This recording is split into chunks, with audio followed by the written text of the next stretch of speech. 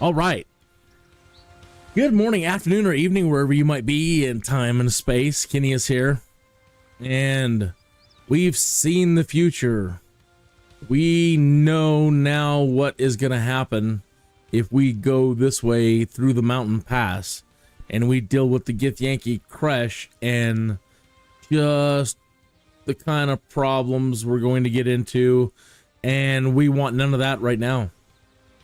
Right? They are this group of Githyanki, which I was demonstrating had different ways to try to defeat the Githyanki, like blowing them up and whatever you got to do. I don't, people are like, oh, it's cheesy blowing them up. Well, we did a little combo of both. We took them down, and in the last minute, one or two were being problematic, so we had some explosives around them. We blew them up. There is, there's nothing wrong with that. Did you win? Yeah. Did you live? Yeah. Did you get all their stuff? Yeah. What's the problem?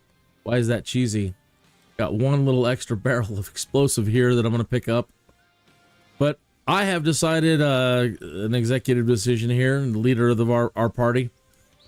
Everybody but Lizelle, of course, is upset because we don't want to deal with them just yet. We want to go back and we want to deal with the Underdark first.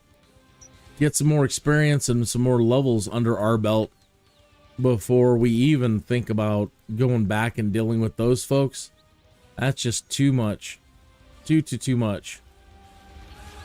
So we're going to make our way to the Goblin camp, which we have defeated everybody in it. And I believe we've already opened the entrance into the Underdark. We solved the little puzzle on the floor.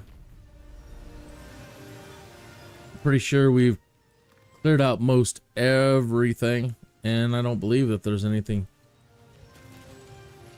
Maybe some bits and bobs and bodies that we were just too tired to clean up.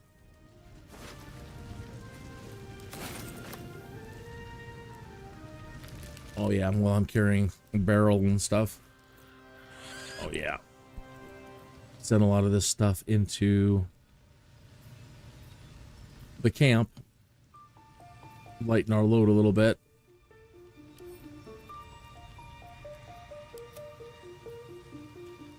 And equip myself with that crossbow. Let's give Lizelle, who again, she's mad. Well, in this instance, because we went backwards, she actually doesn't know. And I think we need to hook Shadowheart up with that still.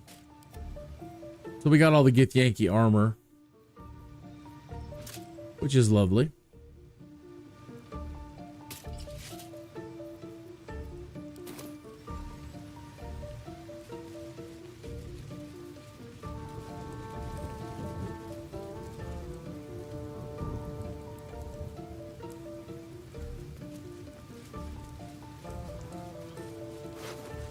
Yeah.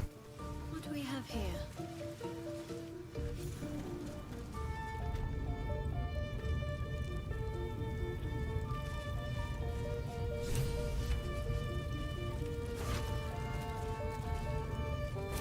Double checking. I'm pretty sure, yeah. I don't need to check anybody's body anymore. All right, so we'll make our way up to the Priestess Guts room.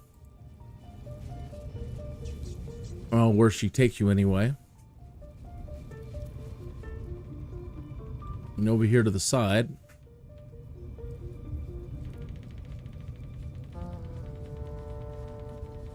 is this door. All right. I'll go this way. Never mind the dead ogre on the floor.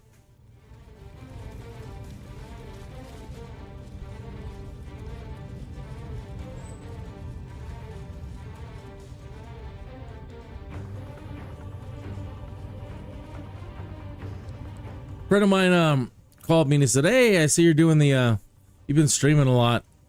Yeah. You're doing the Baldur's Gate thing. Yeah.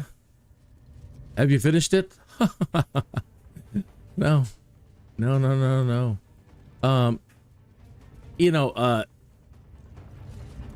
It is big. Baldur's Gate is huge. There's a lot to it. I mean, you can zip through it in a lot of ways. There's a lot of things you can do to just speed your way. But there's so much and lots of side quests and lots of things you can do. So no, I'm actually not even back to where the, I haven't even finished all the content that we did in pre-release yet. So here we go. That's probably a better picture. Oh, darn it. Wanted a good picture of the Underdark. Kind of had to rip one off tonight just to get going. Okay.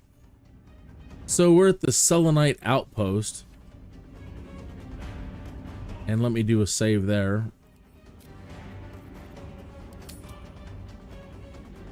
Selenite Outpost.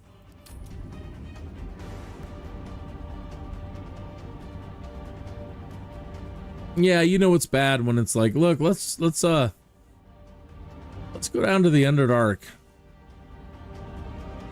before messing with these Githyanki. But they really are something else, man.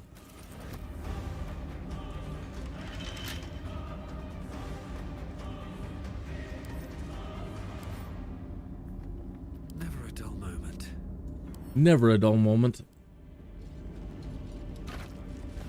What path lies before me? All right. Path that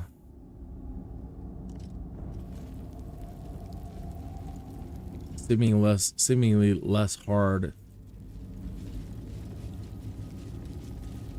Some light going on in this place. Can't see a thing.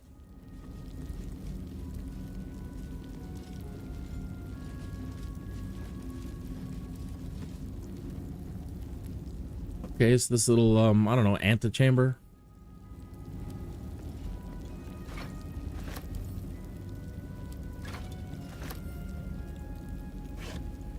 Some rope, a hammer, and some pliers.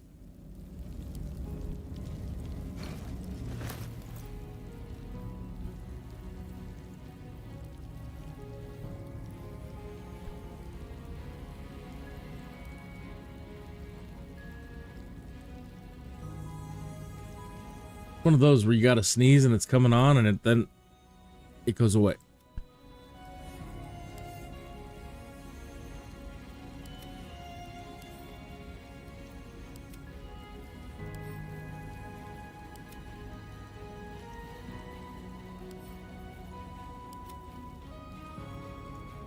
Okay. I can give that to Lizelle anyway.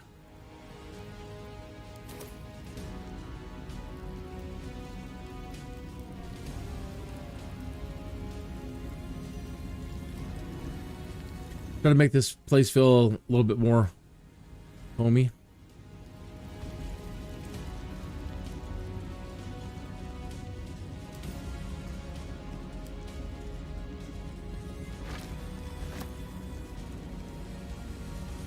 See if we can just beat this thing down.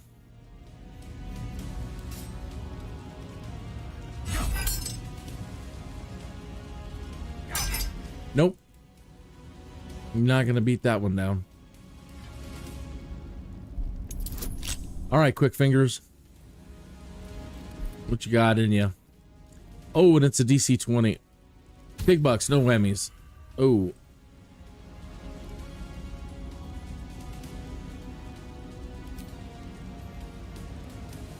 Big bucks, no whammies. Man.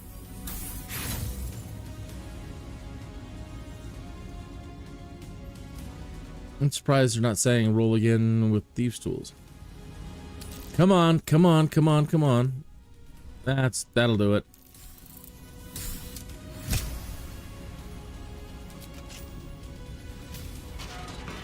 Okay.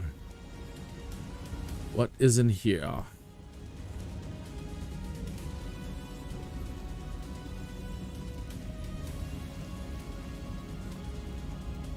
Ah, lovely. Look what I My favorite thing, more explosives.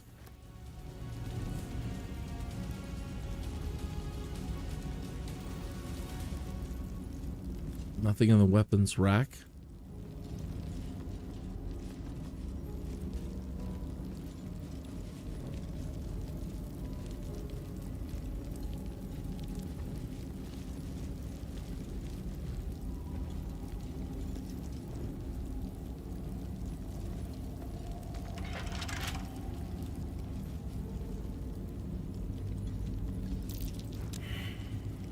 Perception failed. We missed something. What are we missing?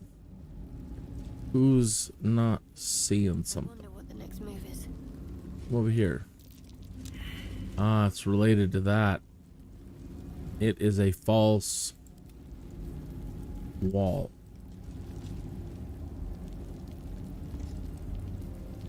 And because nobody can see it, we don't even get the option to try to knock it down, I think. Come on, Lizelle. What about you? Everybody's perception failed. See if we come back over, if we get another shot at it. We'll give it a minute. We'll hang over here, make some s'mores for a minute.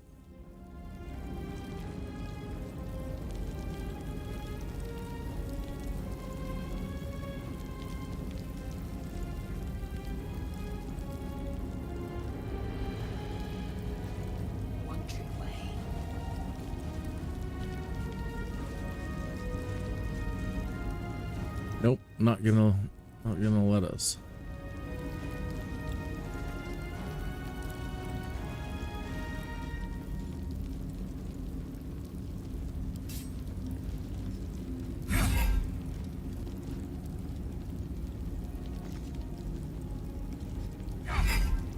Nope.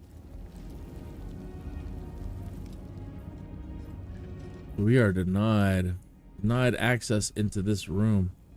And unfortunately, we can see a couple of chests back there. So I don't know what the secret is then. What do you do when you know something is there and you just can't get it?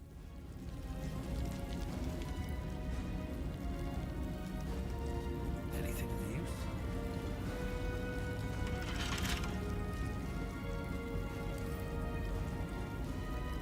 Bet I can crack that open.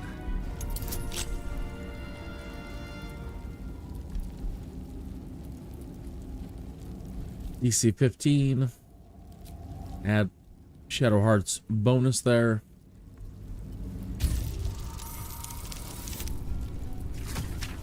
And we got it.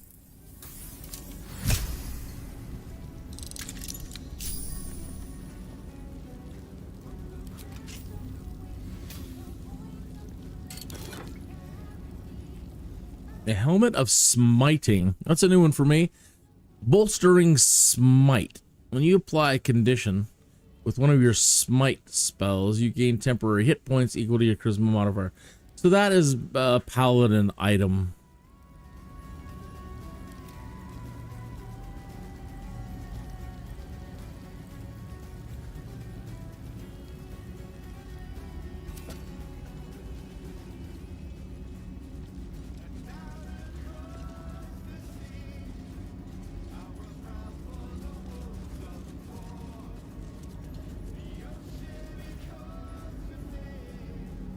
All right. See the statue? Very pretty, huh?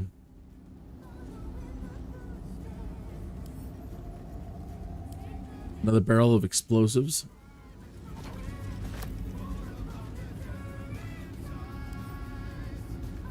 Another barrel of explosives.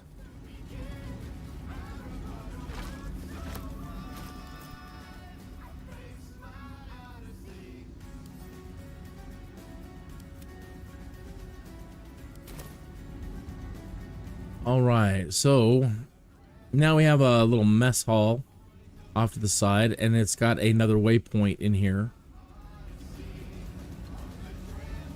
Again, very, very dark. Nobody's been here for a while.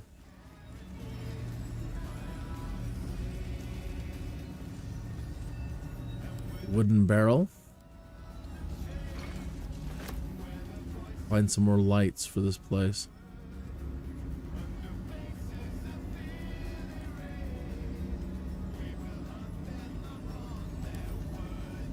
A water barrel.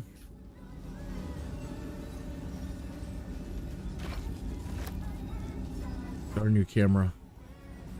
A practice dummy. There is a potion of healing.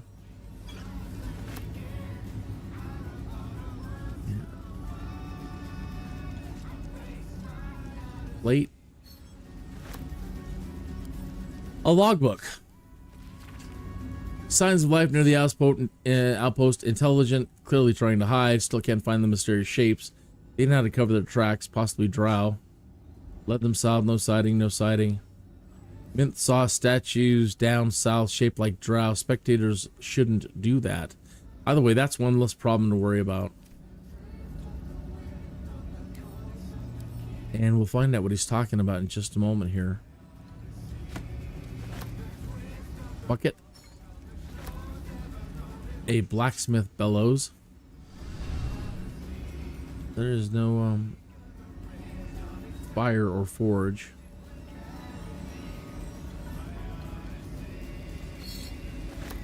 Forge. Here's another book we missed here. Another log book. Most of the small logbook is left empty. The last empty reads, Log 182, I was wrong. I should have paid more attention to the drow sightings. Should have known they were a prelude.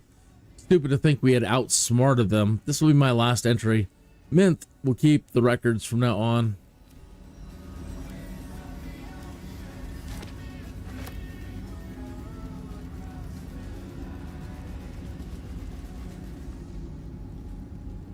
On my way.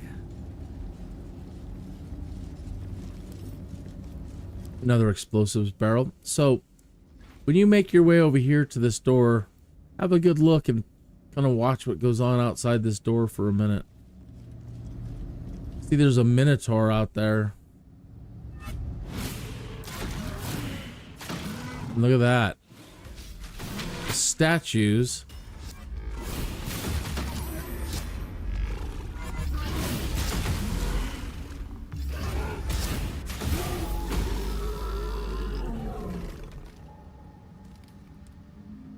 The statues of Saluna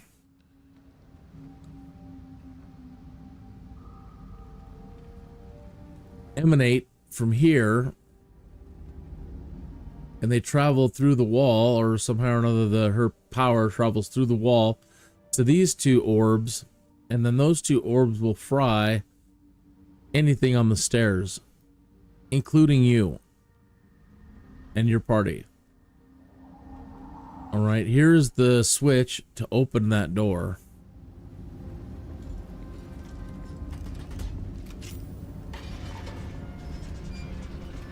So anybody that steps out there is gonna get cooked. Split the party up for just a second and see if I can reach it without getting fried. Nothing on the Minotaur.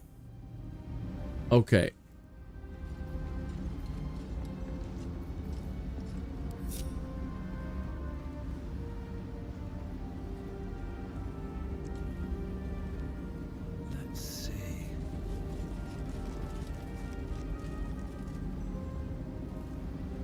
Yep, let's see.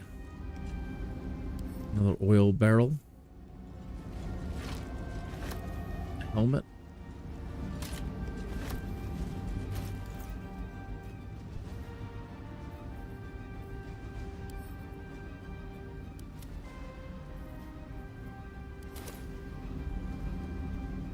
Okay. So over to this window here. That's open.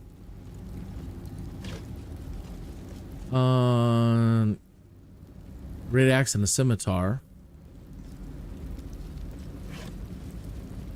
Some more rope.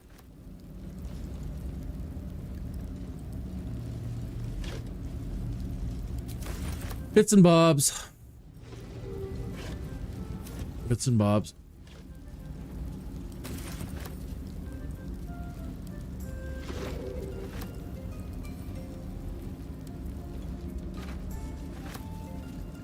I didn't notice that. There's a scroll sitting on the little bench there. Scroll, Ray of Sickness. Hand that to Gale.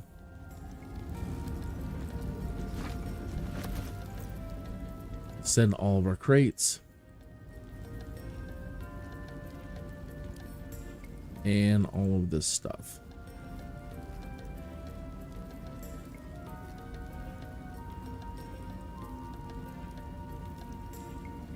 All right. Plates.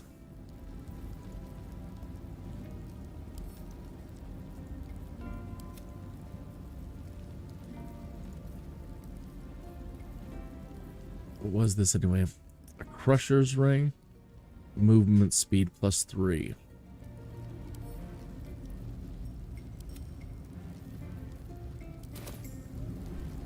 All right, probably a good place to save.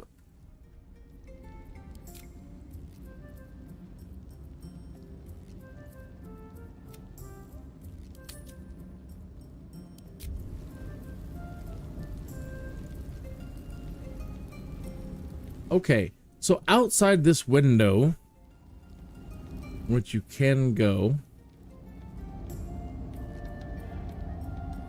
we look right down there. There's a petrified drow. There is a root ladder, a vine ladder that we can take to go down. And if we look carefully, look, there's another one. Another petrified drow, another petrified drow, another petrified drow, a backpack, another petrified drow. So that's what the logbook was referring to.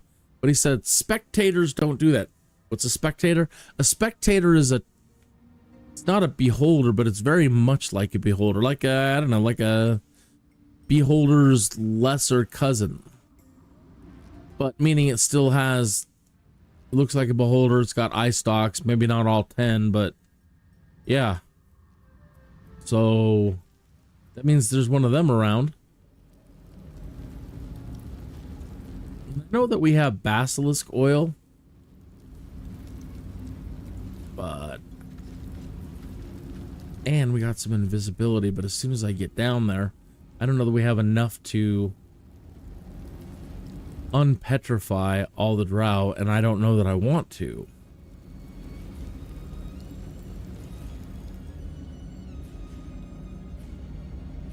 Let's see how much we have.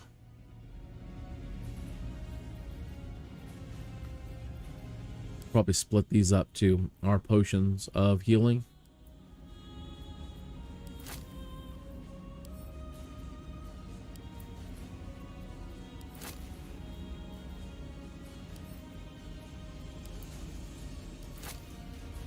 That way everybody has at least 4. Okay.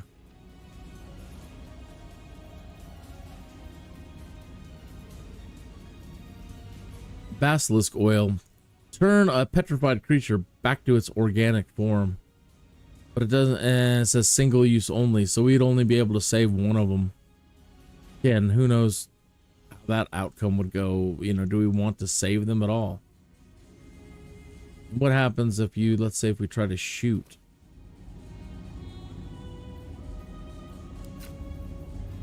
A petrified drow.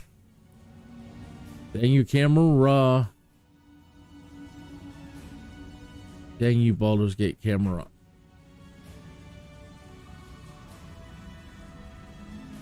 Okay, it looks like outside of normal range, but we should be able to target him. So let's see. A miss.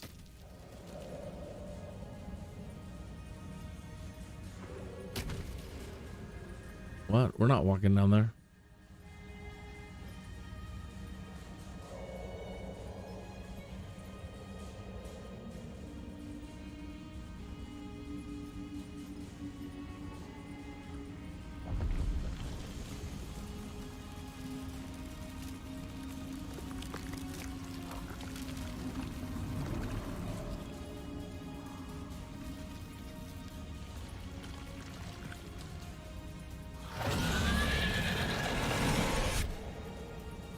You know that image right there? That's a much better image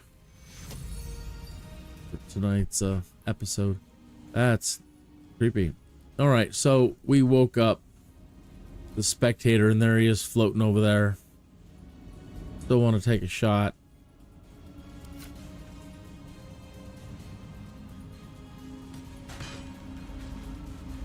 All right, we hit the drow. Oh, he saw us. And he's unpetrifying them. Yep, to come after us.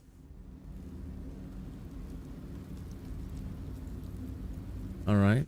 So and now he sees us. And I don't know if he's saying it. Death beckons. All right, Shadowheart.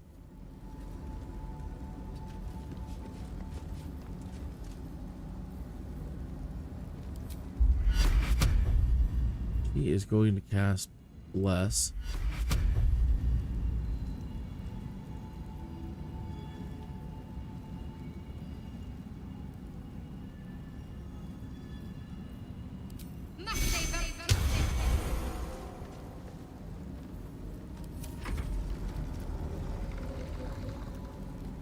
All right, well, not much I can do but like shoot him.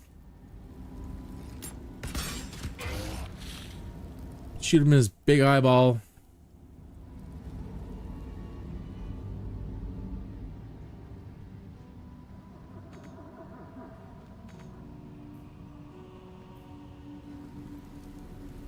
Let me back up here.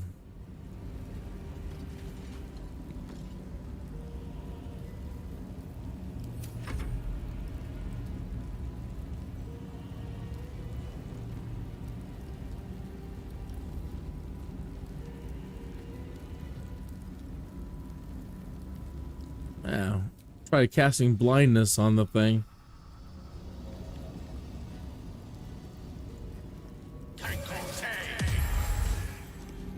Blindness. He is blind. Don't get too close.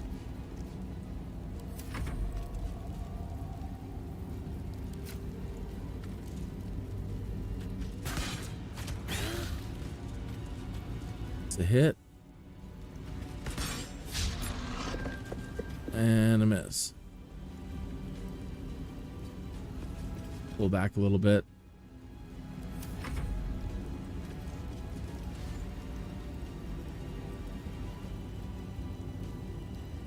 So one of the unpetrified drow, he's unpetrifying another one. And here he comes. How did he manage to get through there? Wow. He didn't come through the window. Wow.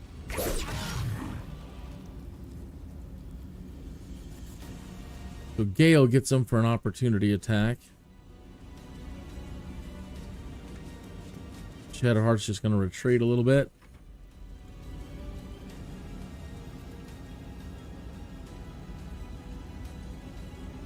I'm going to go for a blow with absolute power.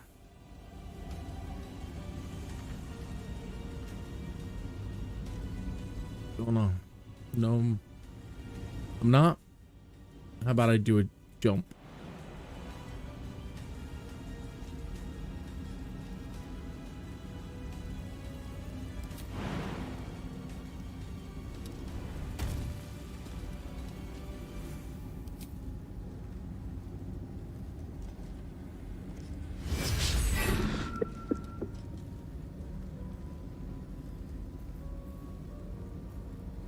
And a concussive smash. Critical hit, but boy, he's got a lot of hit points. I'm gonna go ahead and use my action surge. Backbreaker. Another critical, but boy, long way to go.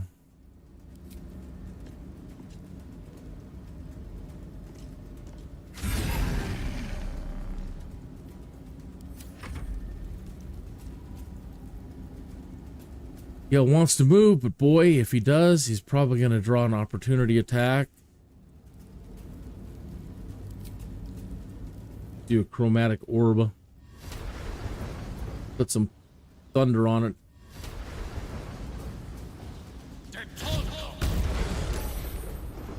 Not really effective. Zell.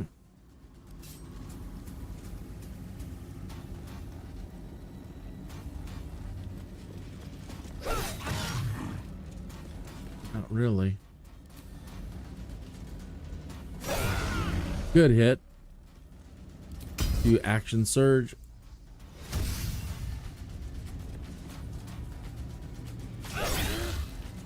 So we got it down below half hit points.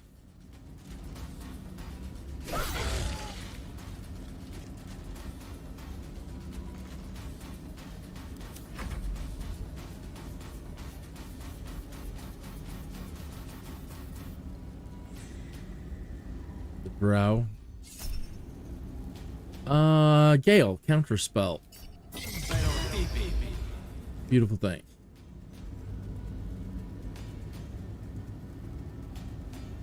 Somebody's trying to cast sleep. Somebody that is dashing. Here comes one of those drow. Wow, he unpetrified one of those guys from way out there. Fear on kin, bite. He's gonna keep concentrating and doing bless. Weakening strike. Good hit. Good hit. What fools these mortals be. Fools. Firebolt. Well, let's just try blindness again.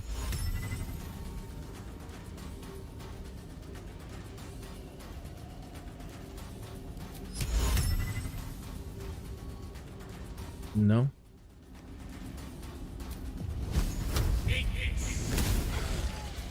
Couple of points.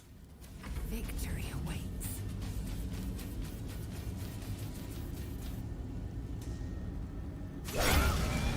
Excellent. One more like that, Lazelle, and it is done.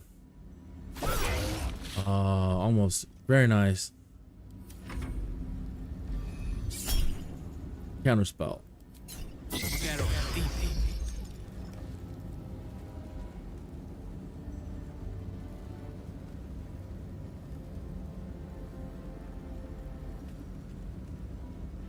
Three rows of teeth, huh?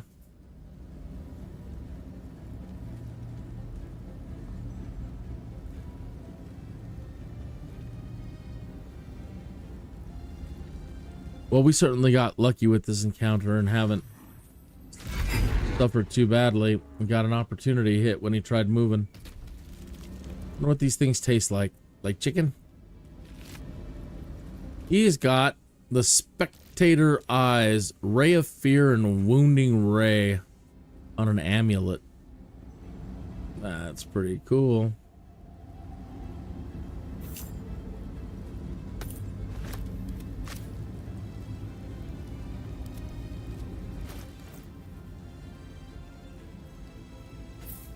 What does he got on? He's got on Misty Step. He already has it.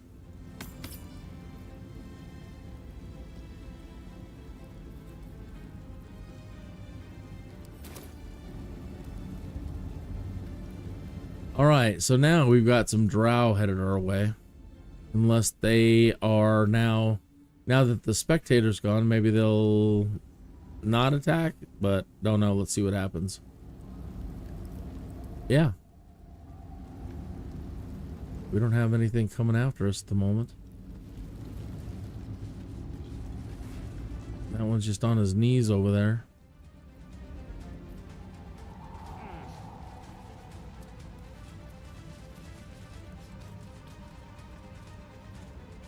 Yes.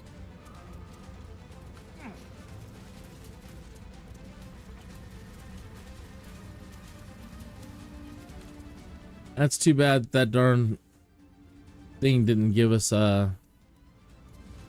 any more of the stuff to unpetrify them.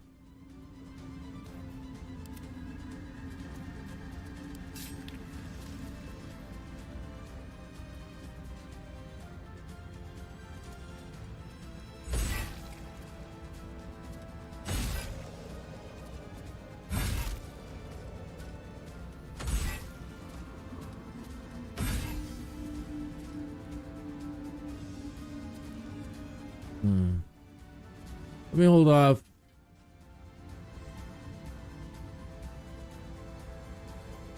He's still doing all right. Let's try to talk to this guy. Dust on my tongue. I offer to parley, and he brings a spectator. Twit. Quite ruined my ambush. Now, you are? You first. We simply haven't time for all of my titles. I am Dawn, third son of House Bartol, first rank evoker, and initiate of Graven Hollows. Oh. Oh, no, no, my dear dark gods below, no!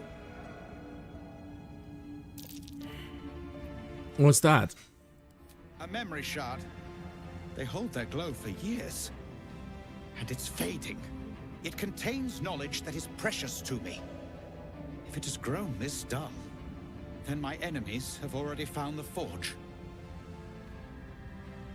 Which bastard stole my glory? Zargrim? Philro? Bilbo. Neither bastard rings a bell, I'm afraid. Impossible! The master of the adamantine forge would be known and feared throughout the Underdark. Unless... Huh. Ha! The fools must have turned back, or, better yet, died in the search. Good. If they had just surrendered their research to me, we might have found the forge together. But no, they hoarded their knowledge, left each of us clinging to scraps. I had the good sense to lock mine away in the shard. And now I can claim the forge alone. What knowledge does the crystal contain exactly? It sounds like you are each as bad as the other. Perhaps we can claim the forge together, split the proceeds. Enterprising of you. The others knew of the forge's defenses, its operation, but I am the only one who knows its location. You proved your power in freeing me, but I need no more rivals.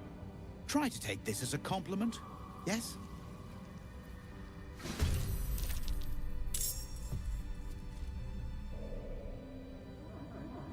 Uh-huh.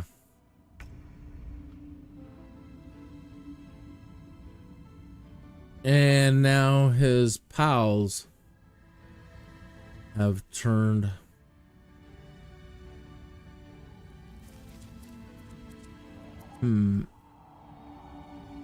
got 9 hit points, 41 hit points, 37 hit points.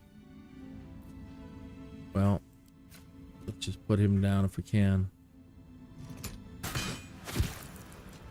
Leos.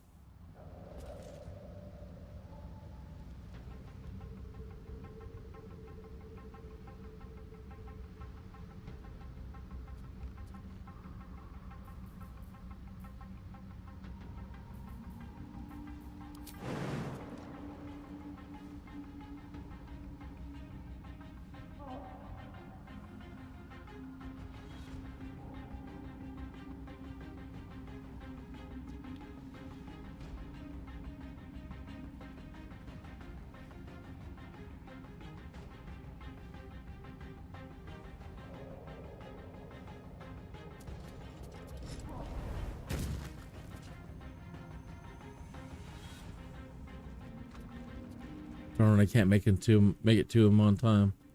I'll try to shove him off of there.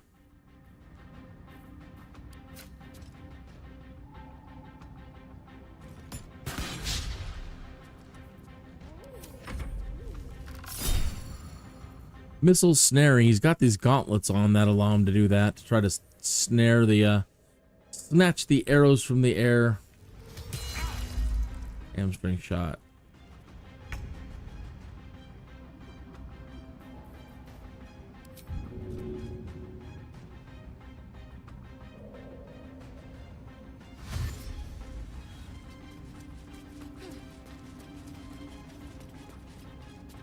Lizelle will try to flank.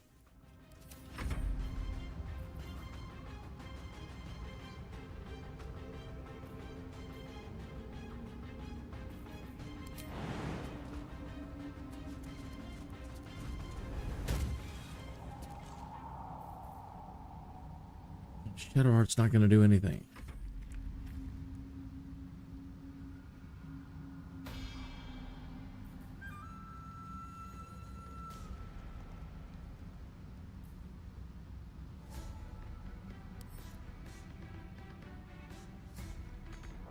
He's way too far back to do anything, so Gale's just advancing.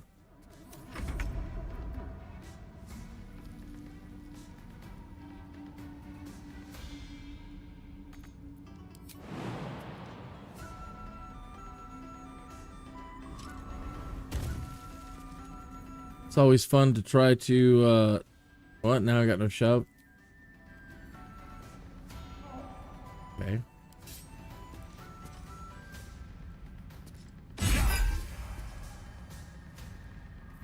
Critical hit.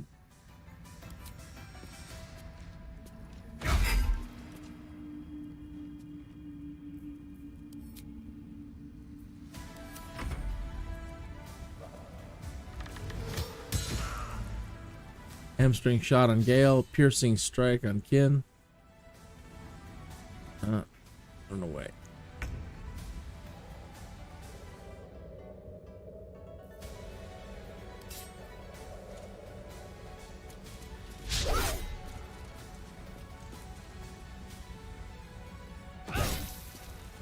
You move pretty good for somebody who's been petrified for a long time.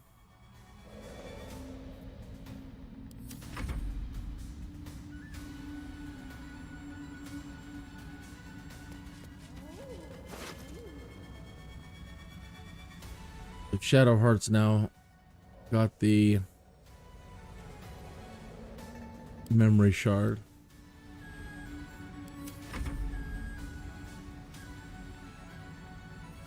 Gale's actually hurting, so let's just end his turn.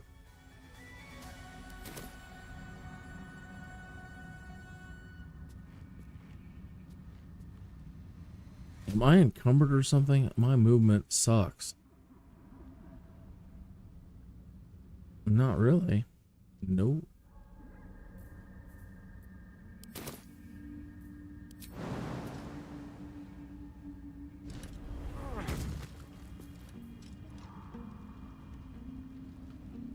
So what is going on? Can't. What is it saying? Can't.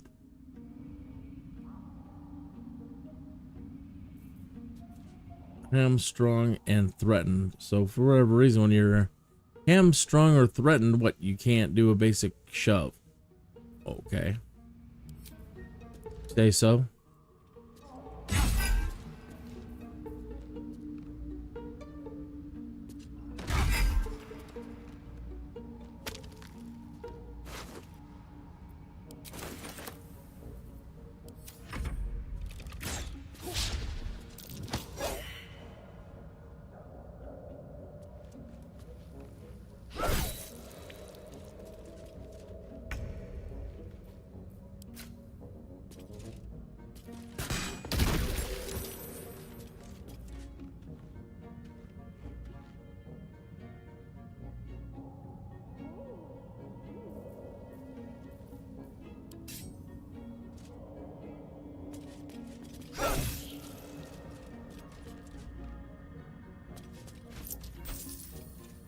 Got some gold.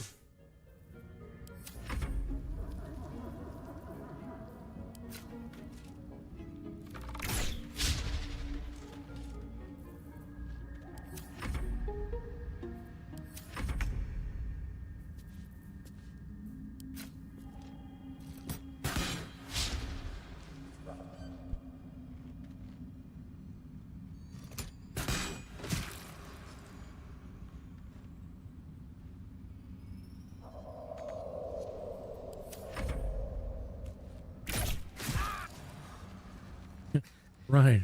One who's trying to stay out of things. Oh, here you go.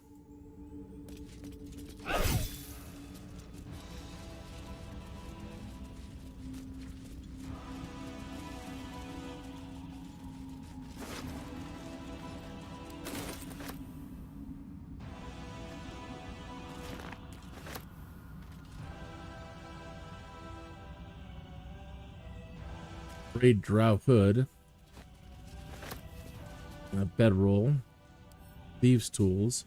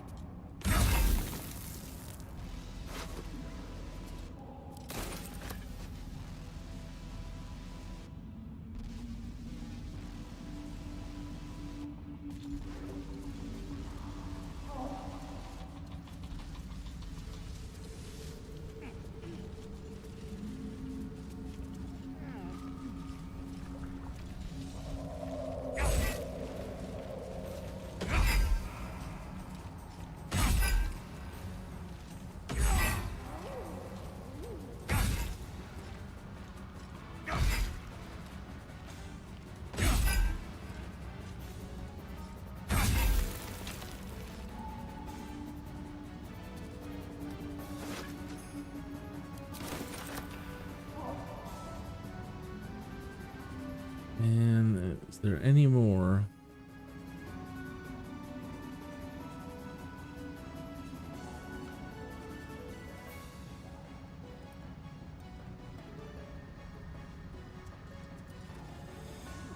No, but it's almost like they want you to jump over here.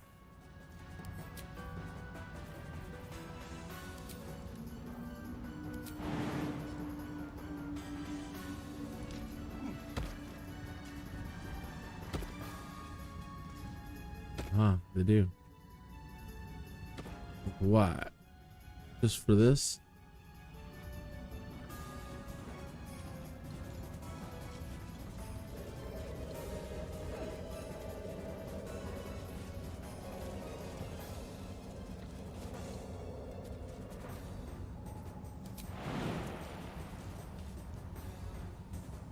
I don't see what the purpose of coming down here for. There's nothing.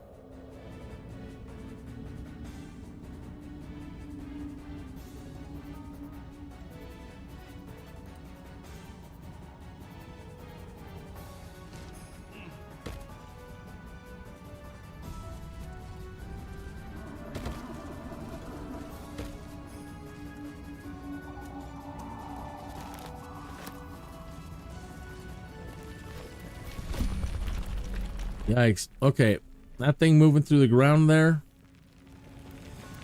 it's called a bulette, and it is horrible to try to kill. It's armored up like an armadillo, and you don't want to be anywhere near places where it can throw you off and hit you.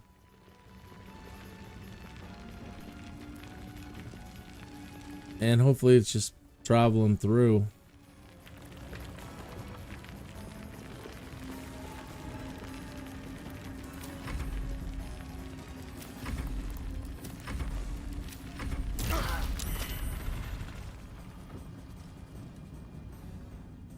All right, so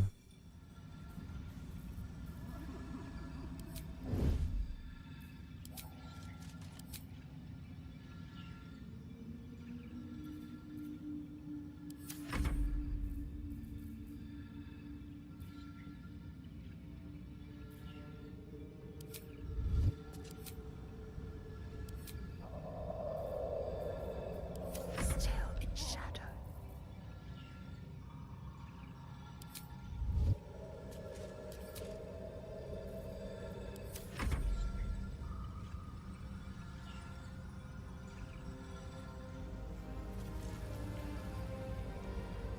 when I first saw it, I thought basilisk, but no.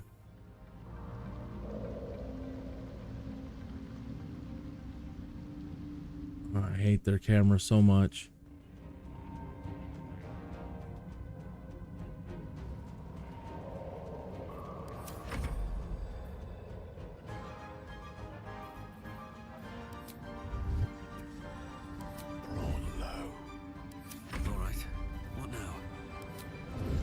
don't move.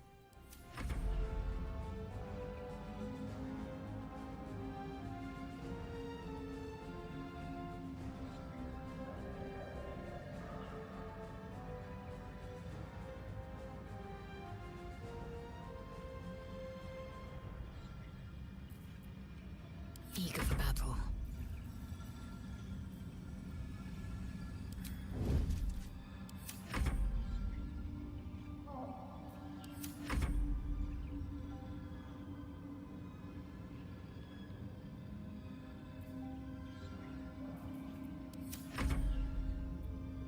Keeping low. What happened? Shadowheart's dead. Somehow or another Shadowheart died.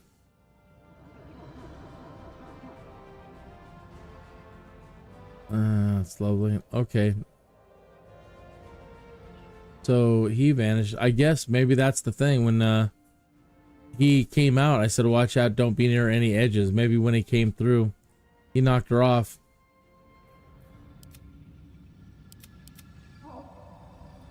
Yeah, I don't see her.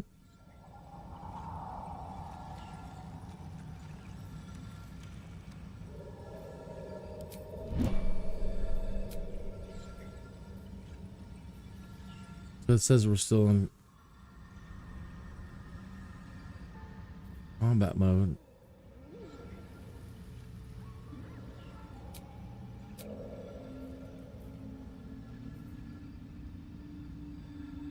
Why can't we go to the...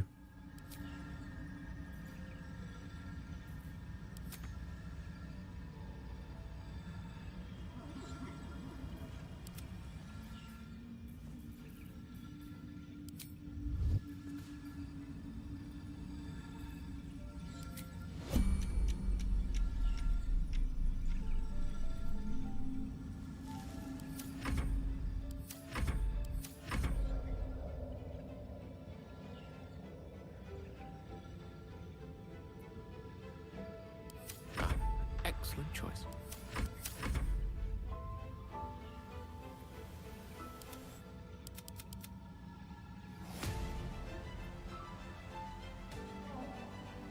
I don't think it was still there. No, it's not. And then we're locked up in an environment where it says the environment. It's the environment's turn.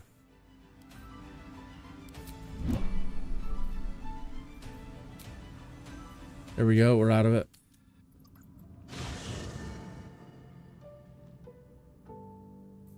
So now we need to try to talk to Withers.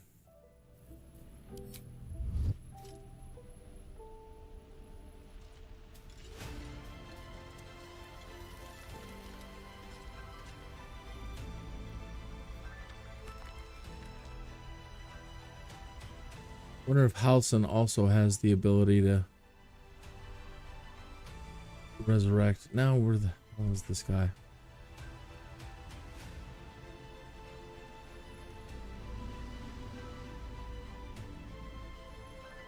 It was Bolo.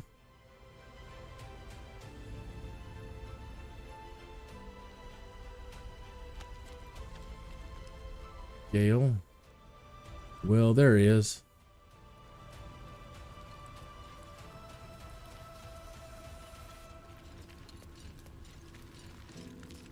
Fate spins along as it should.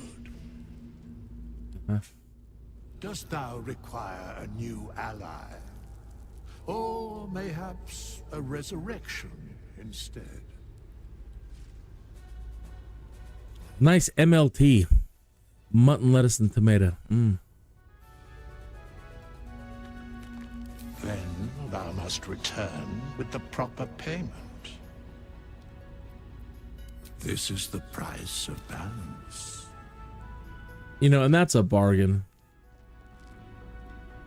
What? I don't have gold on me?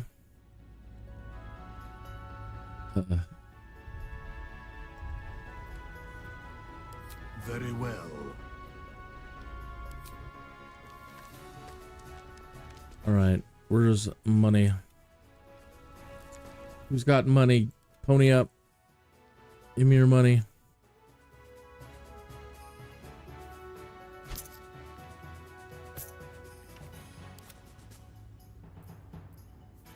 I can't believe we don't have 200 gold. Salutations. Sanitations.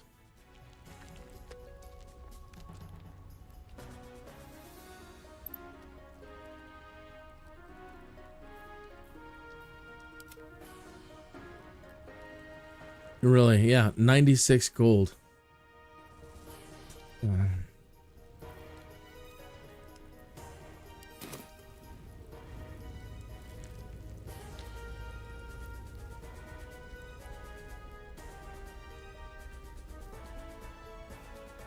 I don't think we have any in the chest, but I will check. Open up.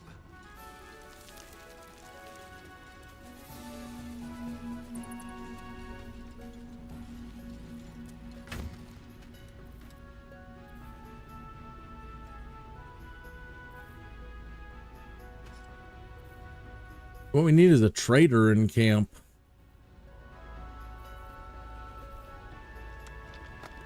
No, I don't believe there's any gold in here.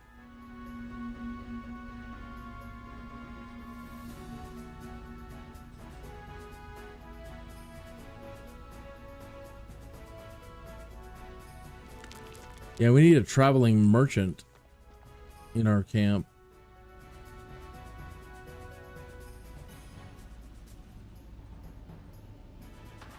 You know, one that stays here and does like eBay and stuff. Magic eBay, of course, you know. Really? So Shadowheart's out for right now.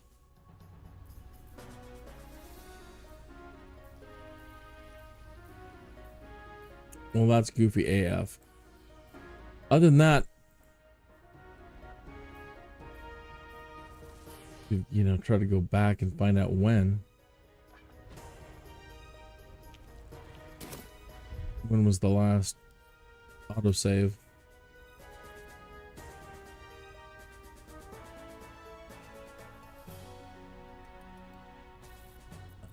Okay.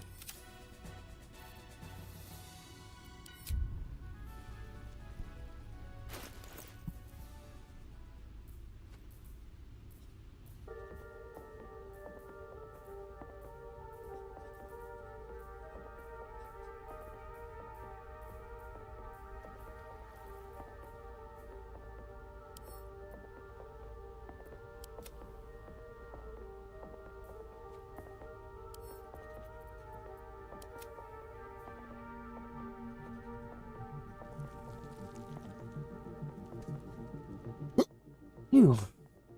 Darn sneeze. Finally got me.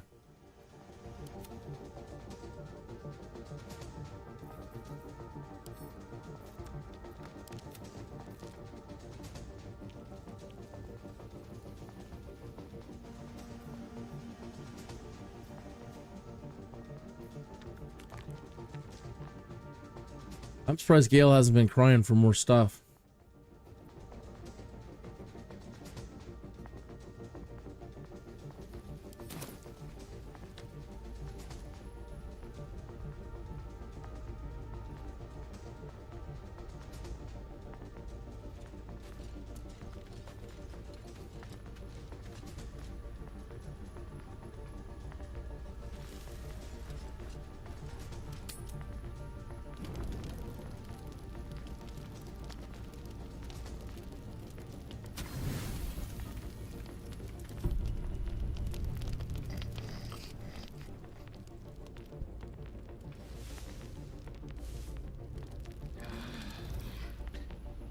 You may have noticed when I was panning the camera around that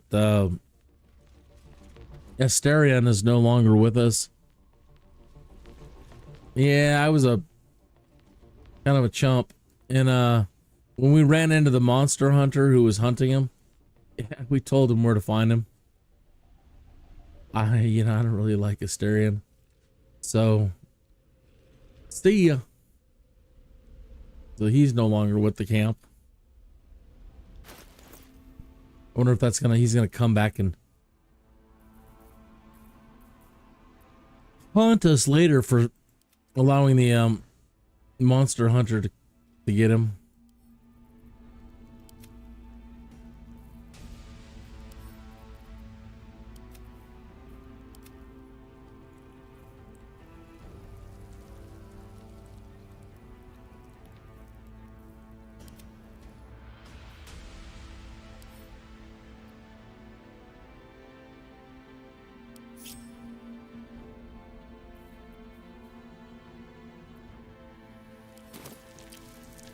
Well, now, I mean, it says she's still part of the party, though, so what do you do? So if I want to go get Will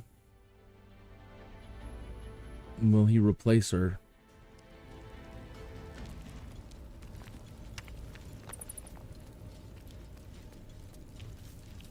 The Gith Knight is as merciless as the dragon he rides. That we still have our heads is nothing short of a miracle. That is why I love explosives. Make some room, and I'm all yours.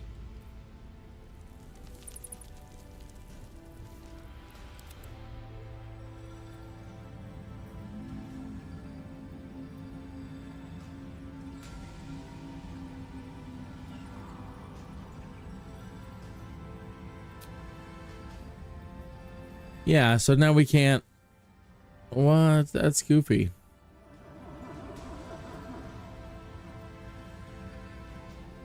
So she's dead. She's in a chasm somewhere. And we can't ungroup her.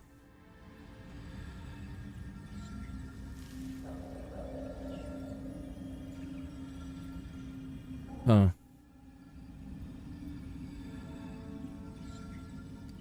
Tell me how that makes sense.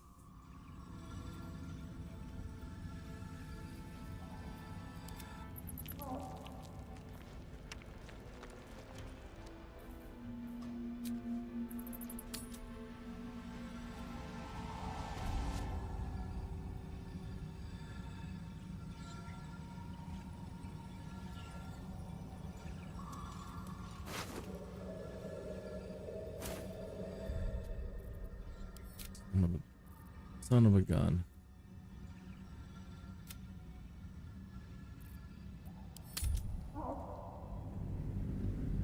One step forward and 2 steps back.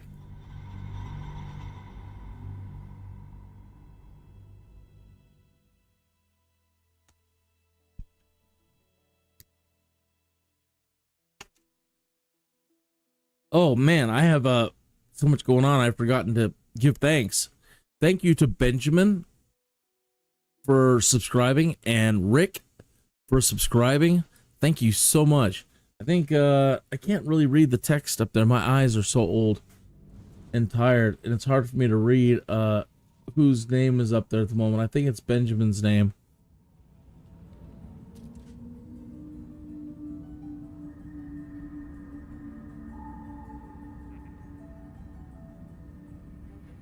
But I want to thank you so much. It means a lot that you have subscribed. All right, so when the thing comes through, he must have knocked Shadowheart right off that edge there. Don't move. Don't. And now Lady Zell goes right there. Right where Shadowheart is. You dummy.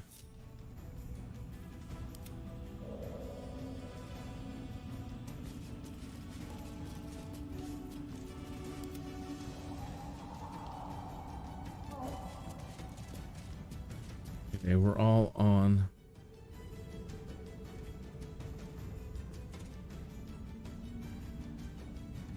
Hopefully, safe.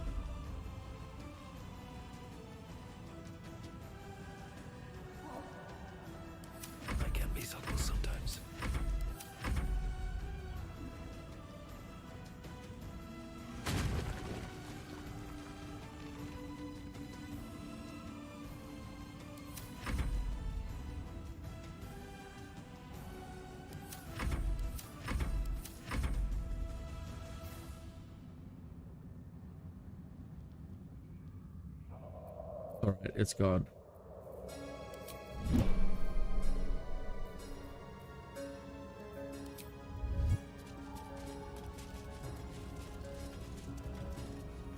Githyanki patrolling these wilds is an unexpected surprise. Whatever they seek, they'll not hesitate to kill us if we stand in their way. Oh, they haven't. They haven't tried not killing us every time we run into them.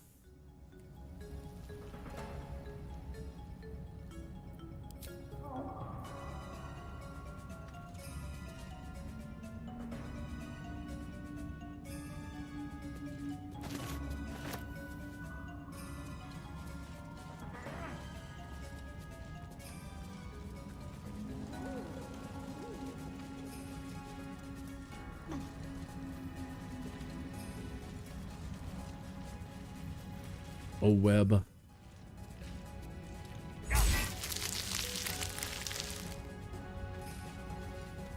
Got a little altar here of some kind. The On Educating the Faithful.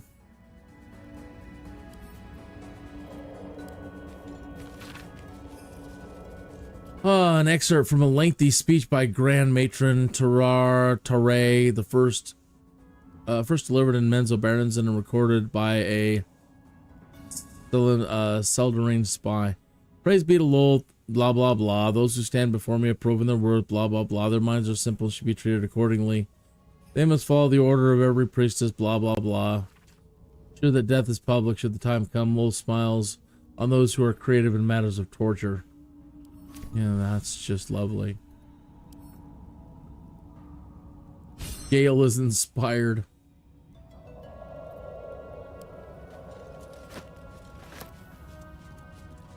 Glass chalice. Spider egg. Nothing anymore. Heavy chest. We really need to get a knock for Gale.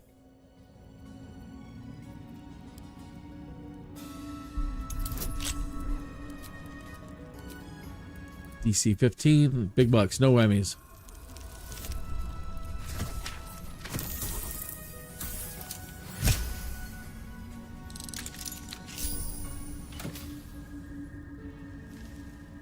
Hey, basilisk oil when you don't need it. That's the case in this game a lot. The thing that you need is always later than when you need it. Like, wow, that would have come in handy in, you know, last encounter.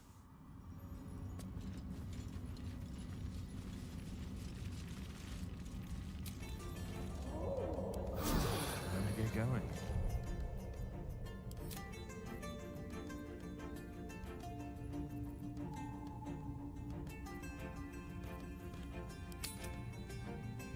Underdark.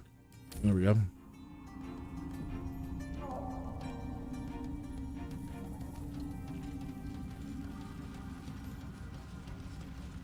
All right, we're gonna keep following this path instead of going right away back to where we started. Now, of course, watch out for those glowing things. Getting too close to them, not so good.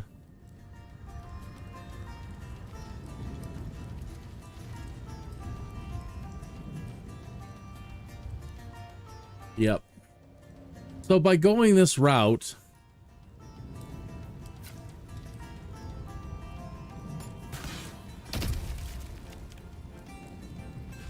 you can get to this. Oh, great. There he is. Run.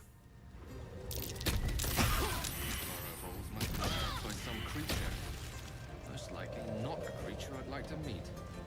Right? So by going this way first, immediately Scorched ground. Better watch out. takes you to this place. And normally, if you don't go out the window and come down this way, you'll end up having to double back, and then you're like, where the hell is it? It takes forever. It took me forever to figure out that I had missed it right when I'd come through. this this building here.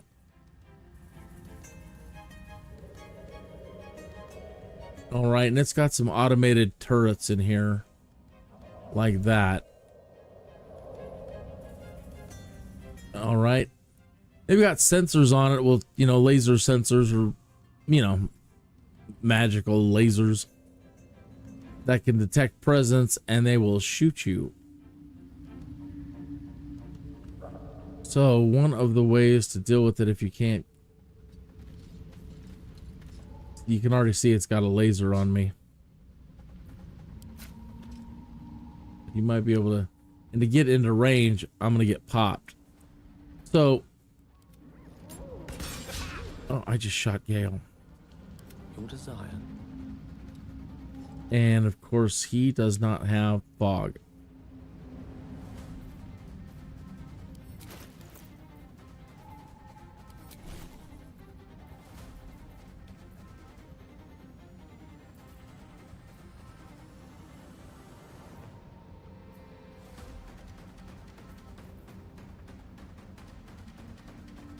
Take out sleep for a minute, put in fog.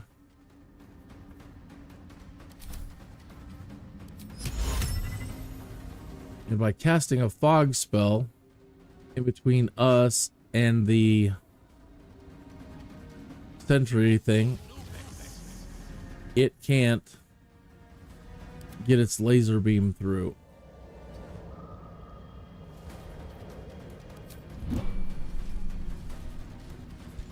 And that allows us to get closer and get some shots off on the... Hey, stop moving, everybody. Please. Oh, gosh. I just want to shoot the thing. Can you get out of my way, please?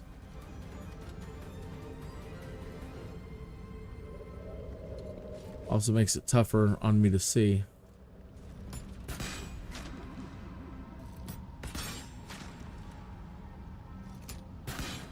Really, and now it's not letting me shoot it. Well, I'm shooting it, but it's not letting me do any damage to it. That's new.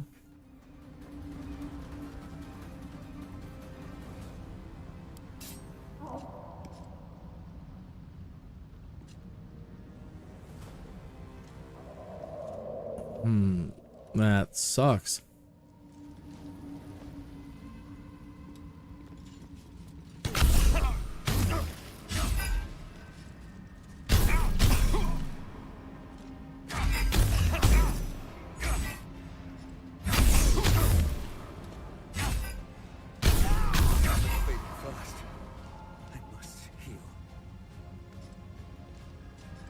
Yeah, that's not good. That's not ideal. I don't know why that doesn't work anymore. We'll have to try something else. That hit the spot.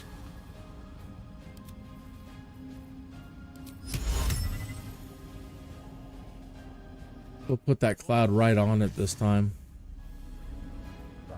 Shouldn't have wished to live in more interesting times. In that way, hopefully that will prevent it all the way from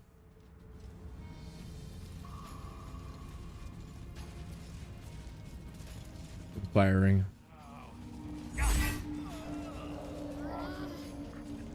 Oh, cut it out, you crybabies. Okay, good.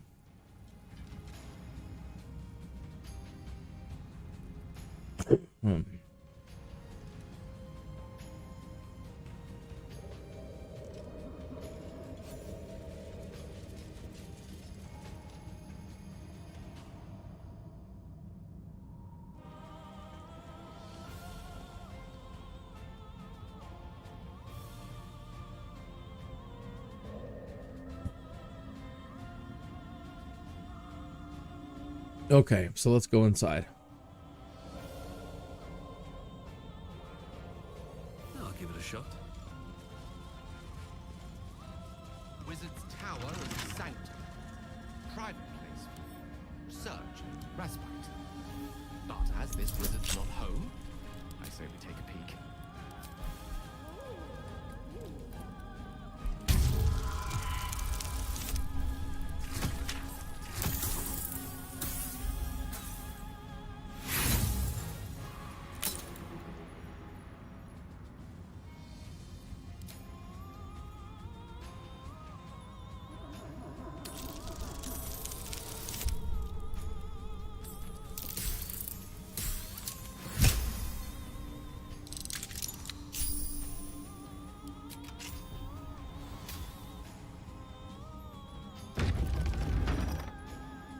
my, there's another 2 sentries in here.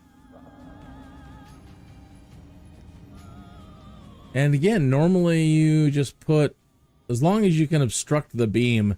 So in the past, all I've had to do is just put 1 fog right here. 2 beams come in, they hit the fog and they can't get through it. And you shoot them. And doesn't want to seem, we'll try it again.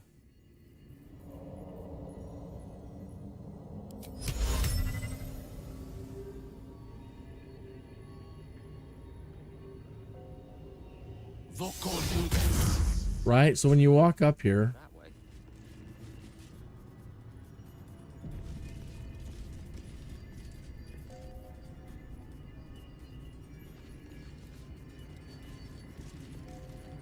the beams can't get you.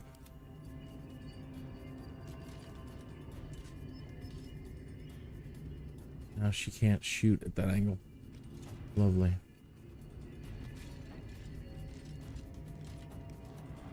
So goofy.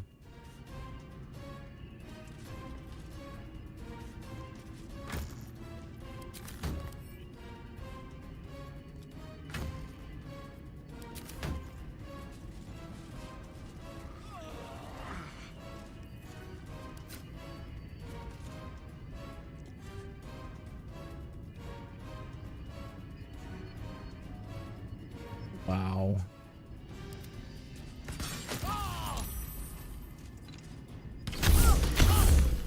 Okay. Everybody back up.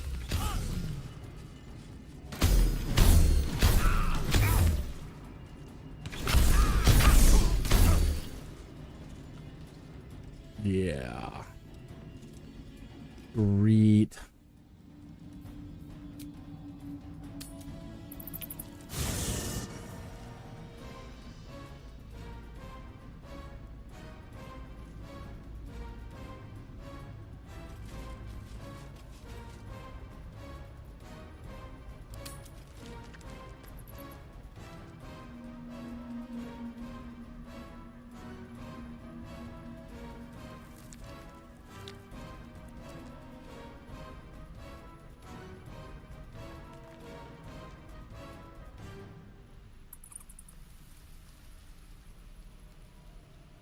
I don't know what's up with Larian, man. They're a trip.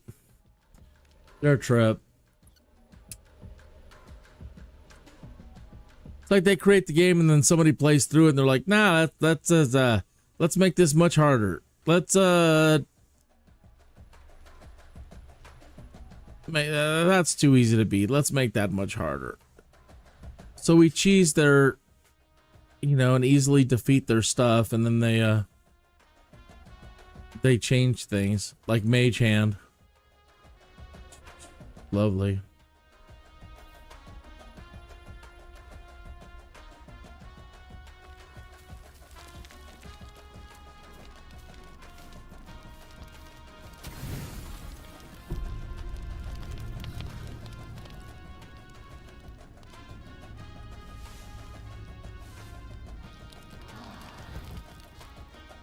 That was the perfect way to beat that stuff.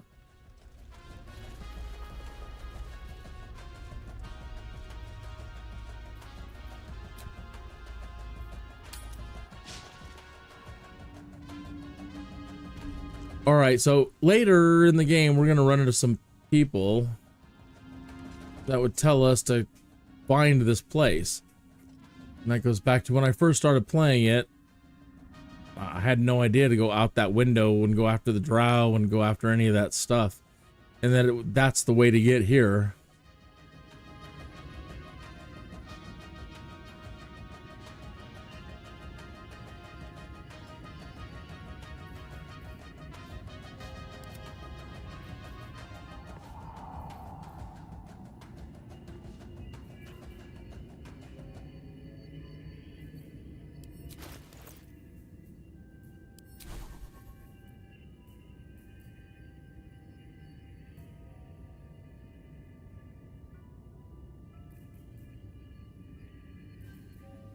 So if we can't use the fog, what about a magic missile?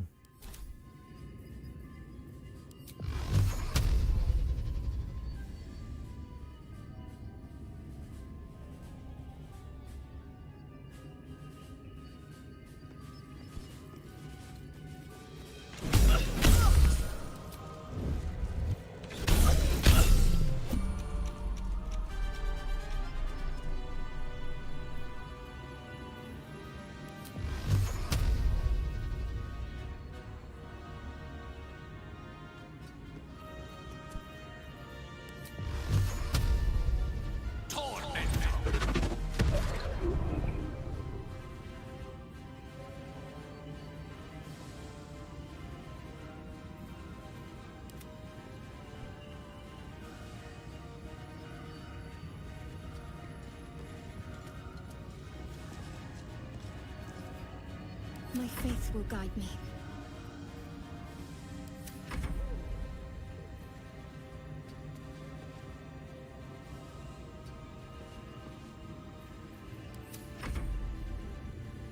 I thought he knocked it out. No, he didn't.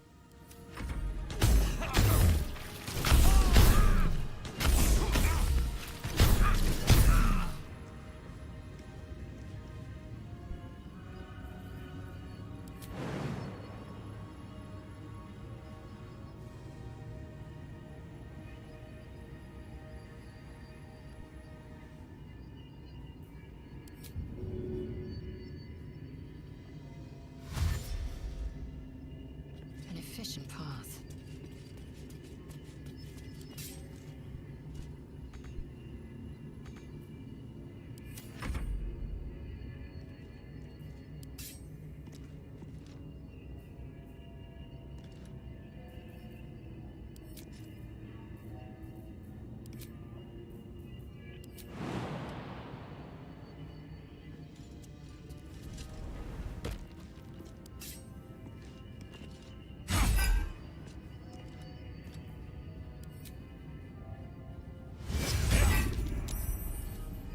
What, and the thing healed itself? What?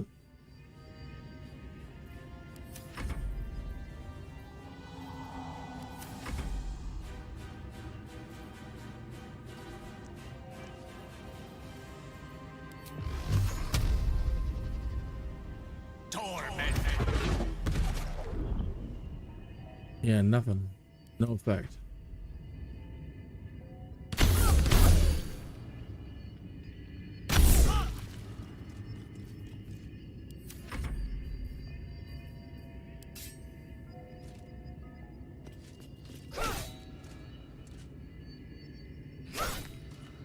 You're kidding. No effect.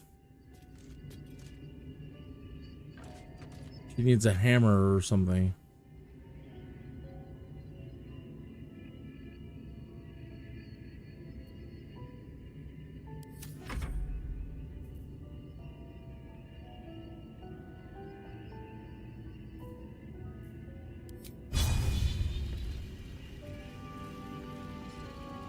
It looks shut down. I can't tell.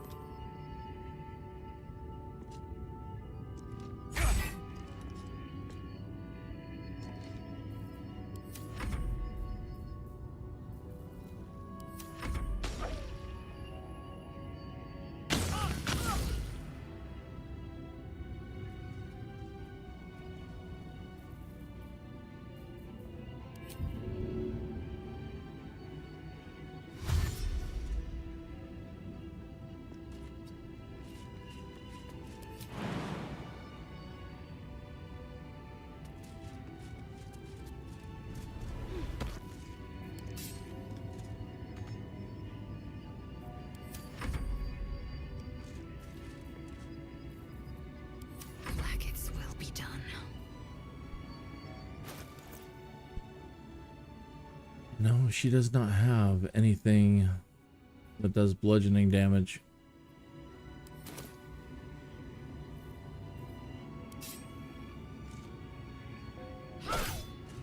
Nope.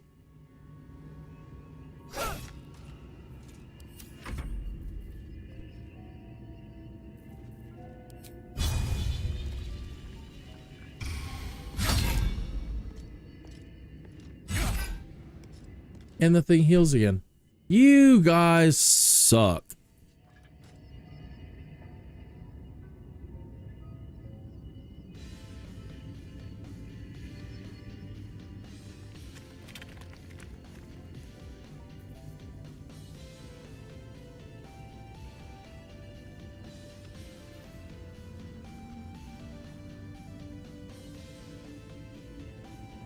What? Now they're saying these things are invincible now. Larian, you suck. That's stupid.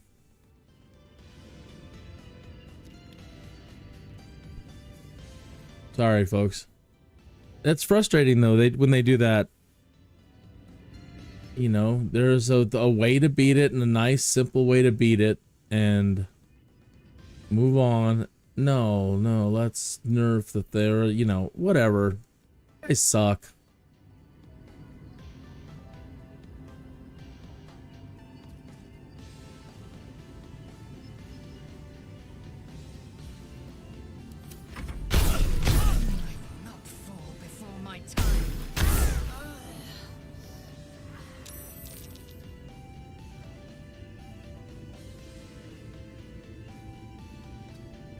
Let's see if that one comes back to life here.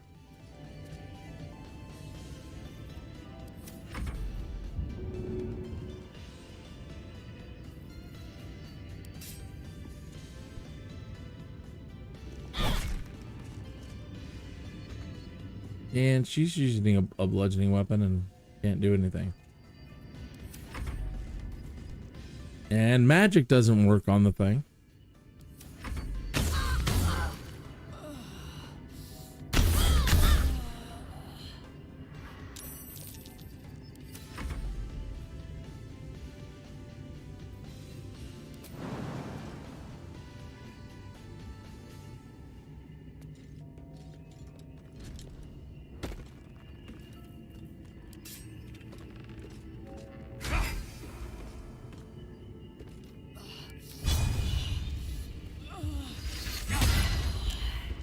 Nope.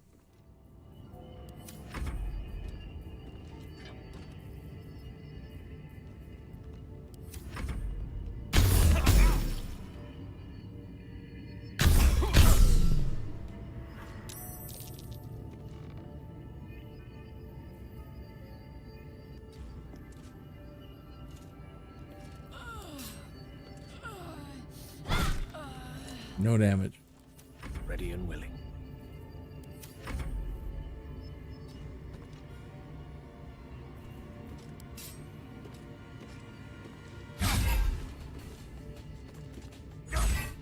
No damage. No damage.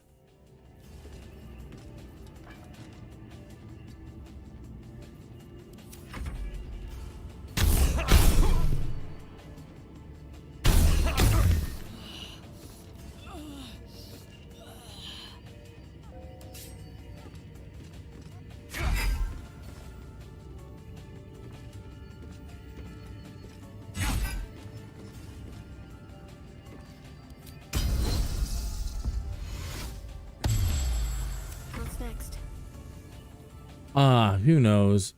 Shadowheart, they're so full of crap. Yes.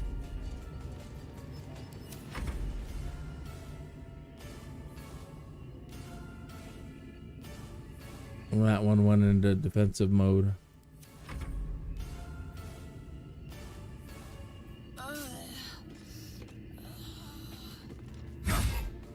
Yeah. As soon as you hit it, it goes into defensive mode, or once it drops to 0.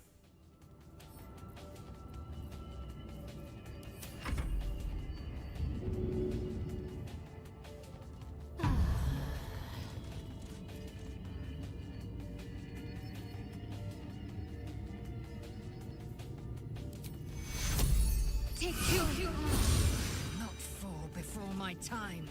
Yeah.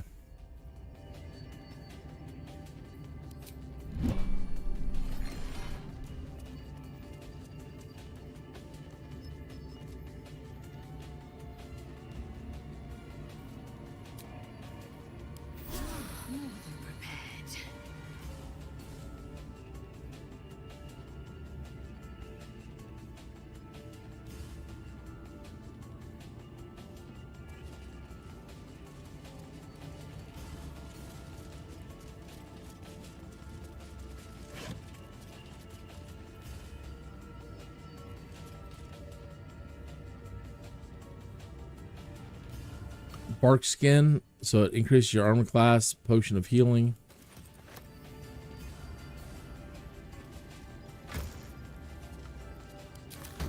Open up. Broken machinery. Elixir of lightning resistance. Wondering what those were going to be for.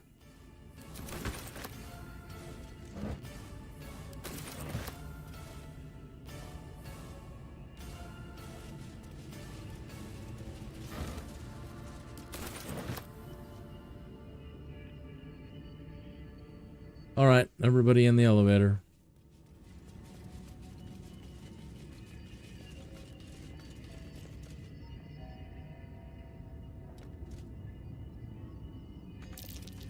A magical device, no doubt. Now to get it working. No, no. That's right. Can't.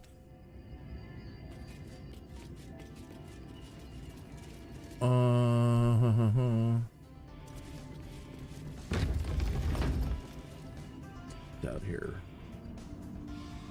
No, this isn't the side. This is. We need to make our way to.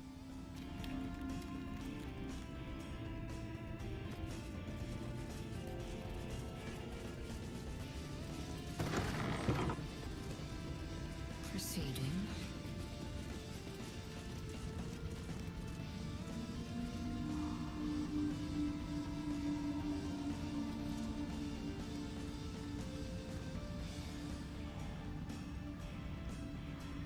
So we're gonna have to make our way down to the ground.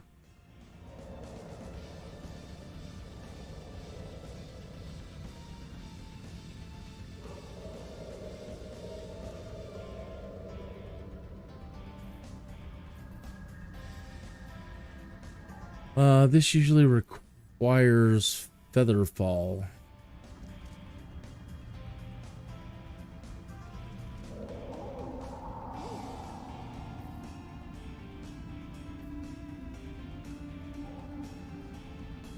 Damn you, camera. I just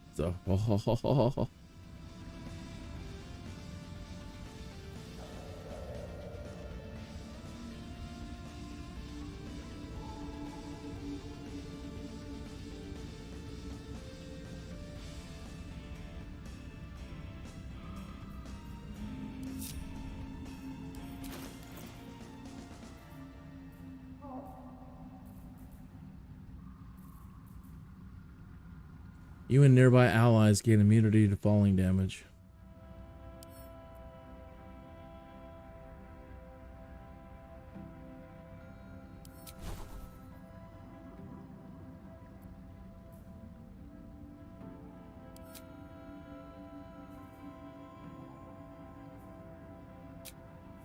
So 50 gold to learn it.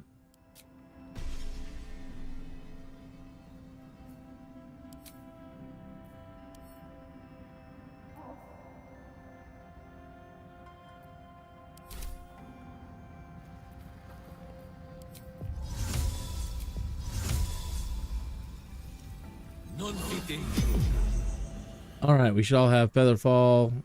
Group everybody. Jump.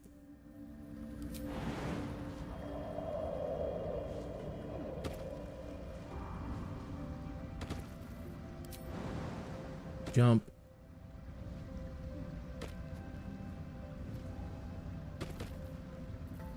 Jump. Oh no, I can't.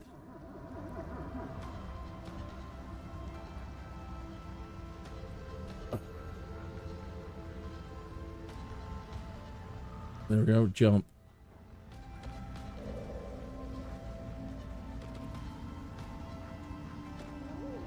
I want to swear so badly.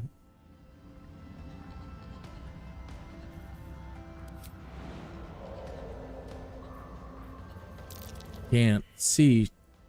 Shit. The camera won't back up. You can't move in. There we go.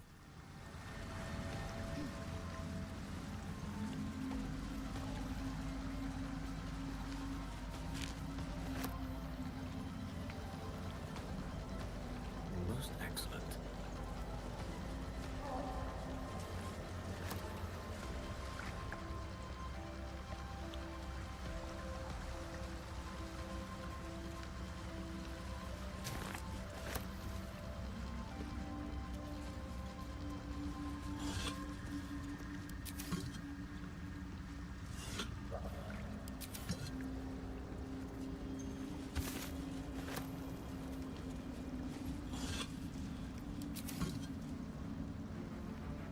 All right, these dang bulbs, right? They're anti-magic. The saucer bloom.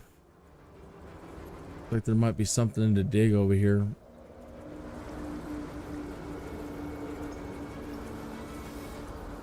Okay.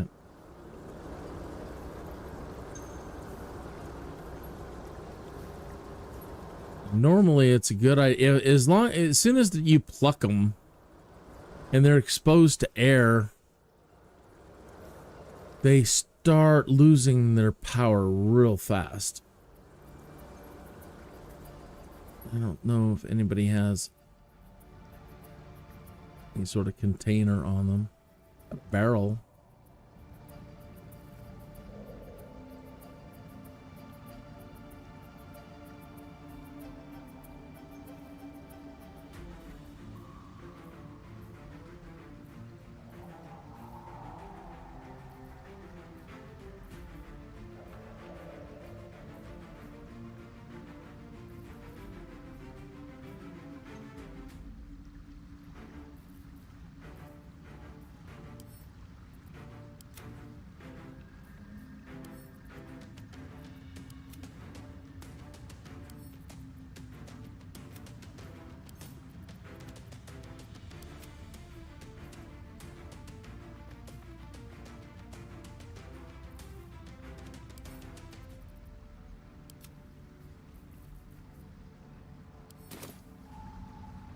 All right, let's actually let me go back to camp. I don't want to put them in a barrel. I might be able to put them into, I don't know if it helps or not. It seemed to in the past that if you put them in something like a small little chest, it keeps them from the air and they hold their power longer. You know, something like a little gilded chest.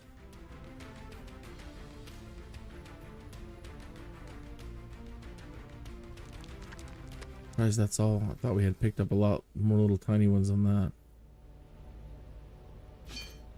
Yeah, something small like that.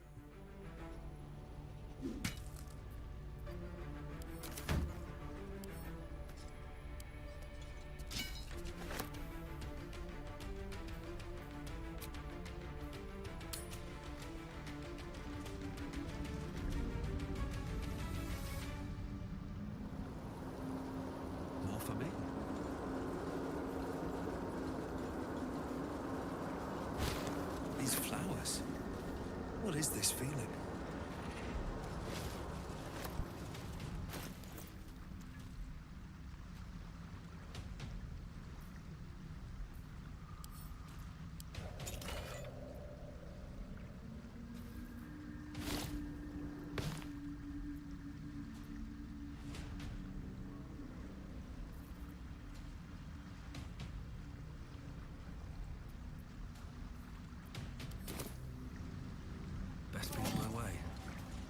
Now they're saying even if they're in the chest, huh? Even if they're enclosed in a chest, they're going to radiate.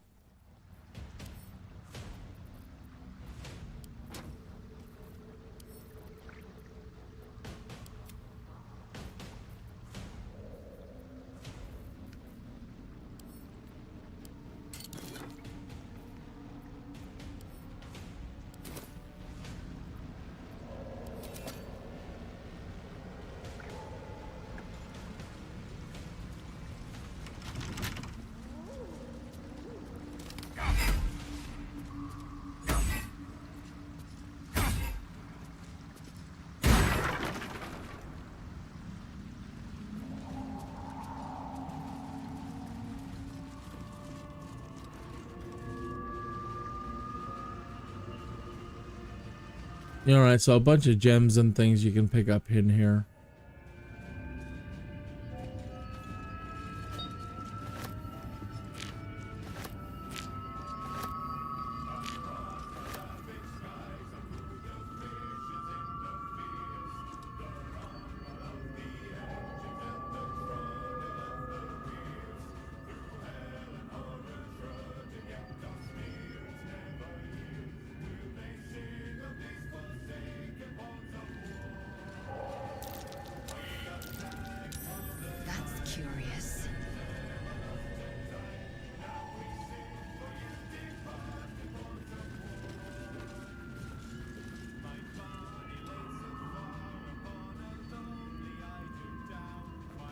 All right, so we've got a little desk over here.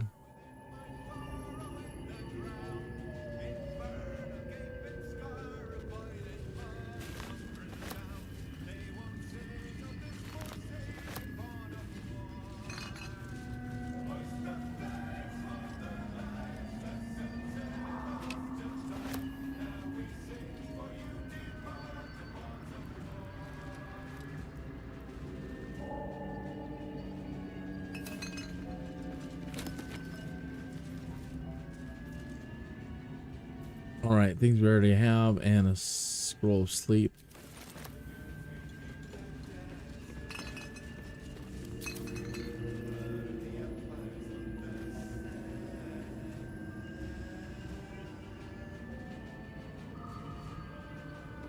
I thought that there was a notebook on the research going on here. Yeah. The anti-magic properties of those blooms.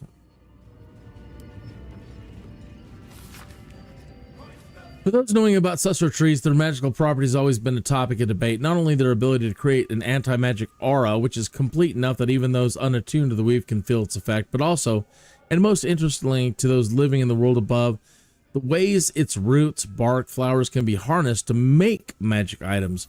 Rumors of such items are rare, but spread in settlements bordering the Underdark. Their existence, however, has never been confirmed by any of our clerics, nor by any of the reputable scholars. I hypothesize that these items are no mere legends, and indeed, in this treatise I will endeavor to explain how I myself created items that have anti-magic properties, and that use the magical absorption of Susser tree flowers as a power source. Lines have been drawn on the following pages as if the author intended to fill them with writing, but the remainder of the thin book is blank.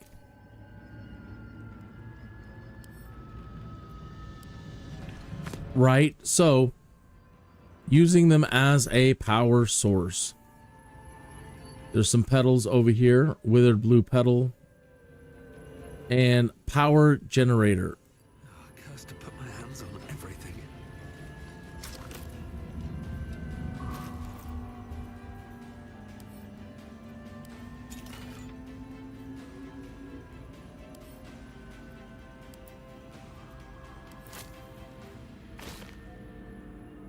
So put one of the blooms in the spot and hit combine.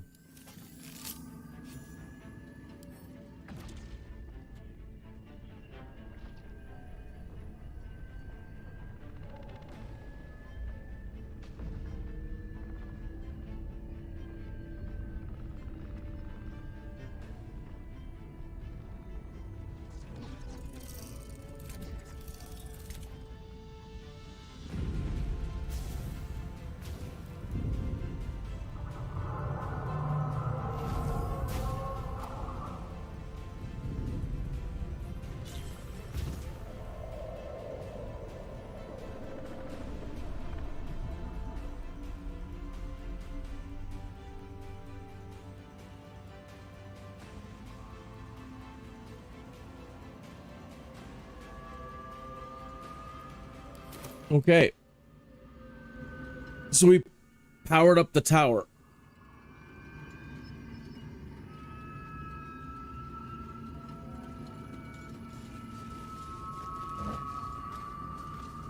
Healing potion. Oral histories of Farron.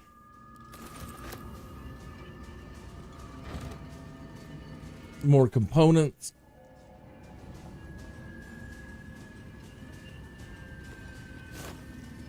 Rotten food. Cheap clothes. Cheap clothes. We're way upstairs.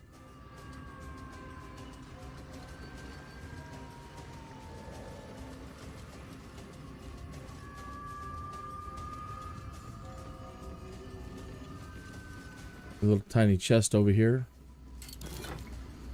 with a necklace of uncovered mysteries. Detect thoughts.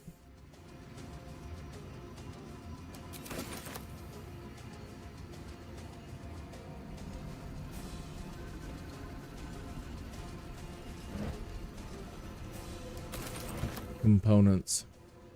All right, now we can use the elevator. All right, so this is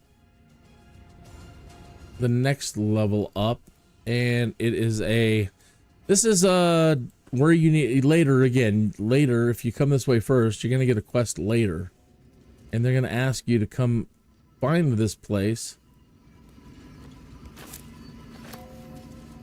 and gather components from here. Threadbare book.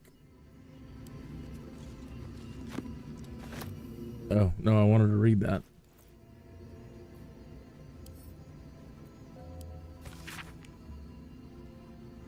It contained a play, but most of it has been lost to time, vermin, and unfortunate ink spill. Only 2 full sentences are distinguishable. How can I trust?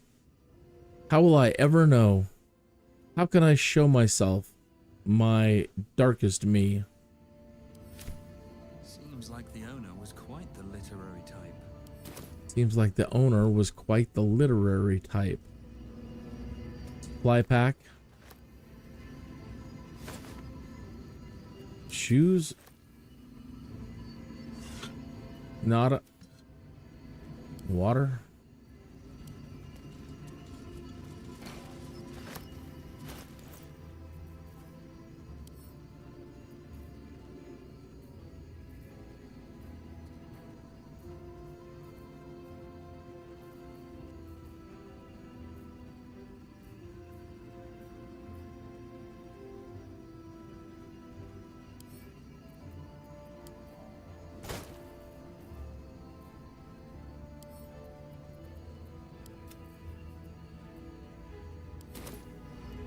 Okay. So look around these flower beds. There's another supply pack. Very handy.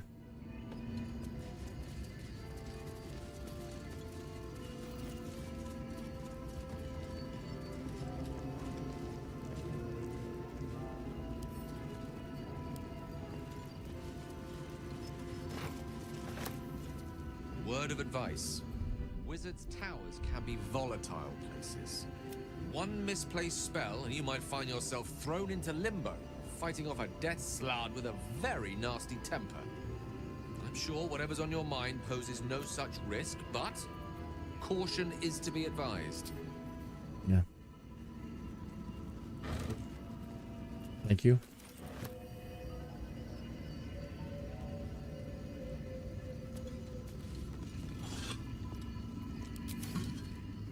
All right, right there. A tongue of madness. No, there's another tongue of madness.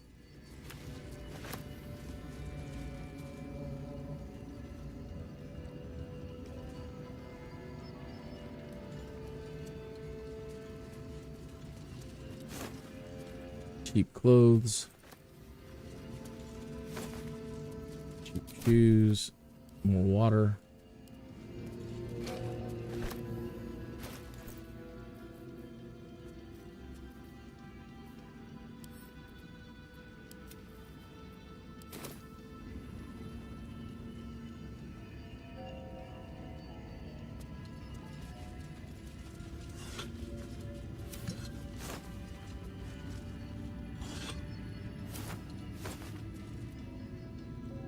Nothing we want.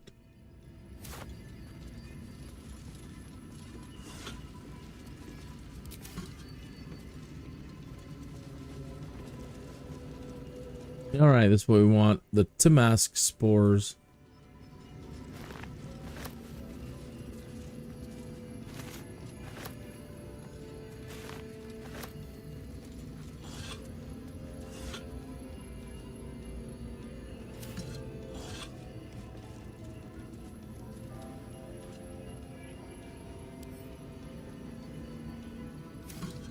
What, now we can't pick those particular ones up or what?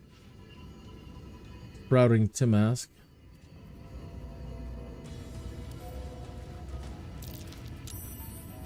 Huh. Okay. So they don't want us to pick those up. Just the spores.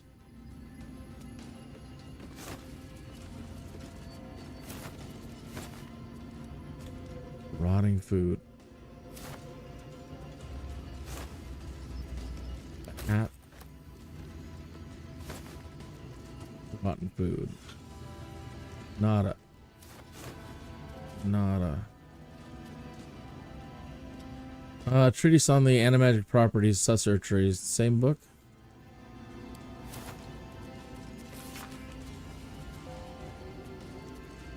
Yeah, he wrote, made a copy of it.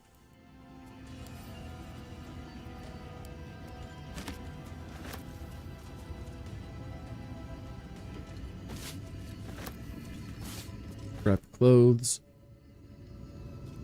Another threadbare book. History of Farron.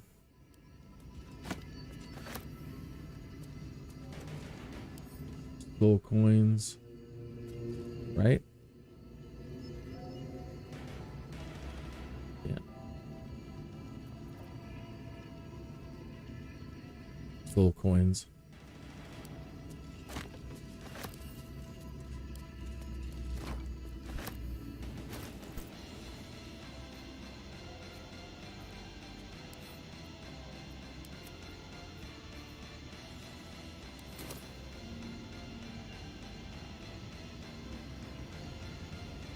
All right, that's it for down here. That's all we need. Okay.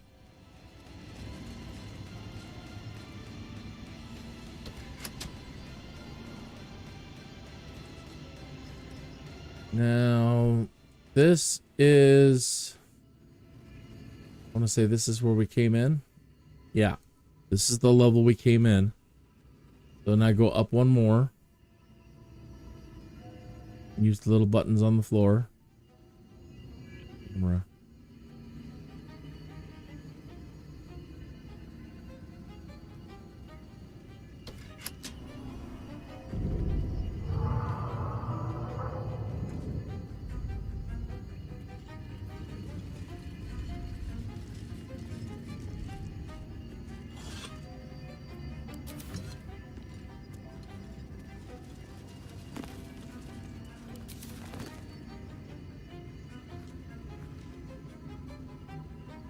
That's new. The Art of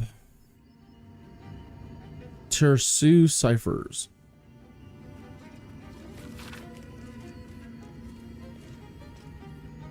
My eyes, so old. That text is hard for me to read, and they make it so small.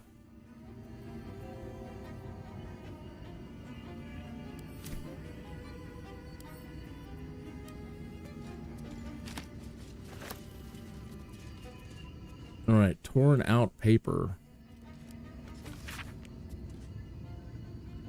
The silence stretches on. I'm all alone. Please, can I hold your hands for just a while?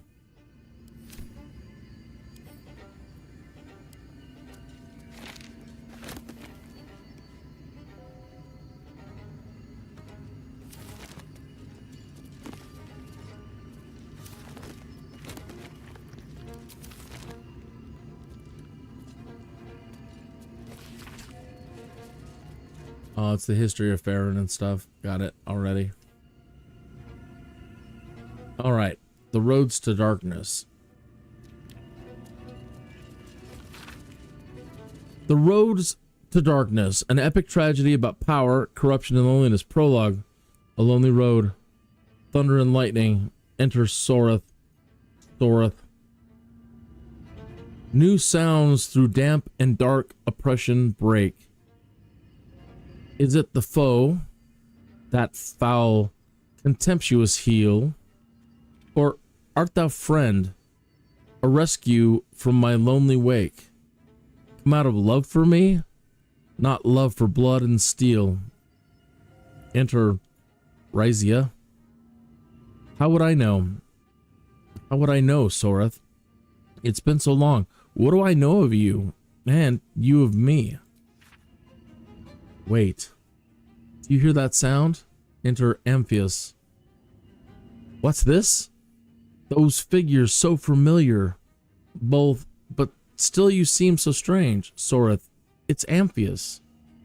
Dear Amphius, what happened to your face? It's pale as death.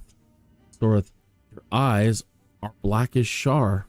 Amphius, and you? I saw your teeth. They're sharp as blades. And what is it with this road? So slick with blood. What happened here? What happened to us all? Exeunt in prologue, Act 1, 10 years prior. The rest of the plays how the tale of three elven friends, their paths to power, and how, corrupted, mad, and lonely, they killed each other.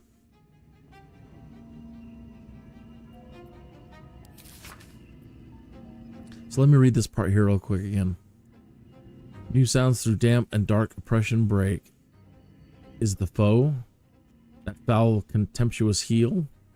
Or art thou friend?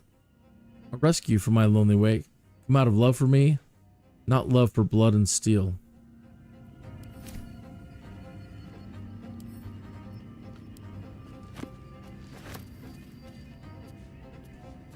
Okay.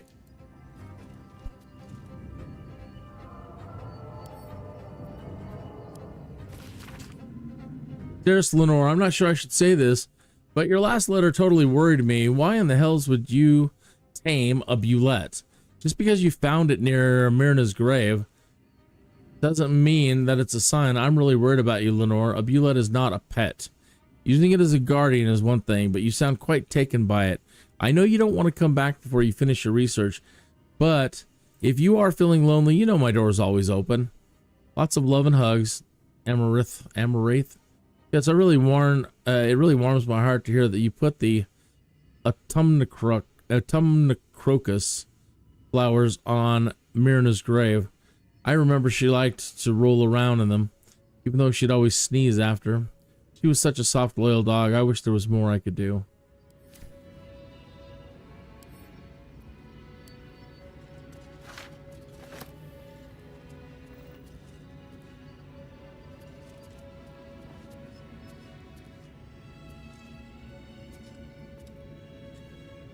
Ultimately, I think that might be all we needed down here.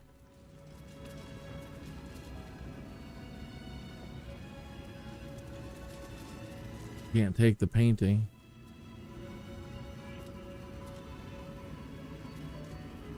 That one.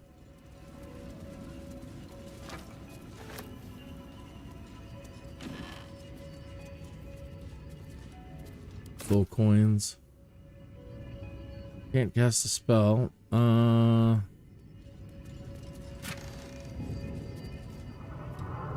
Arcana +1, religion +1.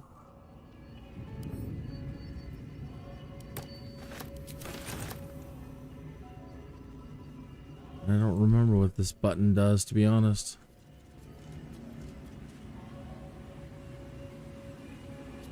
I think it may turn the sentries on or off.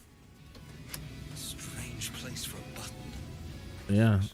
Doesn't work. And as far as we know. All right. Gonna make our way upstairs. Let's go back to the elevator. Get everybody in. Send. All right. Is it the foe that foul contemptuous heel? You know these words. They're from the opening stanza of a play you found in this very tower. Or art thou friend, a rescue from my lonely wake?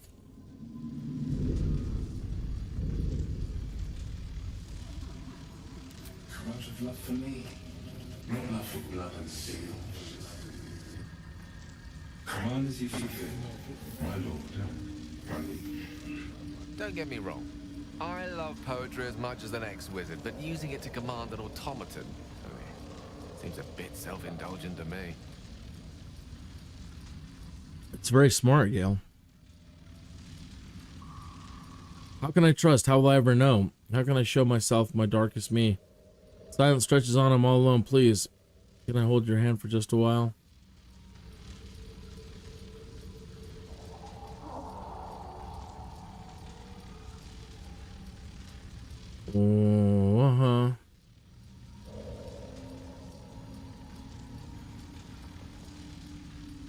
It didn't give a command, so why are we just asked to throw one out willy-nilly?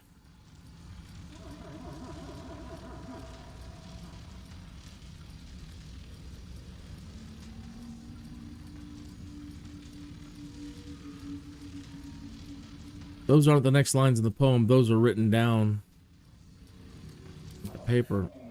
The secret show. Reveal the truth to what you wish to see.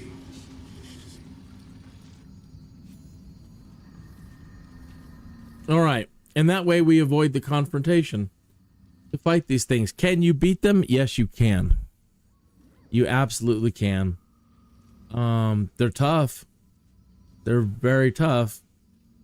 But if you want the experience, you can do it.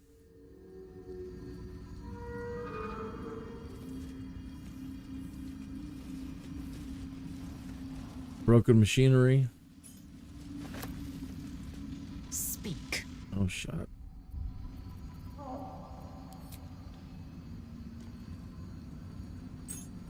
Broken machinery.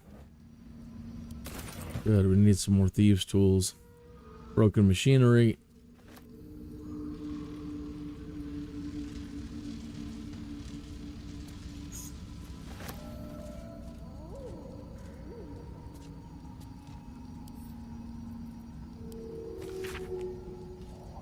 These empty sheets are all that's left. To the last of all the thoughtless gifts you gave, I will hold on to them. It's all I can do. I can't throw them away.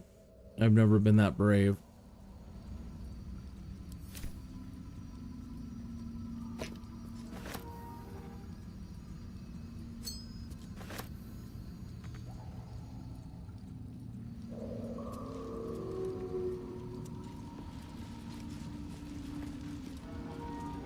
Those flowers will affect them.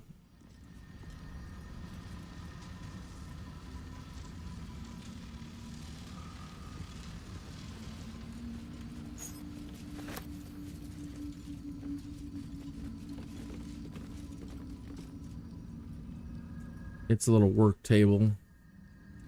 Don't need any more rope.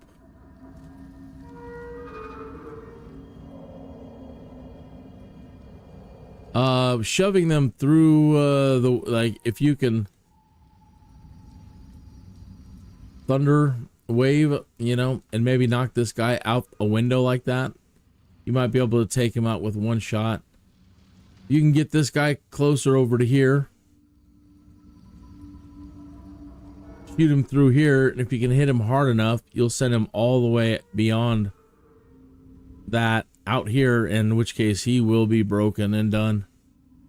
If you manage to hit them and just knock them down a level, they will they'll keep attacking and they'll manage to get back up into the elevator and come back after you.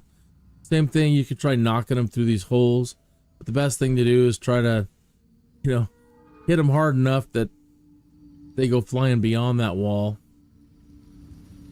Something good here, I hope.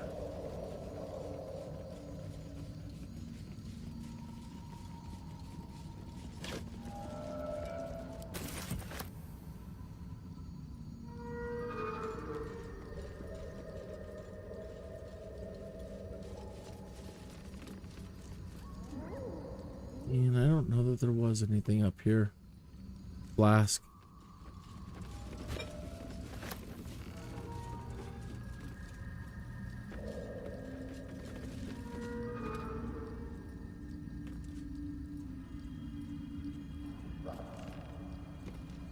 Yeah, but I've definitely beaten them. I've spent a lot of time in the past trying to,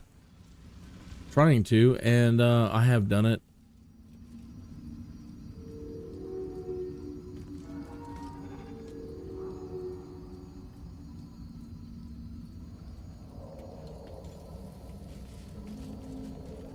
Come on, Gail.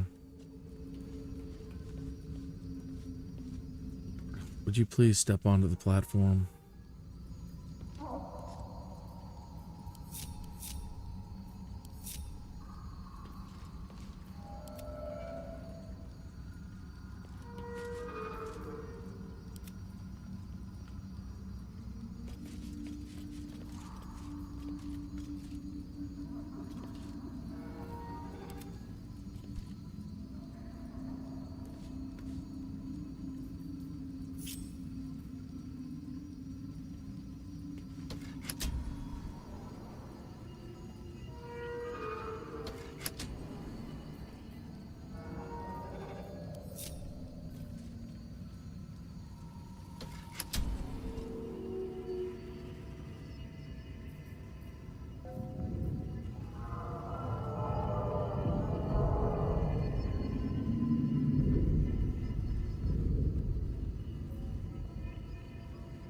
Damn that camera.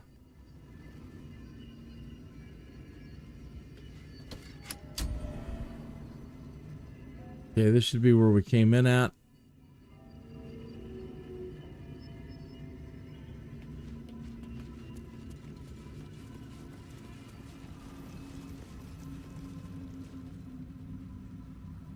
Wrong way.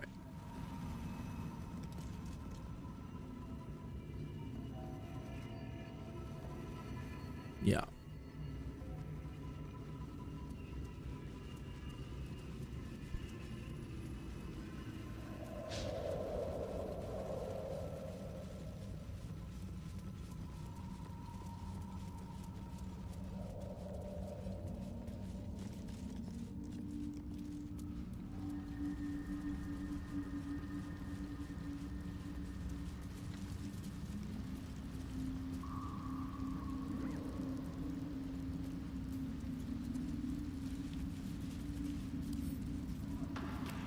A letter.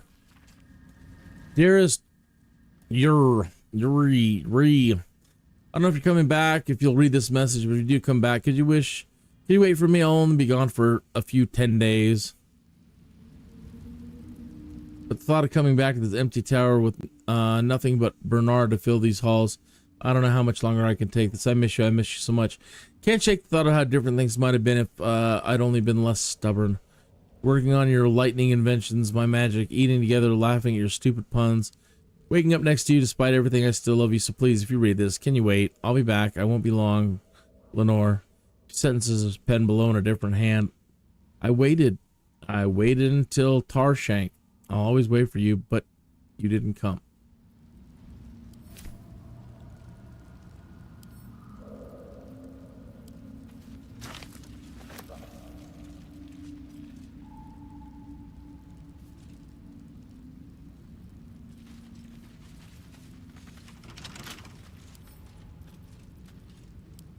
Tools for the wrong trade. The right tools for the wrong trade. Well, you're smart when you just got lucky there. Yeah.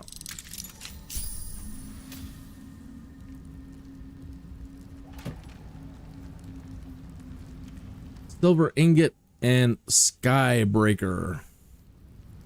Searing smite. You'll need something with bludgeoning.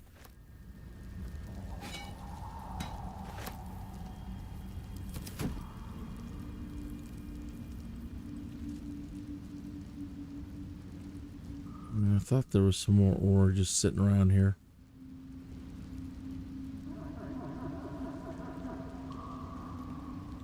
But I suppose not.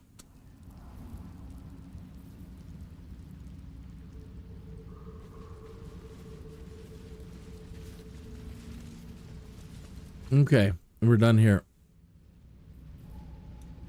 So again, normally that after you work your way all the way down into the Underdark, then they send you on a quest to find this place. I just wandered around forever and ever, and it was right there when you first come in. There's other things around here. I'm going to just skip it right at the moment. Like things you can jump down to and go do other things right at the moment. Yeah, we're already 2 hours into this darn live stream. Okay, so make our way back up the way we came.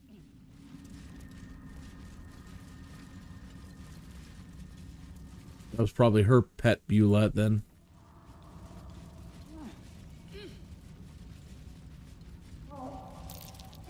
Oh yeah.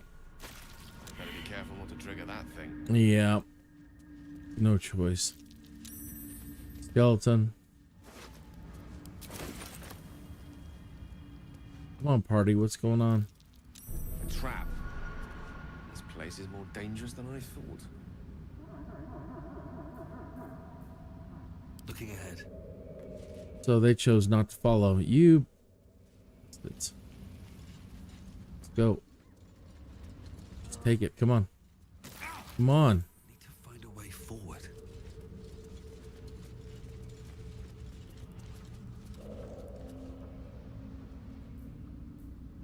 Lae'zel and Shadowheart are being punks and not climbing.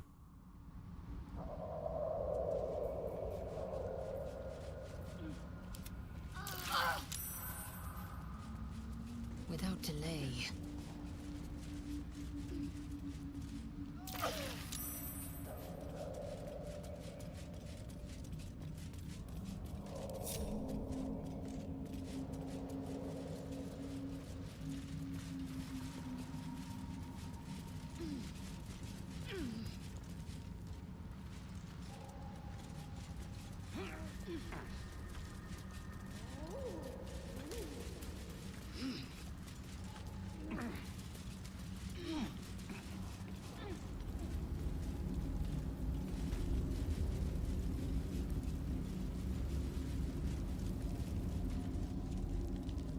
Okay. Probably better put that anti-magic stuff away. Let's move.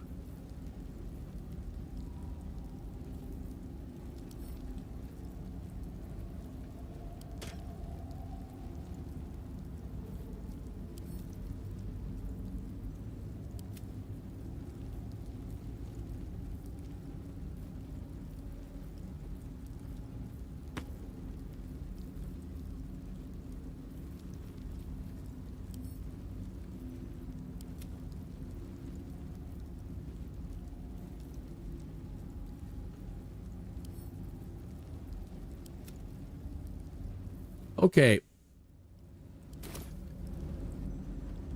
How to get out. But when I have made it out, I have encountered 2 Minotaur. And now, I mean, I've got a lot more confidence in the game, you know, and we can probably beat them. And it probably won't be too hard. But making my way through here the first time, I'm very timid about everything because you just get killed so often that my favorite way to approach this, and kind of the most fun, is go to Gale and check his spell book. I swore we have invisibility on here.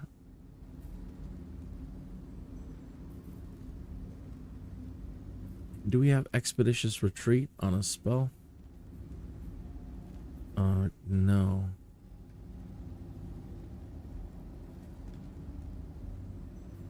But what I like to do, having fun, is I like to turn Gale invisible.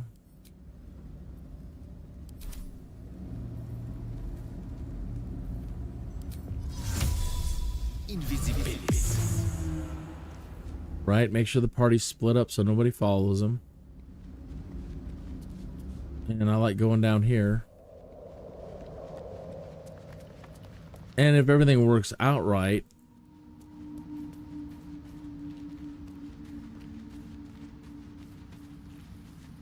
we got some spore scenes to deal with. Have to get that later. The air here is rife with fungal spores. Must be myconids nearby.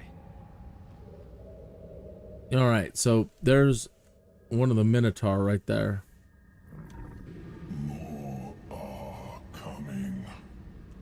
Your mind is a canyon, and the words echo from every crevasse. Grand Canyon. Coming. They're coming. Don't really care as long as they clean it up. Okay. Still your mind. You've heard many voices, but never this one. They're coming. You're coming. Well, not really. Not even excited.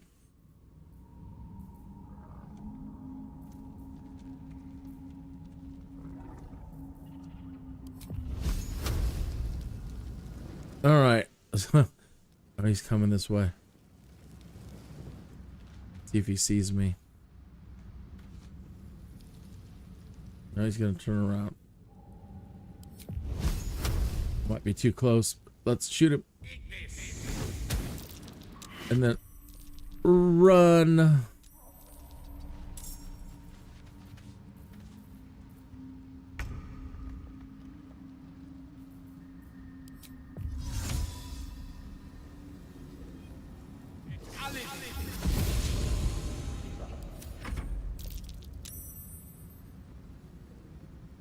And there's his partner.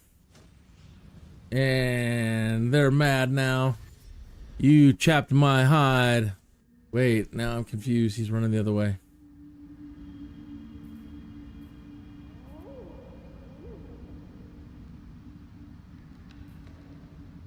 What? Where did they go?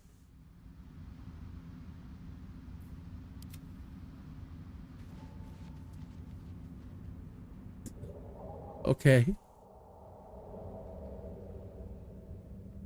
Normally they come running right after you.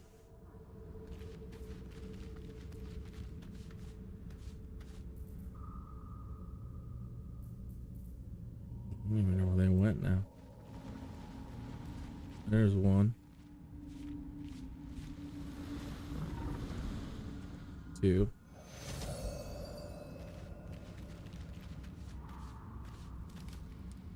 What's up, fellas?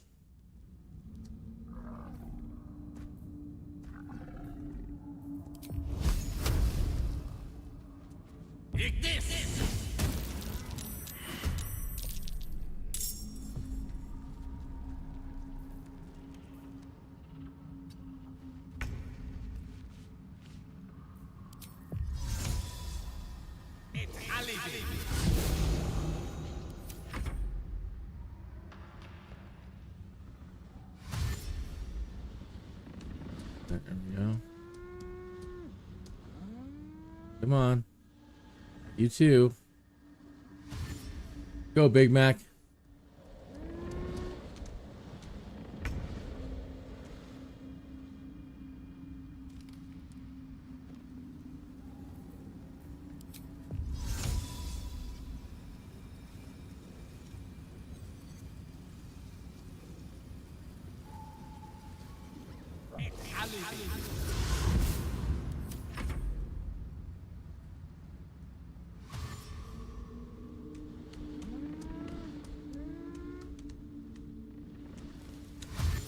Go, cheeseburger.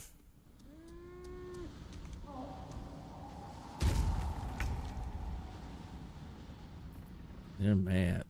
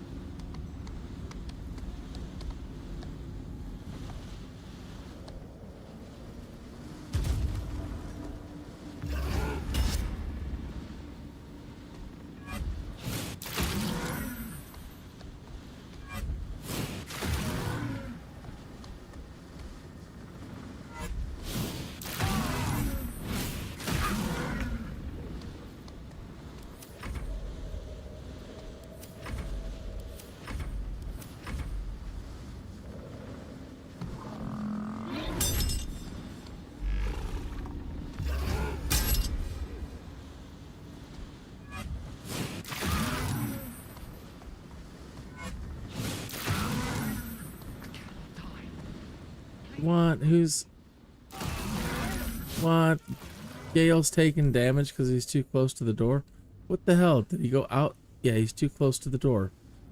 He was taking residuals. That's ridiculous. Okay. Take your...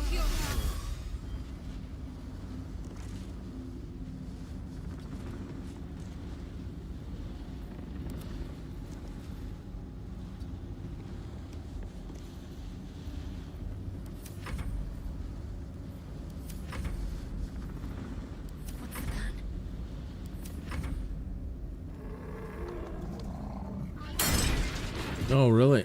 That's first. I've never seen him break through the door.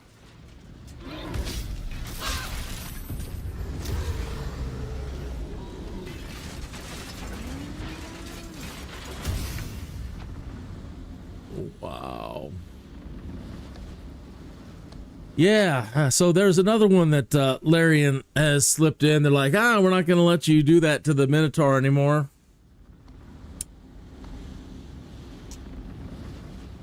We'll allow them to break through this fortress and the giant iron grates that...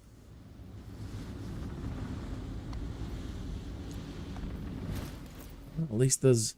And during the pre-release, the lightning bolt, or whatever, the bolts that fire out from the statues, they would fire out so fast that they wouldn't just fire once each round, so they nerfed that a little bit. There was enough power coming out of it to make sure that they were turned to stake before they got to the door. So they've changed that.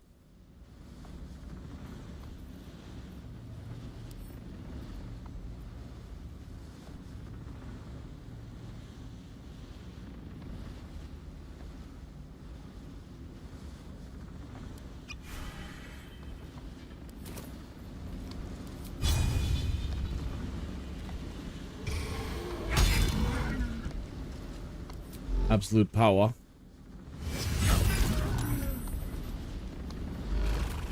Backbreaker.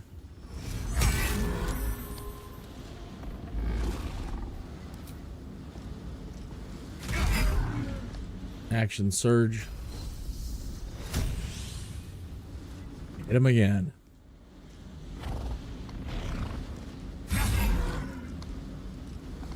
Finish him.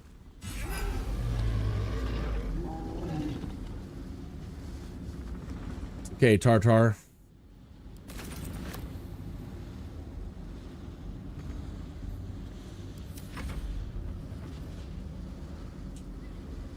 Just go invisible again. This ray of fear. Wounding. Oh, you just watch. He's gonna come after Gale. He's mad.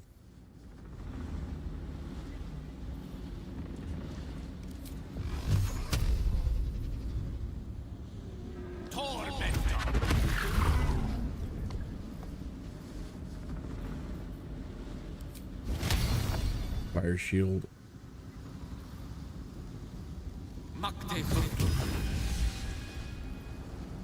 Victory awaits.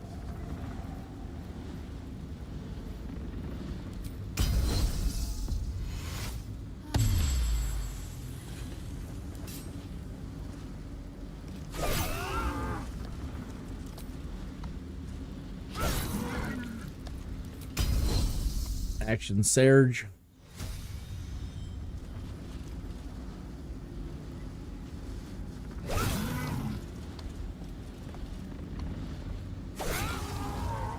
Still gonna get some. Guess we still get a hit off. Sacred Flame 2 to 16.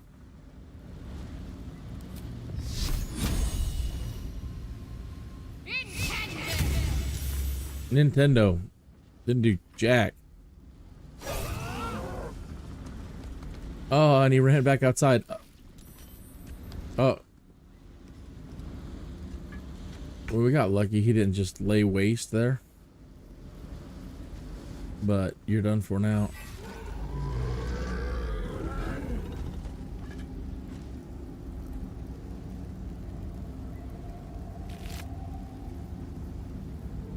Amulet of the Unworthy. Grants resistance to slashing. Grants vulnerability to bludgeoning. The trade-off. Not nice. Okay.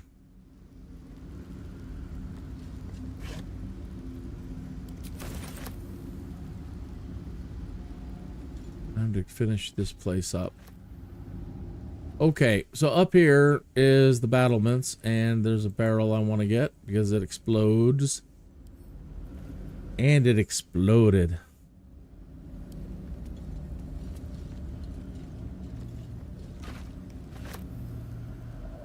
Moving in.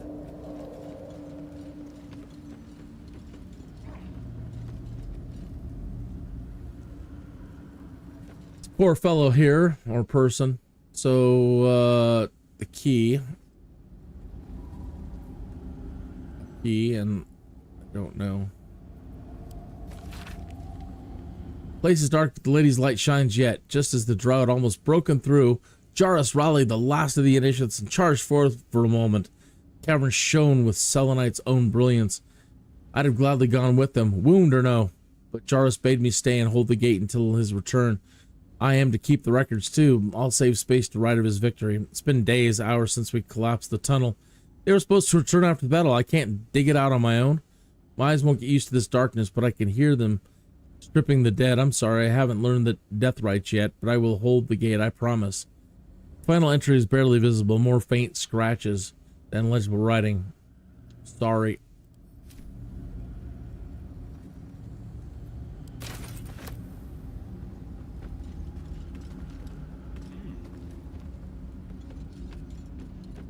Another barrel?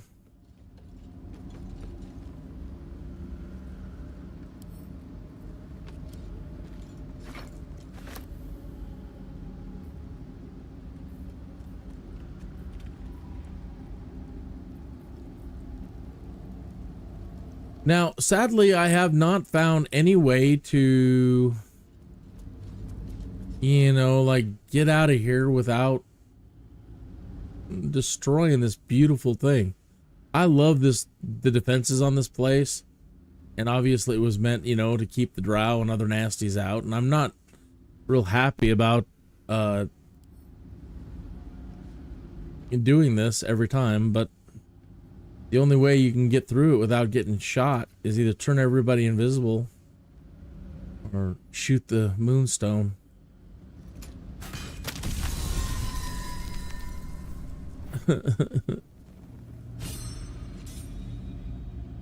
What's hiding here?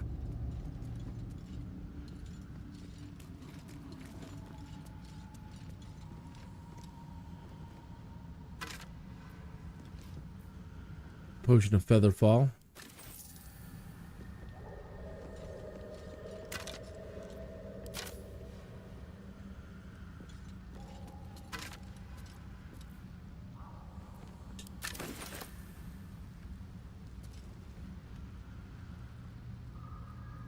Traps, please. Chasm Creeper. Dragon Egg Mushroom.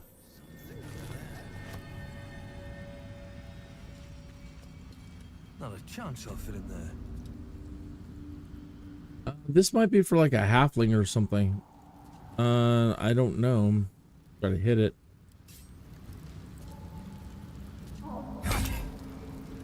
Can't do any damage to it.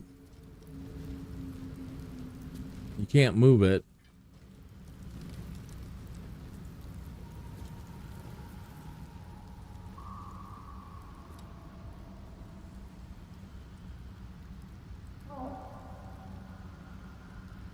So, don't know.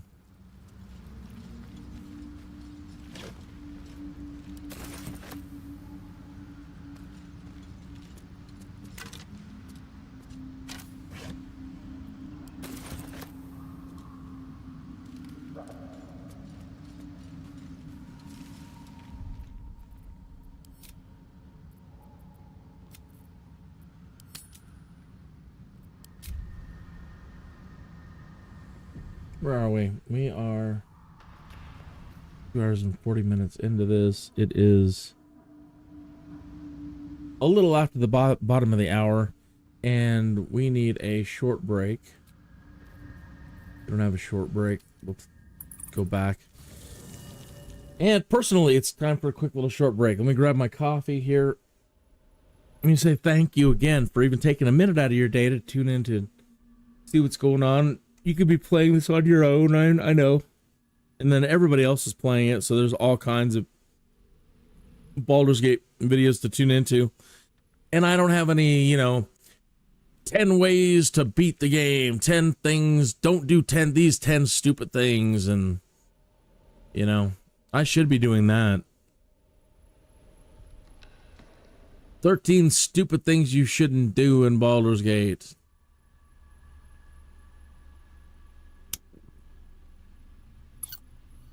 How to turn the Minotaur into 10 ways to turn the Minotaur into steak tartare. 5 fun things to do with the Petrified Drow. You know, all the clickbaity videos. Again, I really should, because, you know, I get like 2.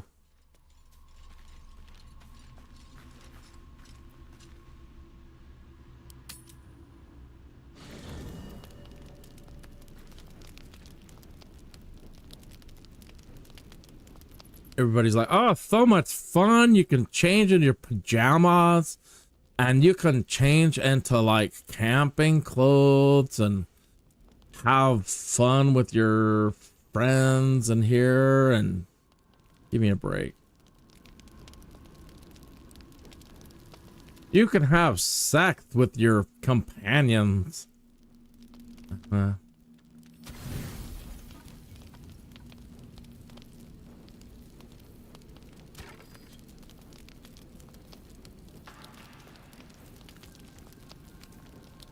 We're so happy we can have sex with our companions.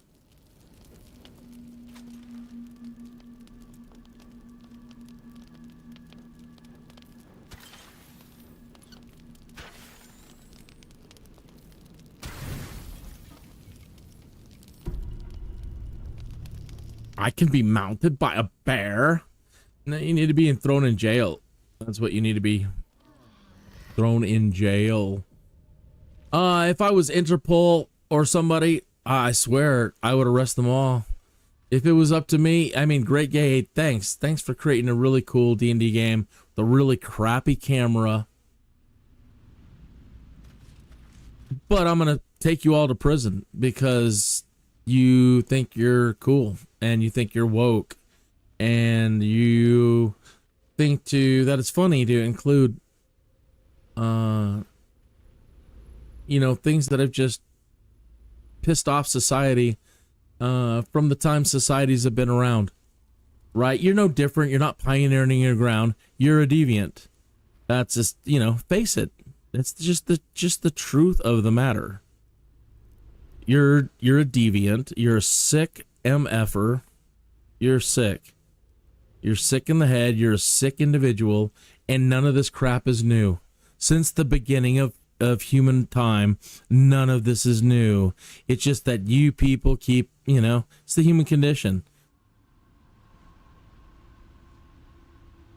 You people keep coming back, and every now and then, oh, we're gonna start doing all this again.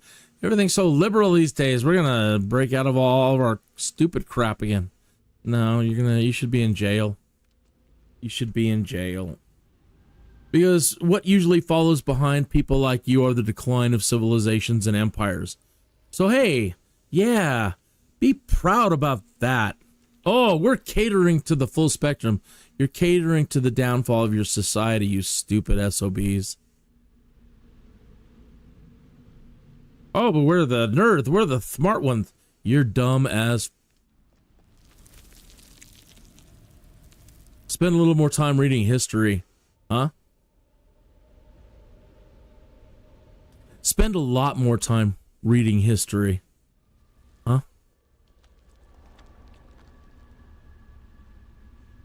I would go into the headquarters of Wizards of the Coast. I would say, hey, who signed off on this? You. Come here. You're coming with us. We're going to go have a long talk about history too. Come here. Thank you for screwing up people's innocence and having then kids playing this game and having fun. And again, I'm sorry, maybe it's just me. I used to play D&D when I was like 9 years old, and as I was growing up, and it was always so much fun, and we never thought about crap like that. Like that scene in Mallrats where they're asking Stan Lee a bunch of stupid questions. He's like, you know, we never thought about stuff like that. But your generation's kind of perverted, aren't you? Little turds.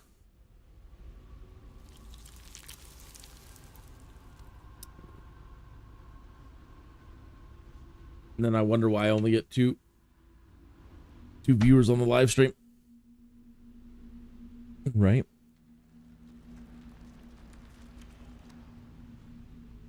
But the world is going through so much crap right now. And then again, to make things worse, you know, we've got crap coming from all sides. And then to make things worse, we've got people like this just flooding out in society doing their crap. Just compounding all of our problems. And then you've got people looting and doing all kinds of other crap. Oh, we have a right to. No, you have a right to lose your citizenship. That's what I'd be doing. I'm sorry, I'm kicking back and taking a little smoke break. Thought I'd rant for a moment.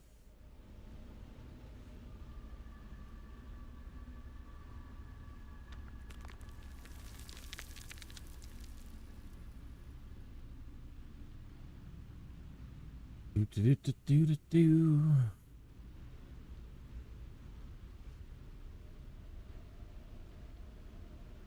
Yeah. Today is particularly bad. I really needed to escape into some games, and I'm glad it's taken my mind off of social media and a lot of what's going on today to just try to get away from it for a minute. So yeah, with all the problems in the world, you know, then we got to deal with just people being stupid.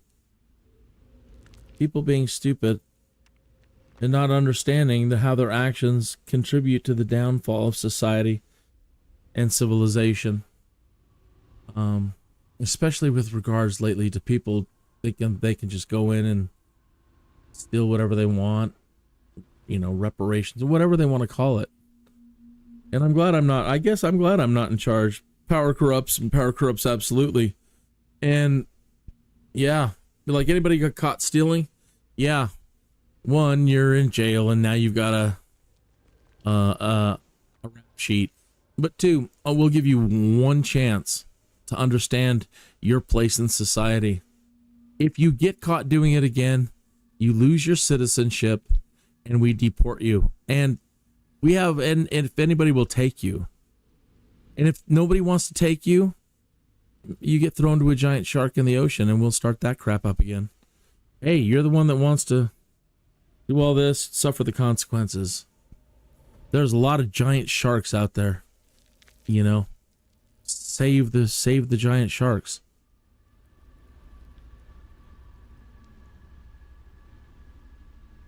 You have to get it through people's heads. That kind of stuff serves civilization in no way. You got friends like that are of the criminal element, you better set them straight. Because maybe somebody like me will come into power and you will lose your citizenship and get fed to a giant shark.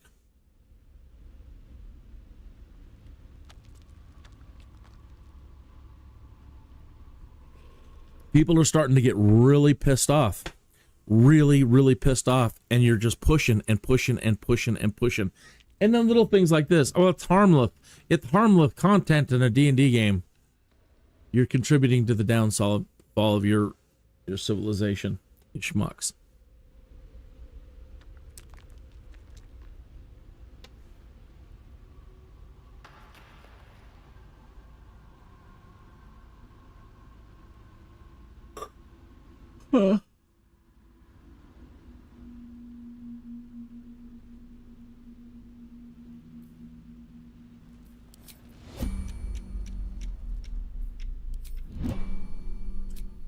Gonna have theft with our companion. You see how all the Muppets cheered at the when they revealed it to us 1 month before the release of this game? We'd all pre-released, and we're all loving it, and we're all saying this is one of the coolest D&D games ever. They did a great job. We're loving Larian. We're thinking they're the coolest people ever. And then 1 month, almost 1 month exactly before they released it, they hit us with their last live stream, and they're like, "Oh yeah, we forgot to tell you about all the sex and pornography and illegal sexual activities you can do in Baldur's Gate. Your children are gonna love it." And then all the Muppets in the crowd, whee! Some people got upset. I don't think they actually walked out, but they were getting to the point where they're gonna walk out. And the developer's like, "Oh, we're gonna wash our hands of this now." And then the head asshole,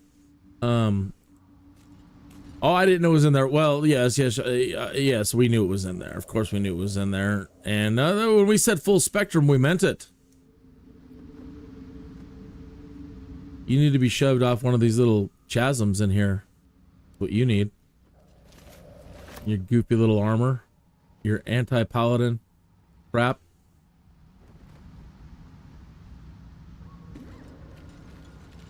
You lawful evil SOBs.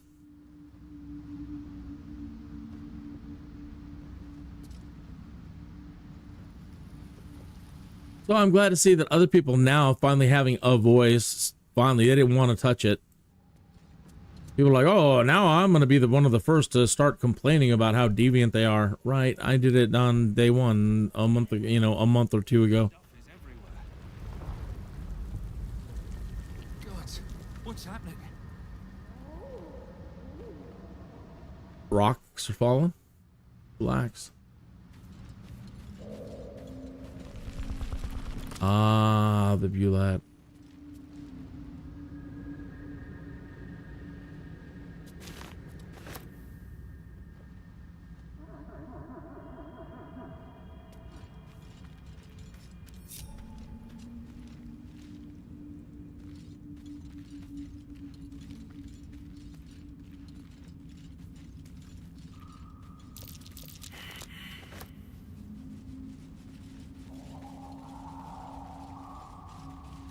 Used to be a really cool sword around here you could find. Broken bones. Must have fallen.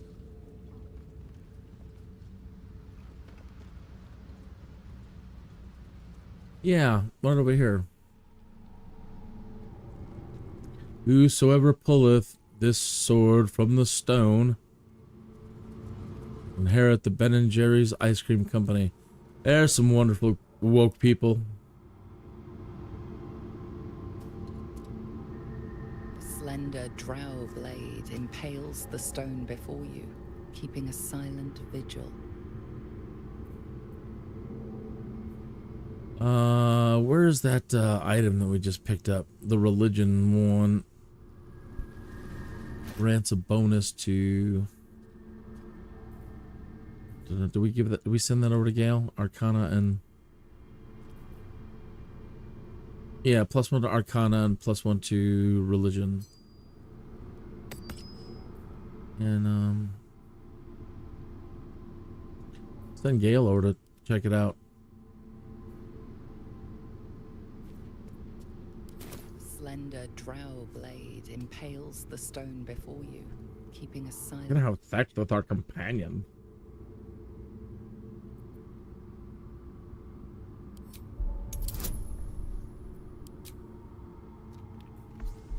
Keep that stuff in your own D&D games at home, you know?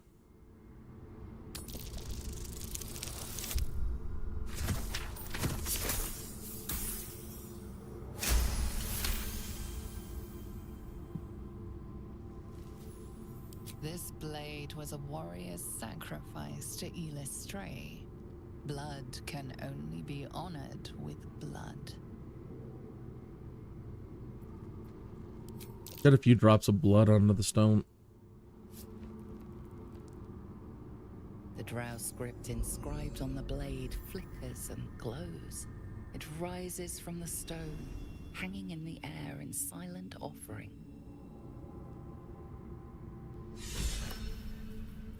So yeah, everybody's like, aren't you a hypocrite? You're playing the game. Like, you know what? I bought the game and early in pre-release. I'm a Dungeons and Dragons fan. Of course I'm gonna buy it. And then what? I'm not gonna play it now. I'm glad that they put in things like turn off erotic content. Oh, isn't it wonderful? We have a show genitals option in a Dungeons and Dragons game. In the in your options, if you haven't noticed. And in the first week of release, they had people's dongs sticking out of clothing. Yeah, if you look at the hotfix notes in the first week or so, yeah, one of the things they had to fix is people's dorks sticking out of their armor, the Githyanki. So when you run into the Githyanki patrol, all their dongs are sticking out of their clothing and stuff. You people, what, you didn't know? Oh, we're really sorry about that. Oh, we didn't expect that. Uh-huh. Did it pass Q&A, right?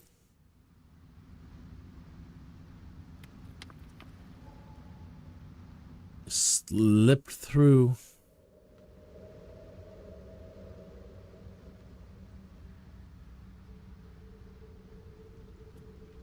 Let me go on to save here. Usually the Bulette loves making himself known right here, and he just wreaks havoc.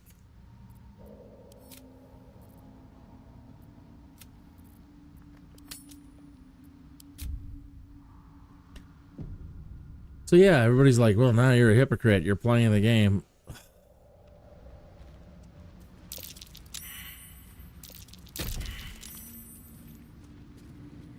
Oh, and usually if they get breathing into this stuff, they all start freaking out. They're tripping.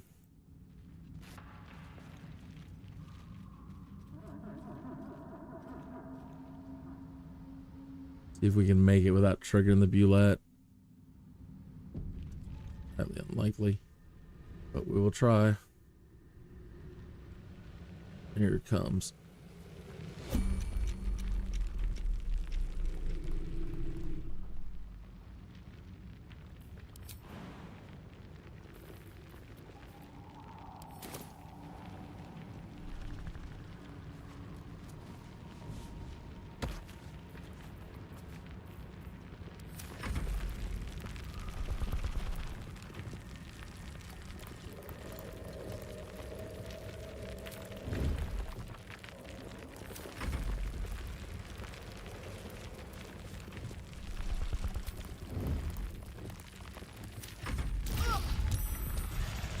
There went Lazelle. Did she just get blasted over? Yeah, Lazelle just got blasted over the chasm. Please help me.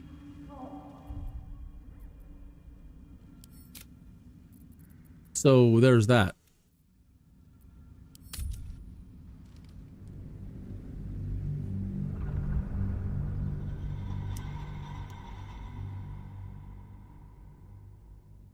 There is another way around, but I wanted to show you that.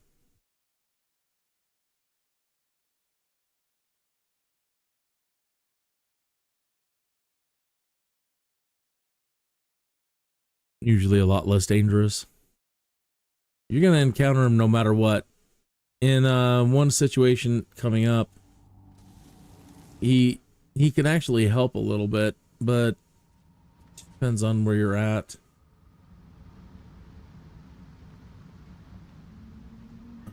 Let's see here.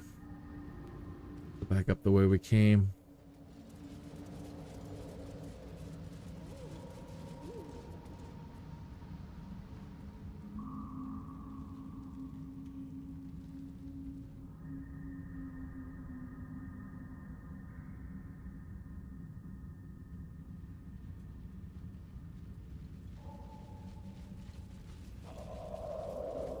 Mine for the taking.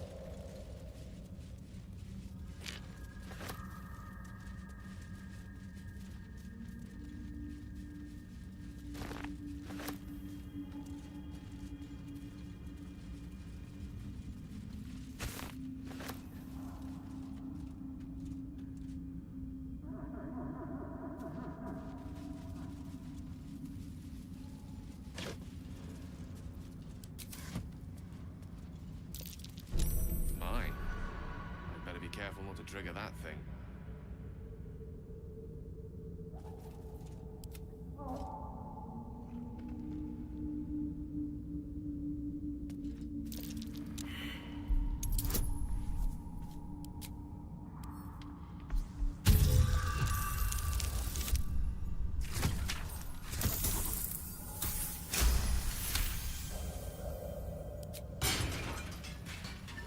Okay. But Step carefully. There's a trap. that's the one right there. That'll do you.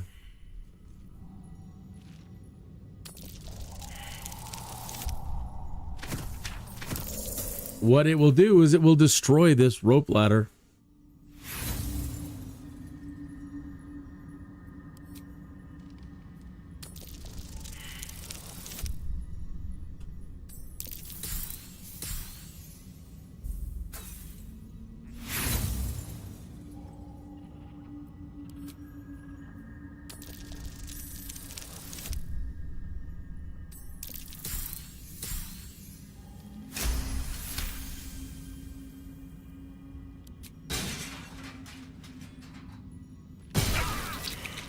And it still went off.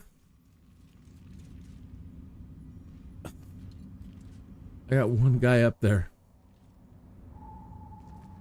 Well. Okay. It looks like they added this in here. I don't recall that because once it was done, you were done. But it looks like you can now. They've given you an option.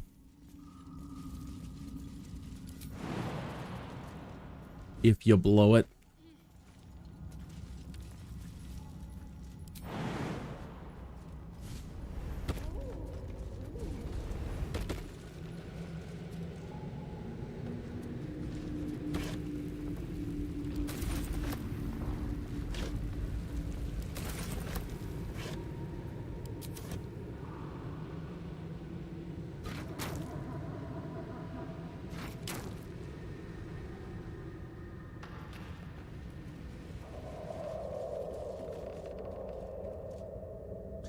This was the Zentarum entrance. So if you come in from the Zentarum hideout,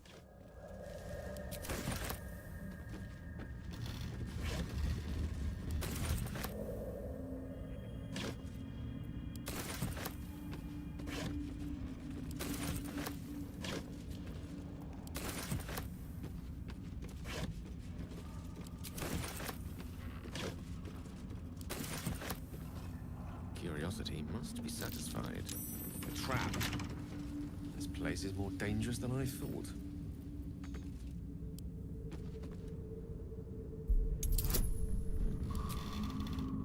EC20.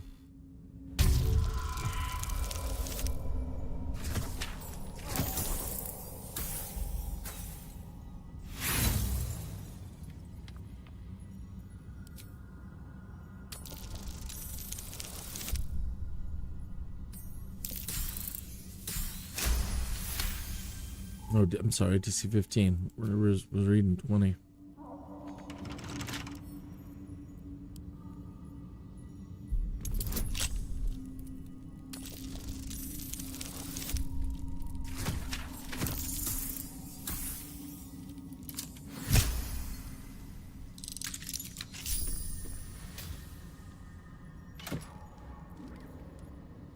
Boss life and speak with dead.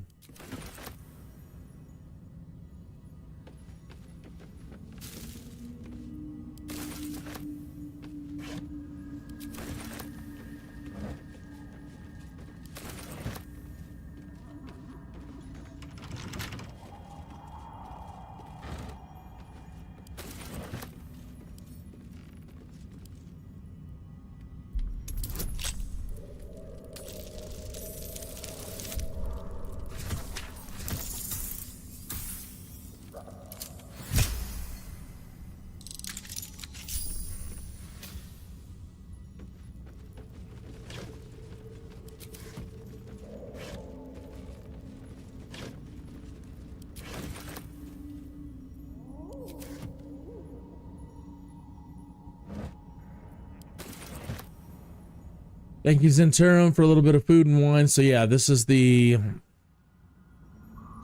crawling, whatever you want to call it, elevator you take from the hideout to get down here.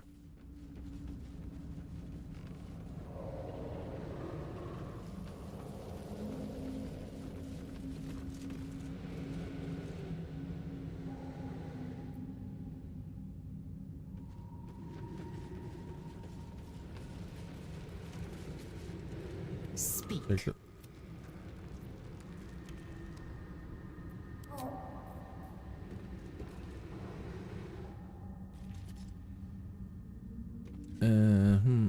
Herm.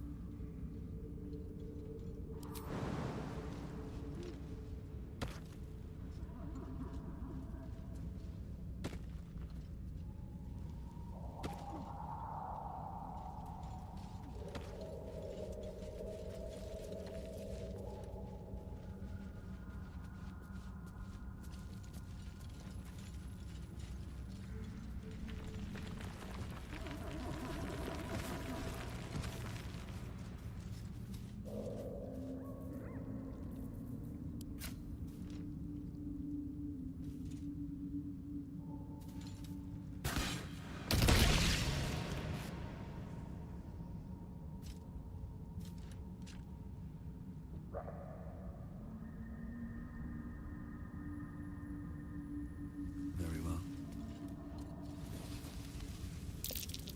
Careful. Even the mushrooms down here can't be trusted.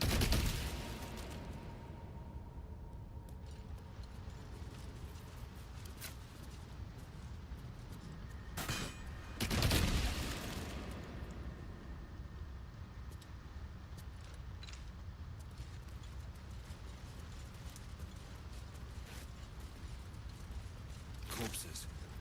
These creatures did battle with DUEGAR.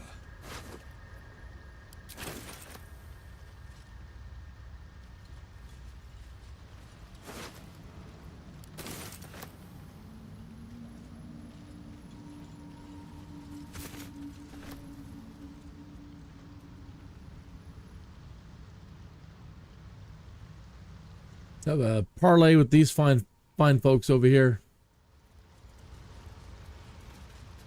You were swallowed by a chorus of turbulent music.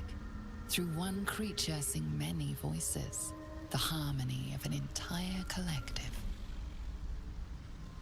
Sovereign, he has come. He is here. The choir fades. A single melody rises above the others, brassy and commanding. I am sovereign. You see a vision. Your lifeless body wrapped in fungal tendrils. The Sovereign is threatening you. State your purpose. You want to seek safe passage in your search for treatment. Persuasion. I'm a traveler seeking adventure. Inside, I seek understanding. Focus on the Sovereign's song. You know, I don't know that I've tried just telling him I'm seek passage. I think I usually try persuasion. I'm a traveler seeking adventure, and I think that usually works. But let me go ahead and tell him the truth. Fungal roots weave through your mind, seeking your true intent. Then the Sovereign drones a new melody, cautious but welcoming. I can mend neither skin nor spirit, but we still might commune. Descend to me. Let us speak in flesh. The persistent music coaxes you forward. The Sovereign expects you.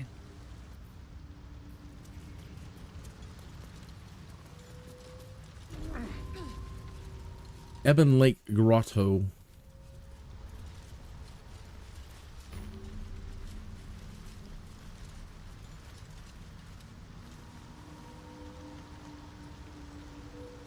A spore servant. They've turned a DUEGAR into a slave.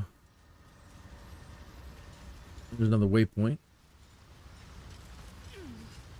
Here goes nothing. Lock it in.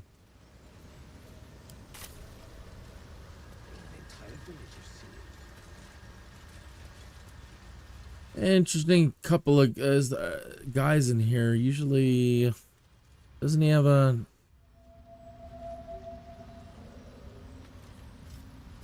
Usually got a mind flayer friend strolling around this place. Ah, a visitor. You're a welcome sight. But let us observe the customs of the locals. The scholar's brow tenses. His voice spills into your skull, the spores connecting mind to mind. Blurg, proud member of the Society of Brilliance, at your service.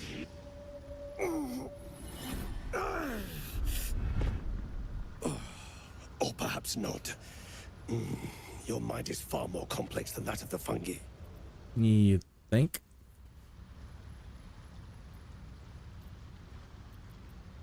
I've never heard of the Society of Brilliance. We are small in number and rarely stay in one place for long. My colleagues and I are working to improve conditions in the Underdark. This need not be such a dire, hostile place. We're gonna burn it out. It's curious. And then make everybody sell their property to us cheaply. What has brought you down so deep? You know, like Mind Flayer infected me with a tadpole. Remarkable. But why come to the Underdark, where they hold so much power? Explain the whole story. You were infected by an illicit tadpole? It's a miracle you're still intact. You must be worried sick, but have no fear. I have a friend who may be able to assist. Omelium! I hope this is important, Zerg. My Zergwood samples need constant attention. It is. This adventurer has an illicit tadpole inside his head, but he hasn't turned. No ceremorphosis? That's impossible, but intriguing. Are you looking to have it extracted? Geich, your head will make a fine trophy for my queen. Please hold. I understand your rage against my kin. One of my brethren forced a tadpole into your eye. Or ear, perhaps? But I assure you, I stand with the Society of Brilliance, not the colonies of my people.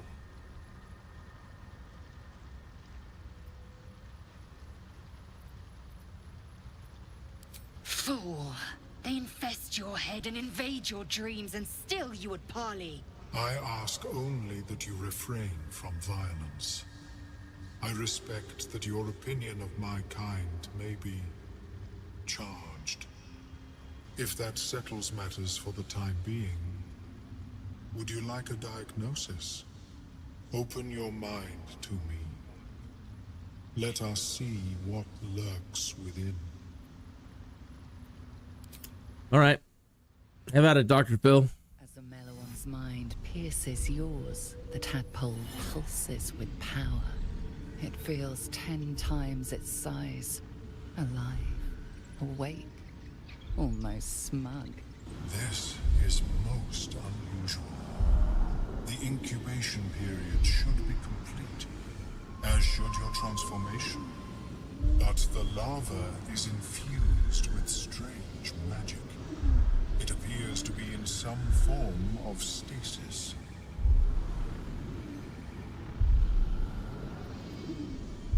No, it appears to be shielded from physical and magical influence. And even without the shield, The extraction would involve severe cranial trauma.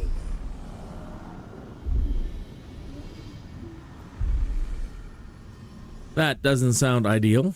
It is not ideal. The process would surely kill you. But not to worry. Should you transform, I will happily perform a new examination.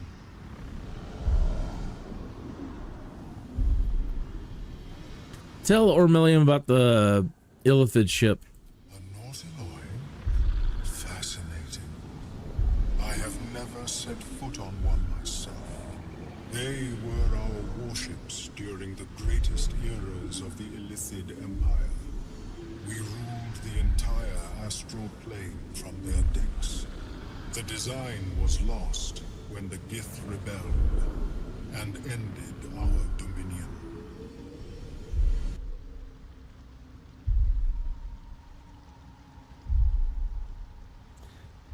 So, have the history, and you know, I played, but I mean, who knows everything about D&D, right? So I don't know the history between the Githyanki and the Illithid. You know, little bits of information, and I really am curious to see how this story goes. I don't understand the connection between Elturel going to Avernus, older Raven Guard having gone there as well. So now Avernus, Elturel is back. The Githyanki are fighting the Illithid, who've come into the prime material plane. I don't know if that was just to run away or if that was on purpose.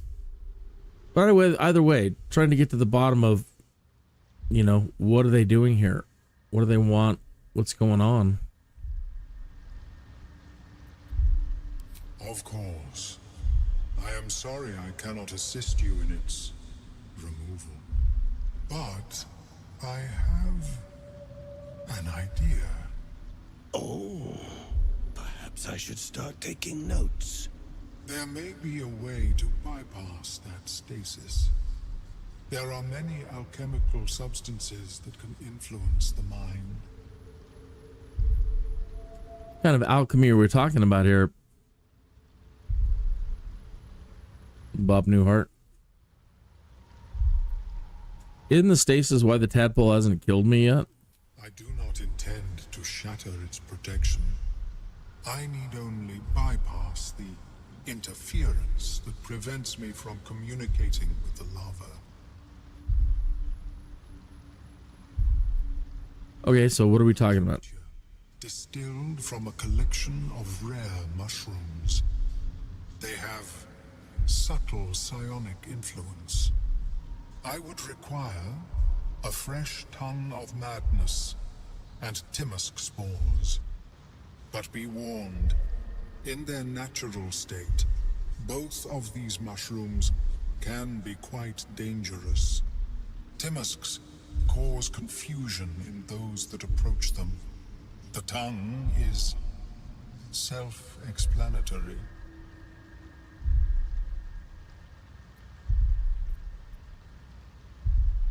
Eating those doesn't sound like a great idea. I think I already have what you're looking for. These are fine specimens. It will only take me a moment to brew them to proper potency. Ormelium turns away to prepare the potion, lost in its own musings. You must drink the entire draught. I can make no promises as to its taste.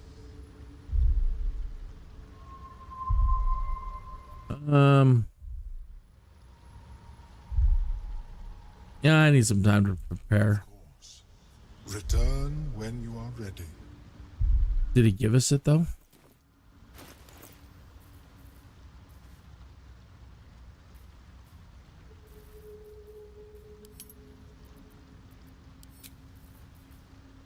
No, he didn't.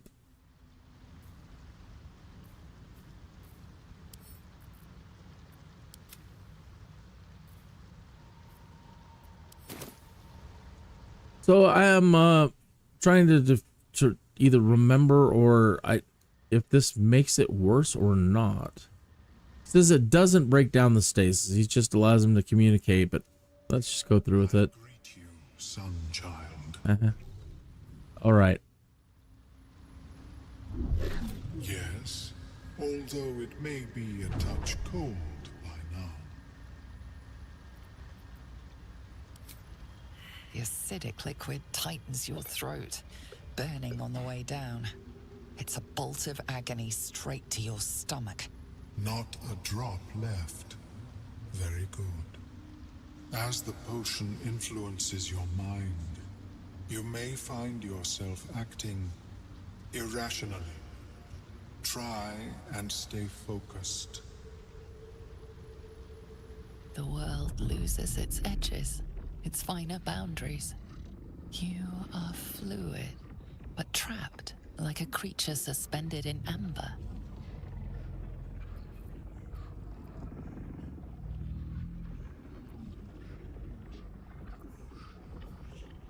Saving throw. Stare into the swirling abyss. Sinking into a starless void that has no end. The connection between mind and body draws thin and tight. The tadpole spasms, seizes. It's fighting the potion even harder than you are. Fear pierces your mind like knives of ice. The parasite digs deeper, as if it needs to hollow out your skull.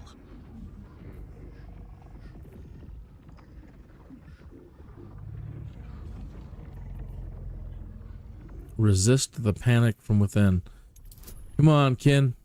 Come on, Ken. Just another bad trip. Had plenty before. Come on, man. Hang in there.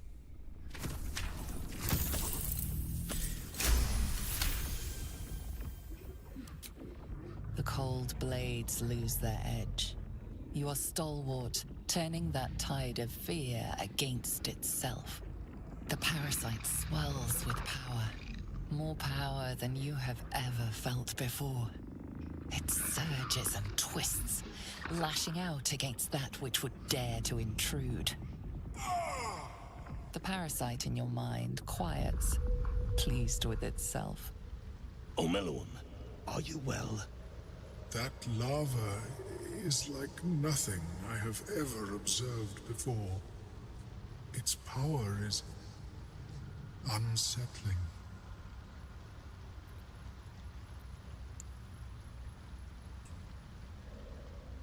He didn't say he would make it weaker or stronger.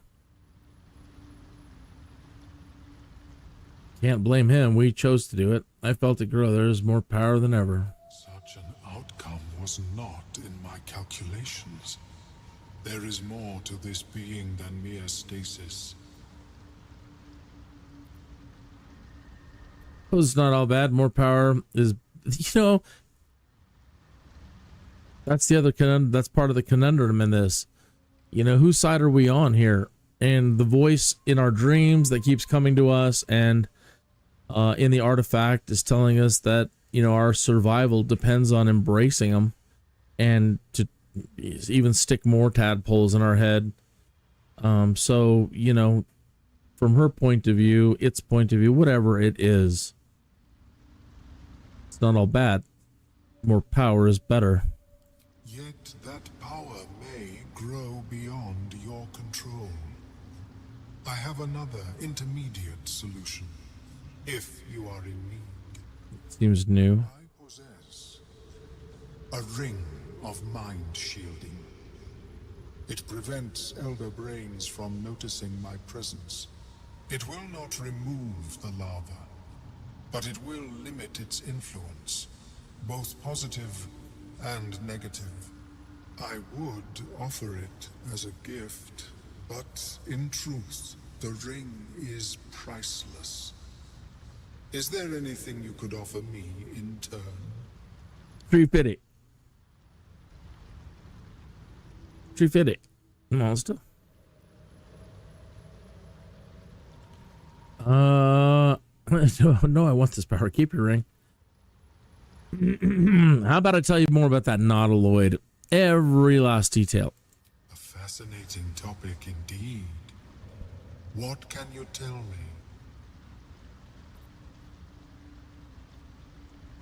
Offer a detailed logical analysis of the nautiloid.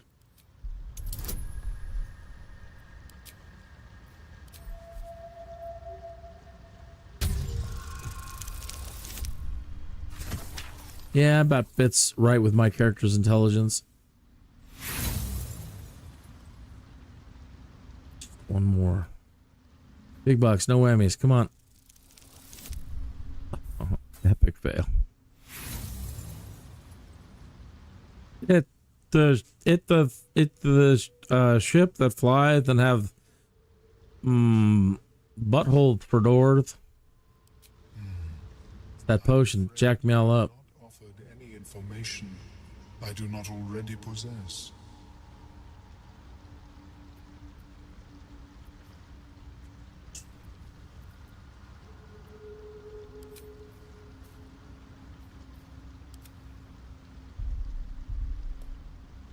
Greetings. What knowledge do you seek? I want that ring to protect my mind. What shall you offer in exchange? Really? And now he's the smart one. He could have given a great description.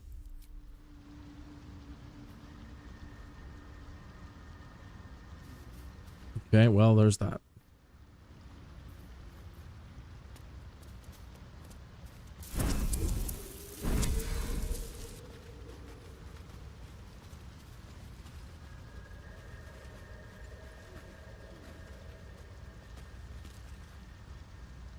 Don't. Her condition is familiar. Poison, derived from a wild weed common to the Underdark. She'll need an antidote soon, most likely held by the poisoner.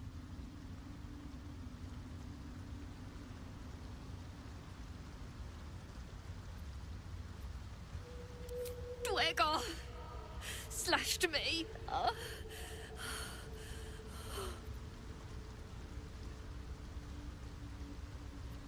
Give her an antitoxin.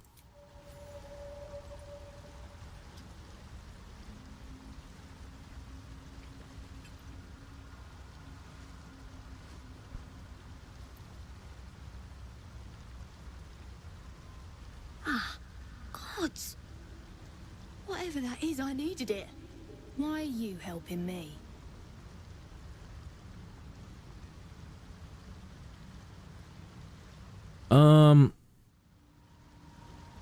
It being nice. How could I pass by? You were in pain.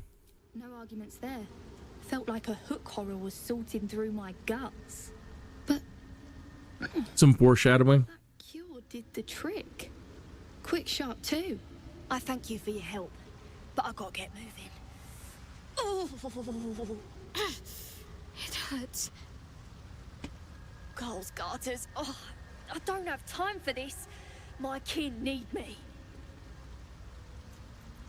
Take it easy and tell me what I can do. You're the helping kind. All right. I need you to rescue my kin. Okay. Not charity, mind. We can pay. We're Iron Hand Clan. Best artificers in Baldur's Gate. We were on an expedition down here when the DUEGAR snatched us up. I got away, but not the others. The Greys have them digging out some old ruin across the lake. What are the DUEGAR digging for? Some dusty temple. It doesn't matter. They'll work my clan to death before they ever get near it. The night song? Just mining for materials. Nothing unusual. But our work pays well. Help my clan and we'll make it worth your while. I swear. Failed insight. Thank you. Only wish I could go with you. But here. I nabbed these boots from the Greys when I ran. I'll feel better knowing you're using them to kick some DUEGAR ass. I'll mark where I made my escape, and wait here, I suppose. Not much choice, eh?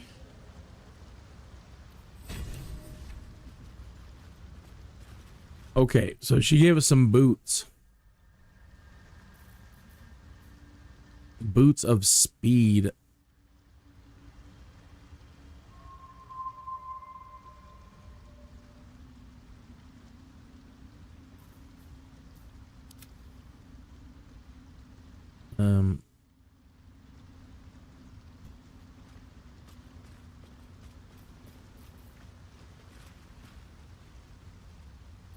The Sovereign's thick fingers stroke the corpse at its feet.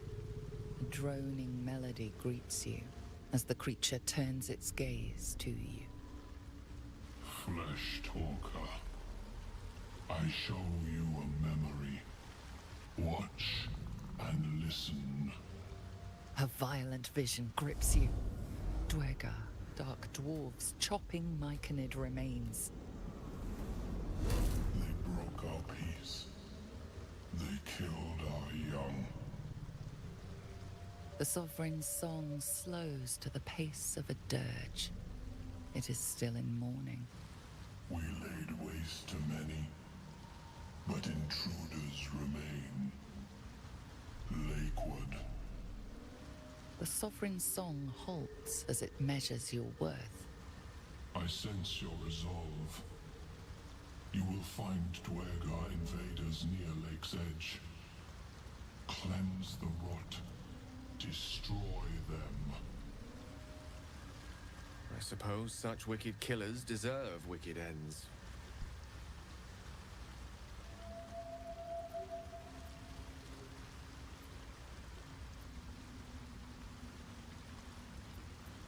Why did they attack? Swirl into familiar shapes. Gnomes in mining gear, chased by Duergar. The DUEGAR seek a gnome. It is a guest.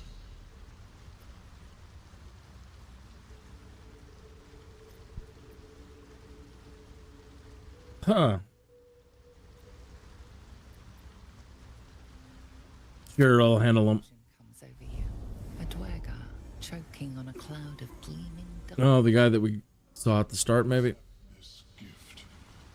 It will help you exterminate.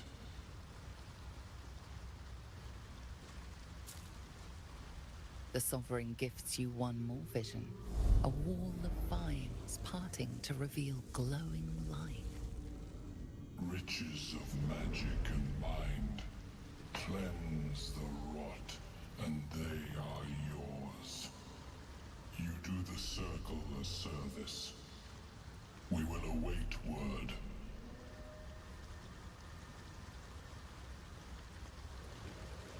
We'll await word. Await wood? No, await word. Wait.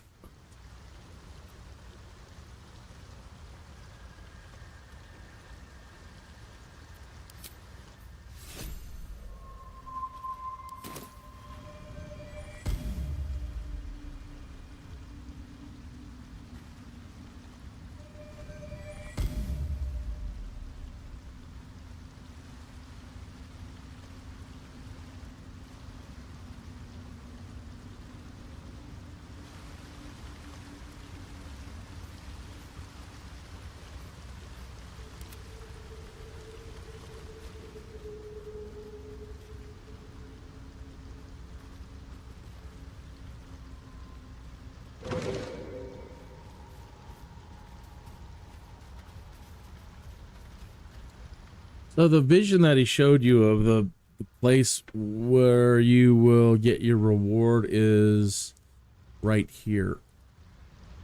This is what he was showing you, these vines lifting up and the light shining out. And in here in this chamber,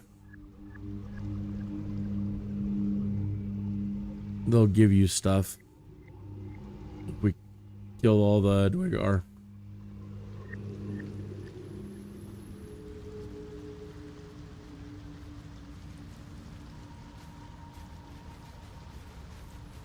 I thought there was a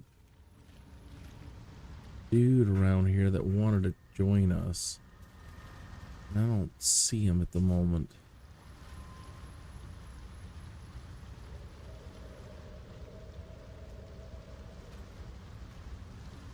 I think this is him over here. Then there's this lady.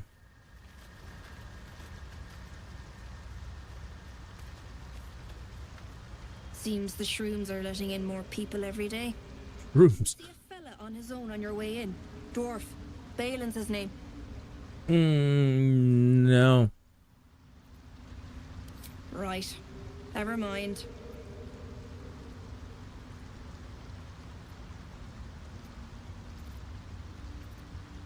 Who is he to you? It's the husband. Husband. Sent him for an errand. It's no surprise he's made a mess of it.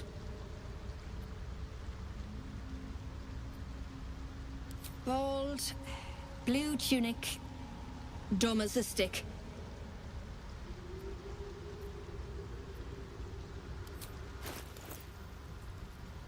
Okay, this is a good place for a break if anybody happens to be watching or wants to take a break. You know what I was thinking as we're playing through and listening to all this is one thing I haven't done and I really need to get into the habit of doing is putting chapters on all these live streams and going back through and editing them and making sure that, you know, that there are chapters like, well, here's this and here's the Minotaurs and then here's the sword, blah, blah, blah, and putting chapters on things.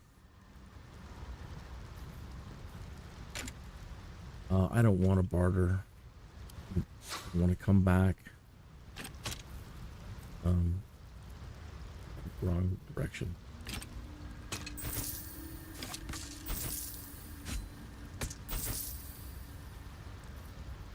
Can't believe we didn't have 200 gold on us to help Shadowheart earlier.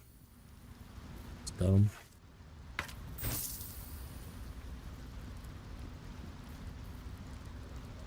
No, I like my grease bottles.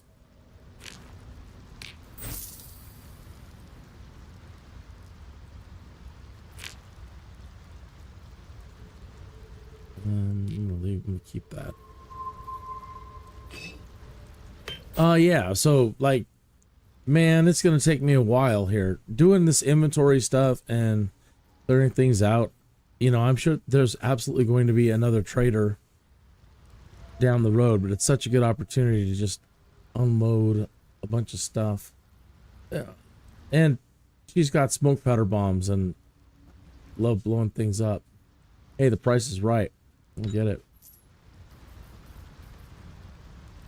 Poison, fire resistance, fearless focus on concentration saves. Be very nice for Shadowheart. Diminution.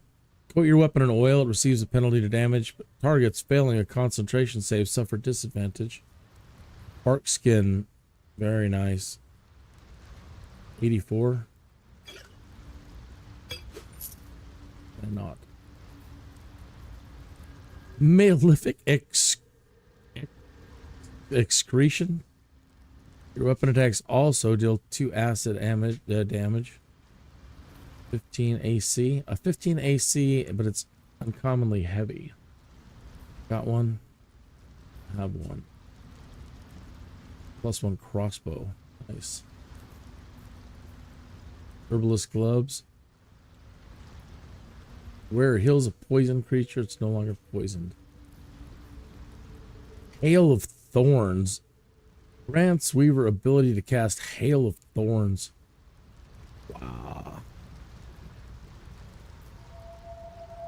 I still don't know what the dyes are for. Combine the dye with an equipment item to alter the color. Oh, I see. It's just colors of fabrics, leather, and even metal. So yeah, that's kind of. That is kind of cool. Corrosive flail. Bludgeoning. When you miss an attack, you deal 3 bludgeoning anyway.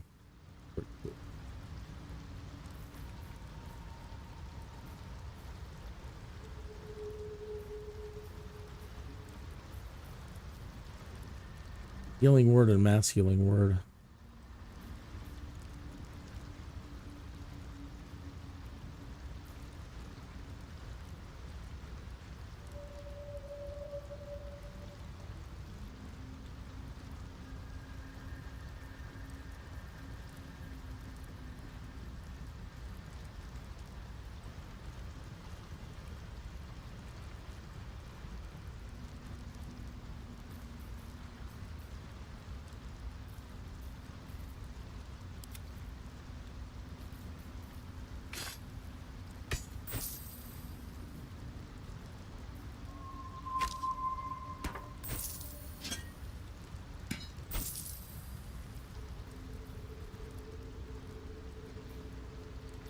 We're gonna need that. Potion of animal speaking.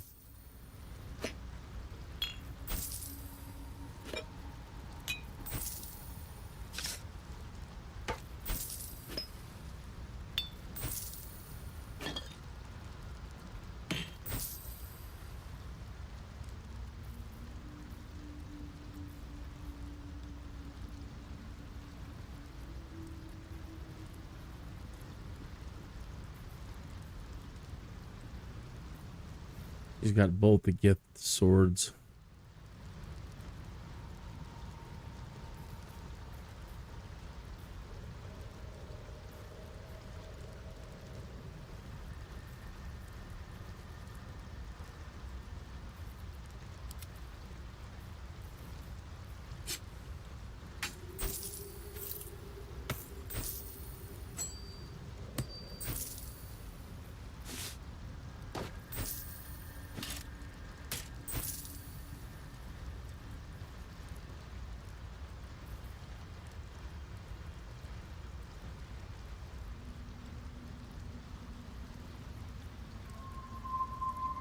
Oh, that spear tip probably hooks to this thing.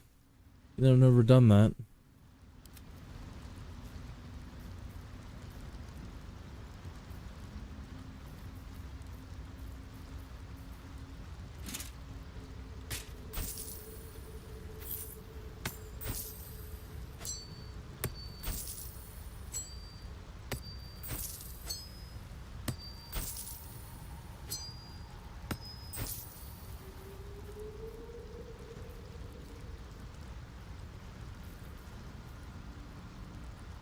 That's right, we picked this thing up. What are we going to do with it here?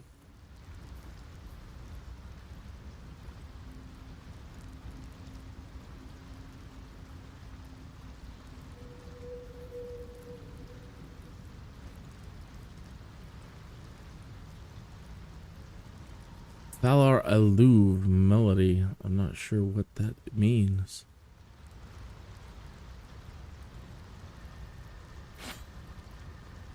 You can't give while in market.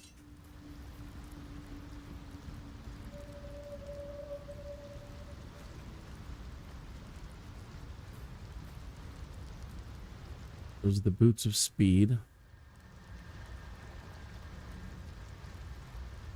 Oh yeah.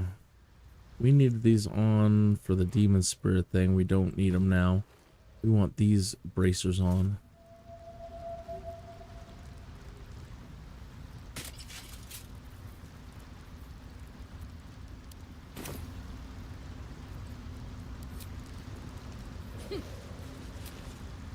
Exactly.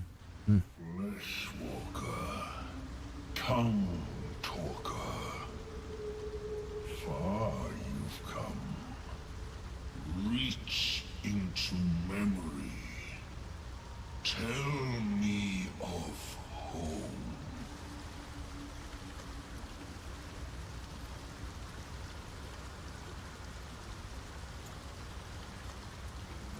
The astral citadel of Tanara, that court of Queen Blackett. That is my place. It reveals its own home in reply. A humid cove filled with decaying myconid corpses. DUEGAR destroyed my people. I am a sovereign with no circle. This circle does not welcome me. But I have heard the song. You mean to cleanse the DUEGAR rot. I mean to join you. Can you make yourself useful? In death, your foe becomes your ally. I will raise it. You may command it. Wow. Are you sure? It's going to be dangerous. The danger, and I am the cure.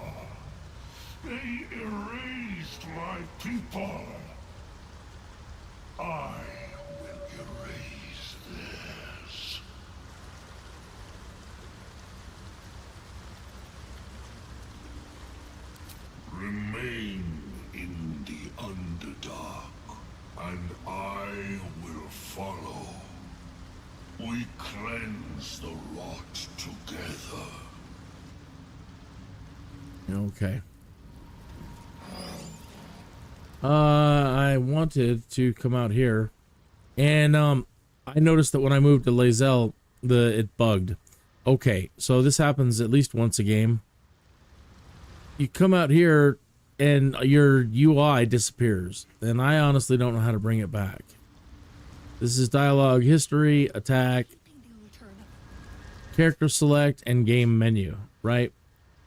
So if you go to character and you select another character,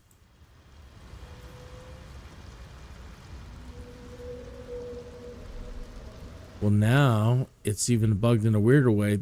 It doesn't come back. The UI isn't coming back.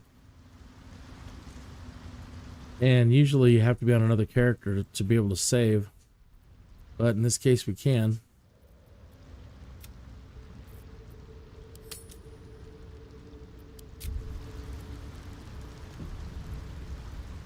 $347.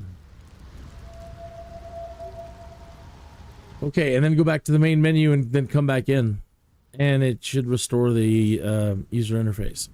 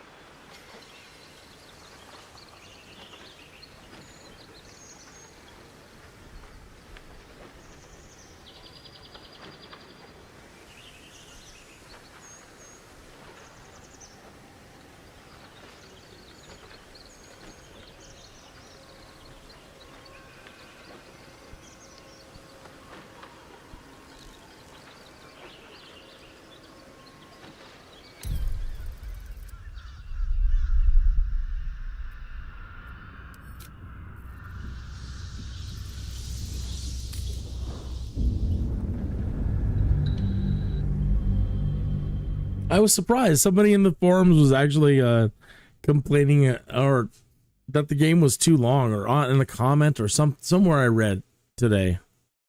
Like, my God, when does this game end? And you know, that is one of the nicest thing about it. But besides me getting angry with all that other stuff they decided to include, you know, hearing and learning that it was going to be so big and expansive, that's just was the coolest thing ever. Like, yeah, right on. It's not something we're going to be able to just run through in no time at all. And, you know, get to really explore the possibility of gaining quite a few levels. And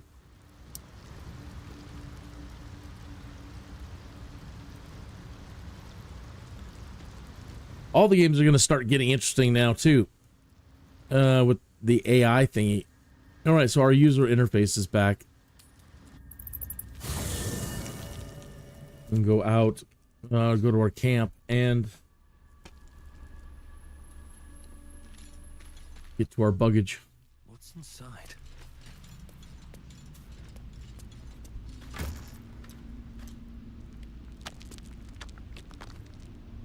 Little baby buggy buggage.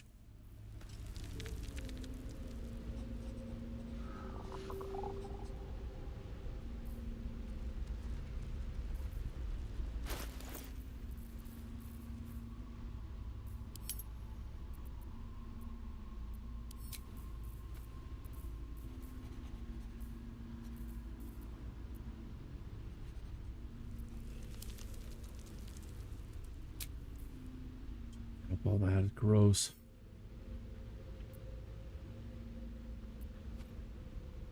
Well, we'll do that another time. These were all those weird concoctions from the hag.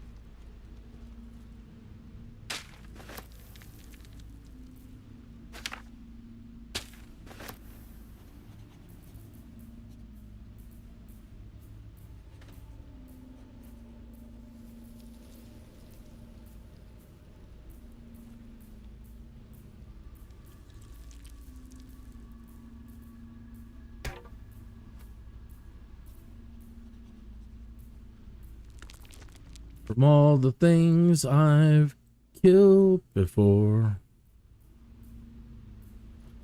you stood before me, then we're on the floor.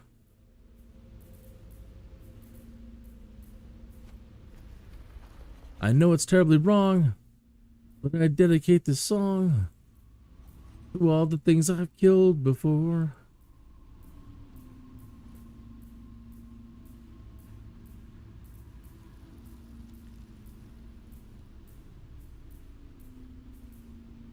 By Willie Helson. Who's the other dude that was singing it with him?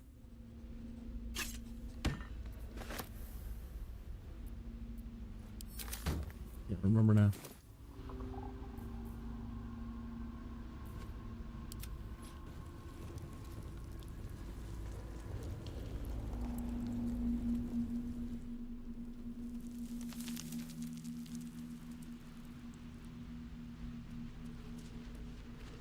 That's gonna bother me. Actually, gonna go over to Wiki or Google real quick.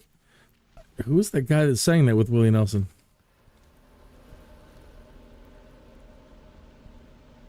Can't remember his name. Julio Iglesias. Julio Iglesias and Willie Helson.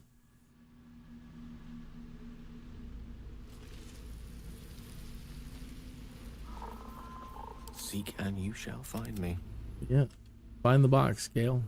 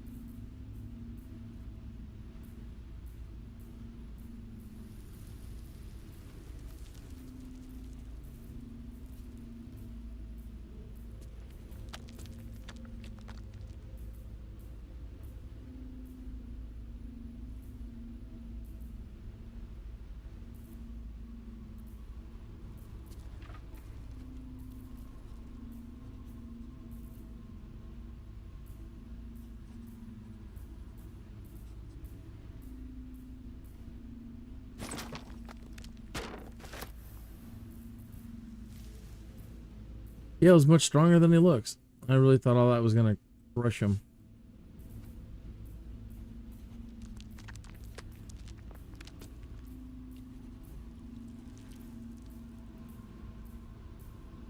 A lot of bling, yo.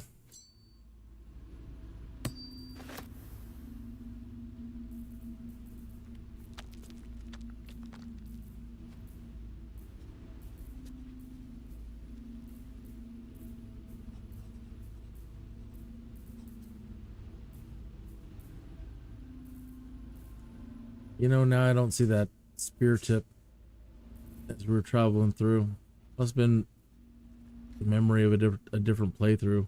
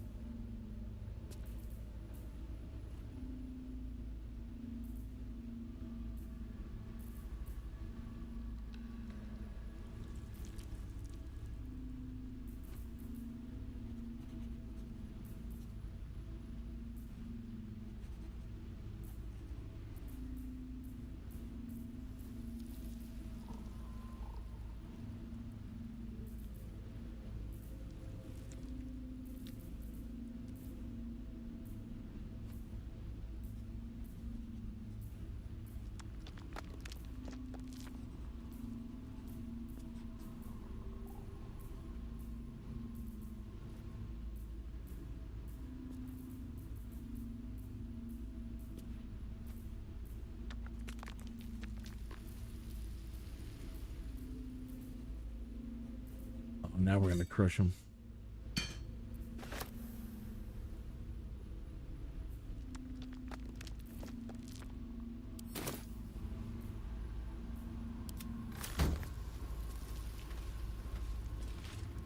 And if efficient path.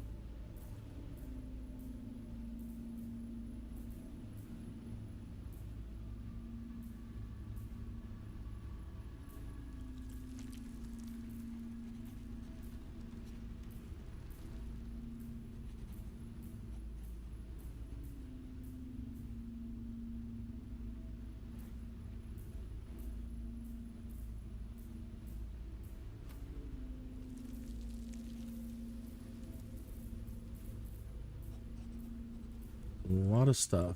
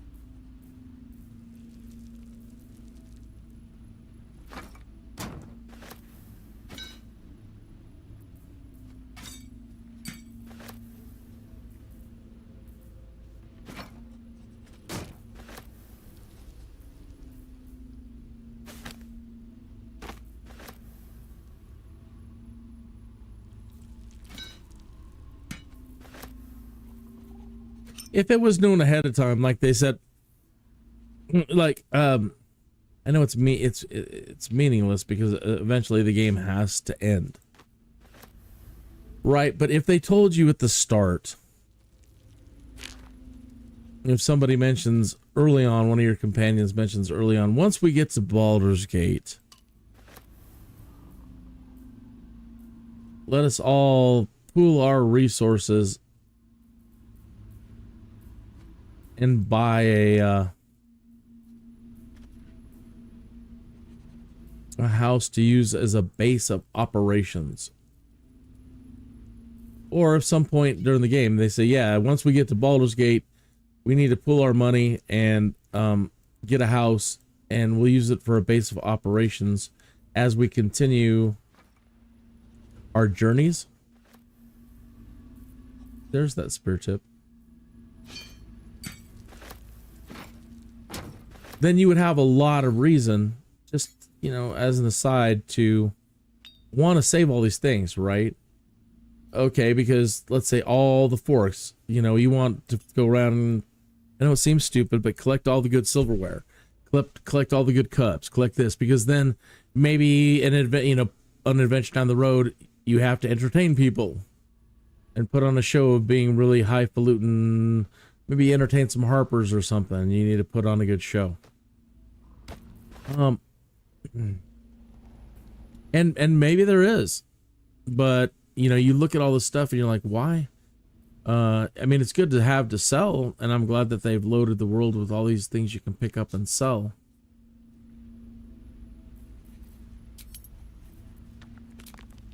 The reason why I say that is because we're currently playing D&D usually every Saturday. We will be this week. We're back on schedule.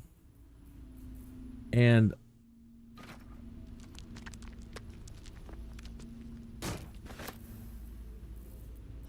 that's what we've done, actually. One of the first things we did when we made it to Baldur's Gate is pooled our resources and got a place. And the Dungeon Master was kind of cracking up, and he's like, you know, the whole idea, are we playing D&D or are we playing designers and decorators? Like, well, this is what we want to do. You know, so we did. We bought a place, and then we needed stuff to furnish it with. So the Dungeon Master, since he's trying to play non-linear, like, okay, so he's had to come up with a bunch of adventures, or you know, things that go on with our house and what it looks like. And anyway, hilarious. But we have a reason to save all the cool things that we find now to decorate our place. So all these portraits and everything else you find. If you could then have a place and yeah, just go through and start decorating it.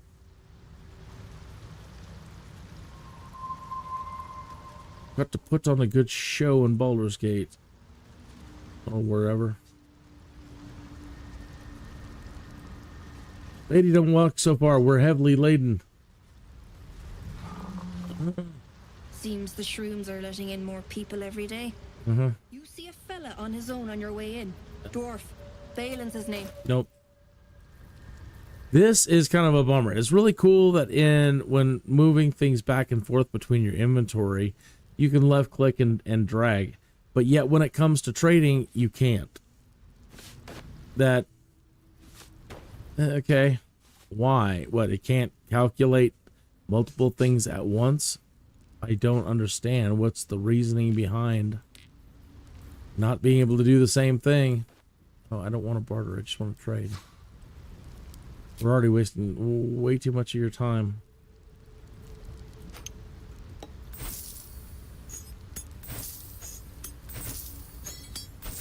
Yeah, it's bunk, man.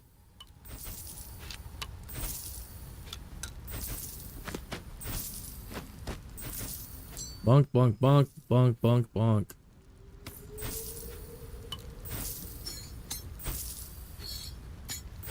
I hope whoever gets the license next, I hope it isn't Larian. I really don't. I don't. This has been fun, but you know, for somebody not to design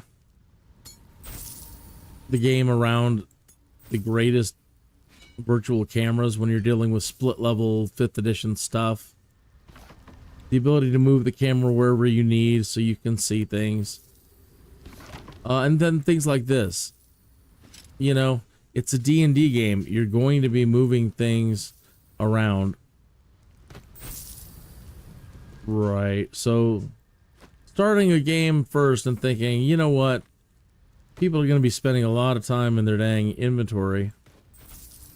Why don't we really concentrate on the inventory engine and the camera first? There's always, in any game anymore these days, it's so funny. It's like, again, one step forward, two steps back. Games of the past that used to have all these cool things, but bad graphics. All these advanced features, can move cameras, yada, yada, yada, yada. And then we get to the point where everything can look cool, but then little things like a camera, it's like, but then they always, but the engine, but the engine, but That's all we've heard for like the last 10 years. But when the, you know, their engine is crap. Another franchise comes to mind. I mentioned it a lot. It was such a favorite. SimCity and The Sims, you know. And since both titles have been in existence, members in the community like myself have been saying, bring all these projects together, please. You know, you're gonna want to sell it. You're gonna end up selling us a 10,000 DLCs in the future, and so we would like things like our main products to work together. But the engine,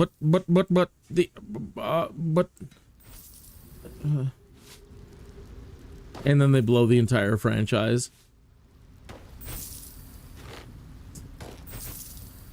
They're just the history of blunders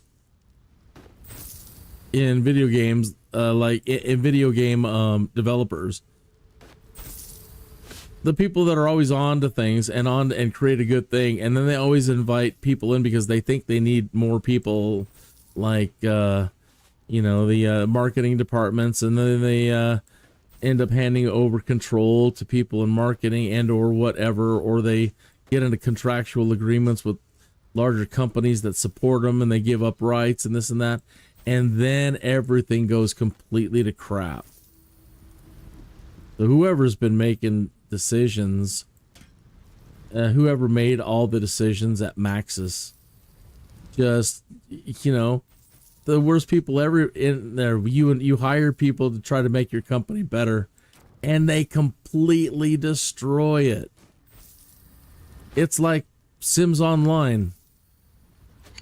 You meet somebody really cool online, then you've got this cool business that you're running in Sims Online, and somebody comes in, they want to be your business partner, and you're like, right on, man.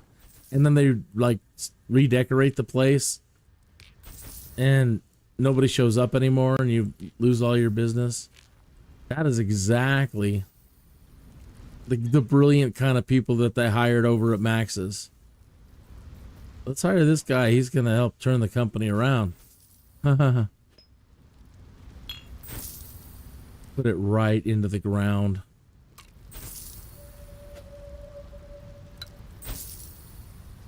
You know, I don't know if Maxis can ever come back. I think that because everybody's re-releasing all their old stuff these days, and they have a good shot to regain their crown if they were to re-release all their titles to work in today's operating systems. But beyond that, to do what we asked them to do many years ago before they collapsed and joined their products together, there's no problems, there's only solutions. Anything can be done these days, and it's just a matter of thinking, well, how? The biggest argument between The Sims and SimCity joining together has been, well, the time difference, and I get it, right? Like the time in SimCity, we're gonna want to speed things up, and you know, and I get it. I'm a fan of both. I play. All right.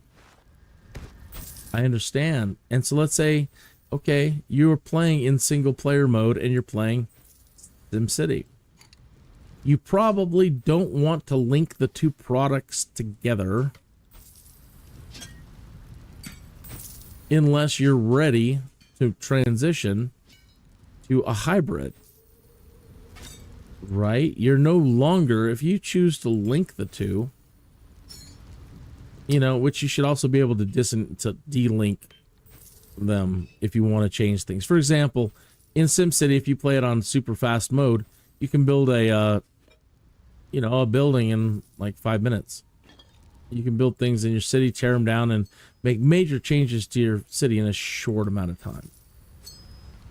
Okay, but in The Sims, the speed that you're moving in SimCity, these Sims and all the people you create and all the people in your city, they could all be dead by the time you're done playing around at fast speed on SimCity. So let's say you have the two titles and you choose to link them at that point. So you can play the mayor as a sim and all the careers that you choose in the Sims. Do all those cool things inside your city. You're going to have hybrid time. It will only run then as fast as the Sims runs in fast mode, which is still pretty darn fast. Right? So you're going to be busy in Sims mode anyway. You're not, you know, take it easy. 3 months in Sims time isn't a big deal. And when you're done, you know, hey, your buildings are done. It would be nice to be able to build things on a Sims level in SimCity. The ease at which they can, their building tools are so fantastic.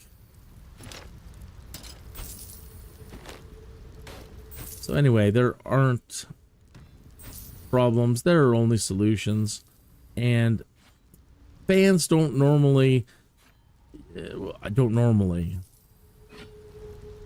have a company's worst interest in mind when they're suggesting things, except for the stuff I'm talking about today. I don't think it was a good idea to include all the adult pornographic, sexual, and illegal sexual content in a Dungeons and Dragons game. I think people who want that stuff, again, I've already said had my say on that. And I think it's going to hurt in the long run once more people catch on. Because again, they sprung that on us 1 month before release. They didn't really make sure that parents and people knew what the hell was going to be in this D&D title. That's freaking rude, and that's why they did it and didn't tell anybody until the last minute. They're cowards on top of it. They're okay.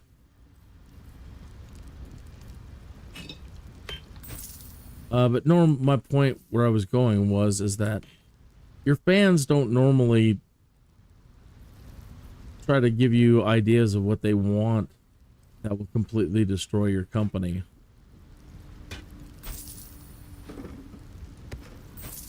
So these ideas that people in the Sims and the SimCity community have been pushing for a long time, we know it can be done because we've seen it in SimCity 2000. So they demonstrated just the most amazing technology to us in the past. So I don't know if you know this or not. You might not be old enough to know it.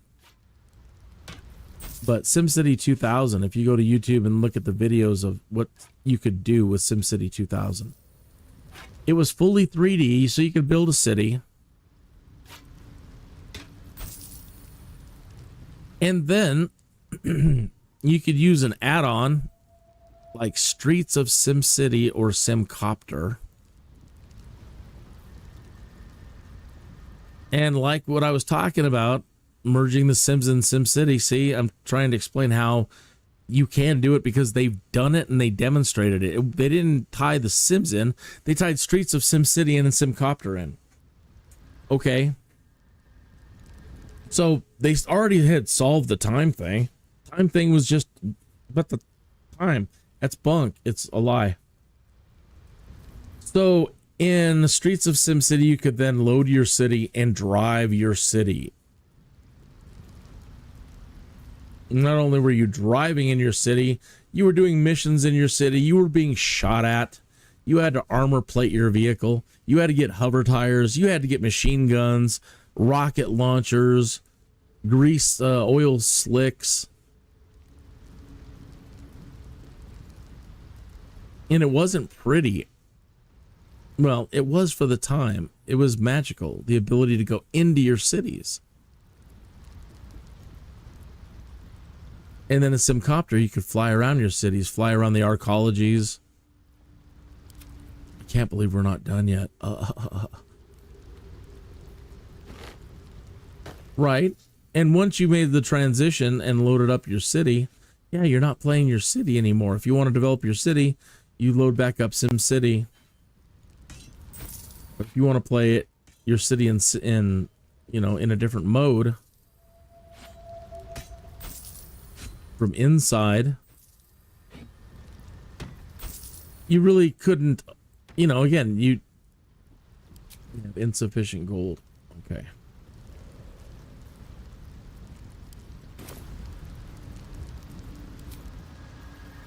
Keeping the old turnip.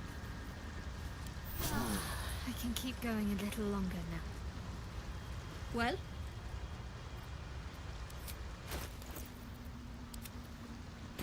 Really, she didn't replenish?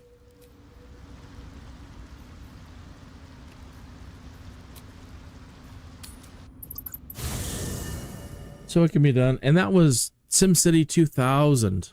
Then there was SimCity 3000. Then there was Sims 4. You know, so we're talking about like 30 years. 30 years ago, they demonstrated the ability to tie all of these products together.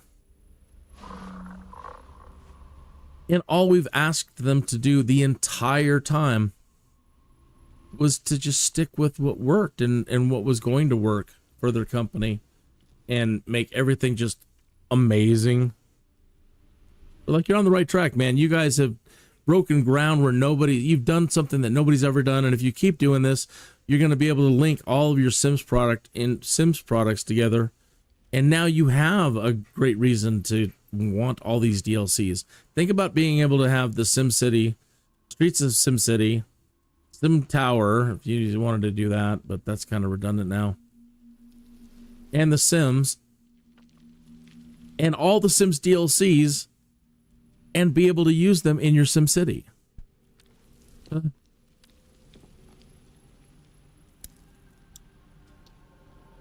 That's all we ever asked them to do. Now they don't even have their own company anymore, and they got bought out by EA, and now those schmucks are making the decisions, and they haven't, and they always make steps backwards too. Sims 2 was brilliant. The AI was brilliant. You could create some mastermind thieves. And then leave them alone. Just go create some other characters. And all of a sudden, man, like in the old SimCity, you know, the news flash, or you look at City Hall and everybody's freaking out. So you zoom in on City Hall and everybody's mad because there's this crime wave going on and just everybody's stuff is being stolen, and you know, they demanded the mayor do something about it, and they're ready to riot.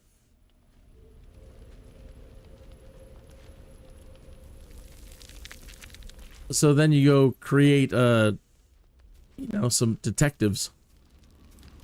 Created a group of detectives specifically, and I created another detective lab and made them all super sleuths and crime fighters. And then I went and created some other characters, and I just let them go. And they all went after each other. You know, the detectives went after the criminals. Everybody downtown was happy. Everybody at City Hall was happy. They had really brilliant AI. And they admit it. They admit it.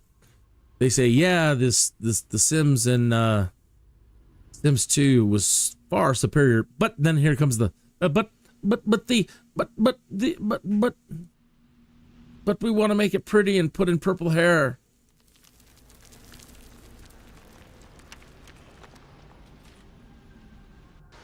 So they admit the AI was far superior. Could remember all, it had great memory and could do all these amazing things. And then we're working our way from Sims 3, so all those years where they started nerfing the AI again. Sims 4, AI has never recovered. They're so stupid now. They are so stupid.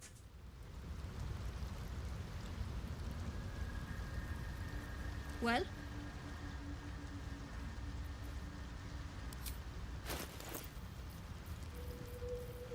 They created little tiny neighborhoods. Microsoft Flight Simulator gives us the whole world.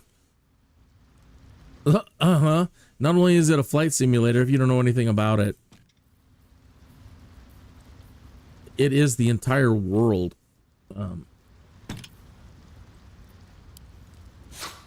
Your house is in it. That's how amazing Microsoft Flight Simulator 2020 is, and 2024 is on the way, where they're going to try to do high fidelity textures on the earth and on, you know, on the ground.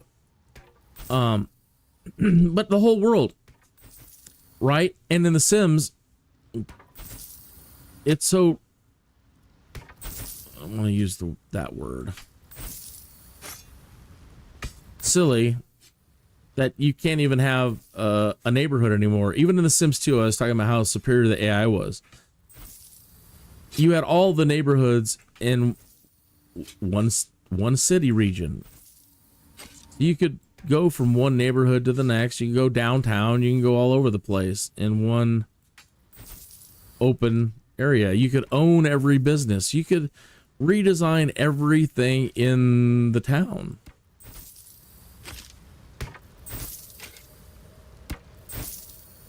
And now Sims 4, yeah. Now it's like smart cities. You get everything in your little neighborhood, and then you have to do transition screens to go between neighborhoods, which it's just, everything about it is just so backwards. And it really sucks because we're still hooked and we're still going to buy all the DLCs because we're fans. But yeah, ultimately, what we've got and what they've sold us might be more graphically pretty, but it's completely dumb.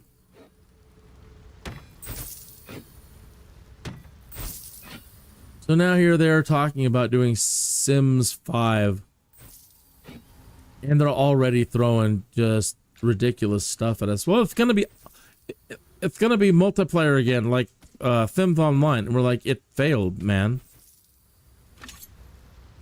Don't you get it? Sure, some people will like it for a little while, but not everybody's going to enjoy, you know, multiplayer online stuff. Yeah.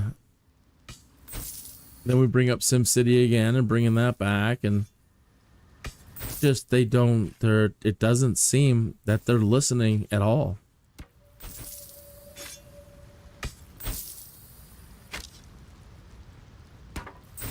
I have been seeing people go with the neighborhood thing, and they have talked about the AI. They're like, the AI is really dumb, and we really like you to fix the AI and go back to Sims 2 AI, and we'd really like to be able to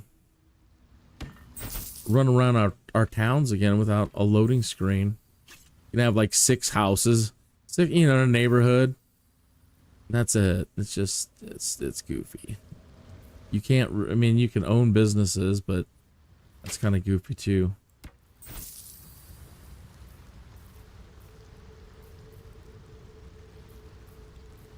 So that's, to me, that's the key. That's how you're going to actually get, if you wanted to create like an online, you're going to need you know, a lot more people.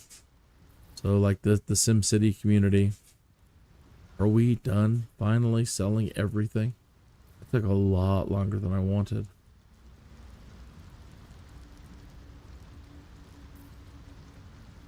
So if you sat through all that, you are a trooper.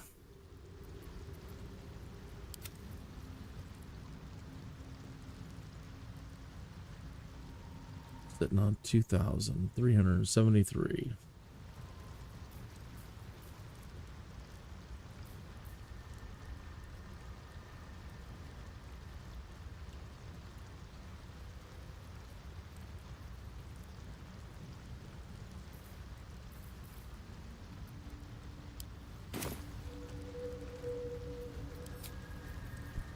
Where are you?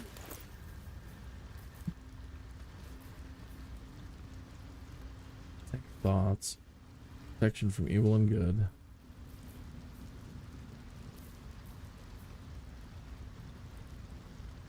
Dancing lights. Light.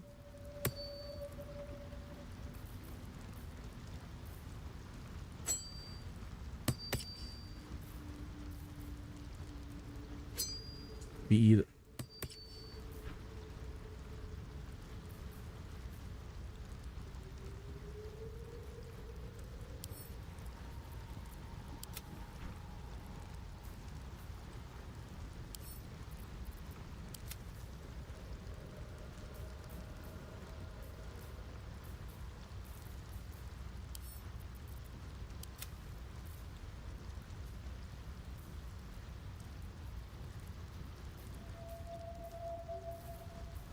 He's got 2 alchemy pouches filled now.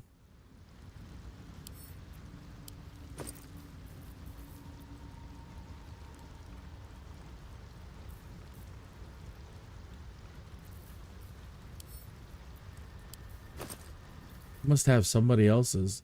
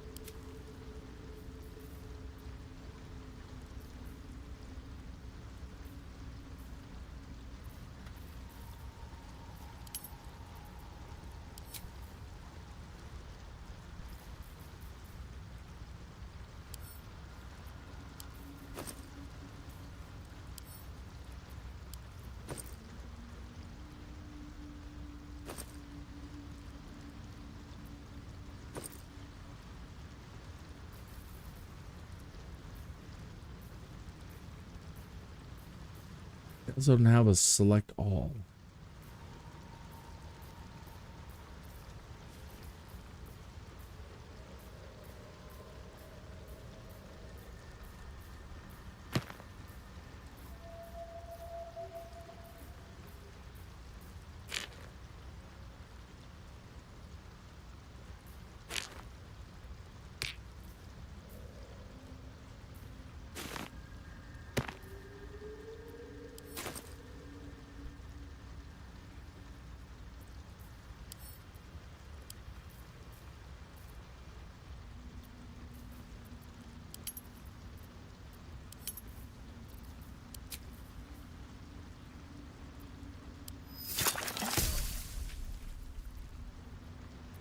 Got a healing potion out of the deal.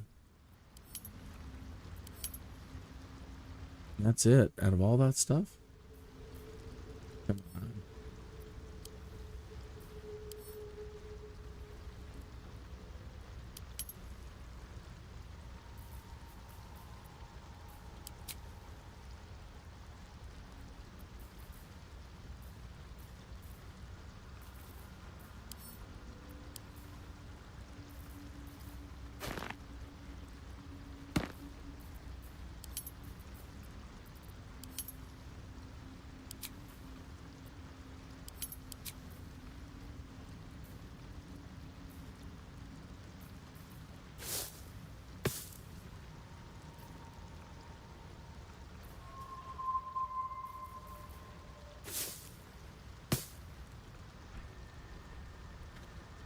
Okay.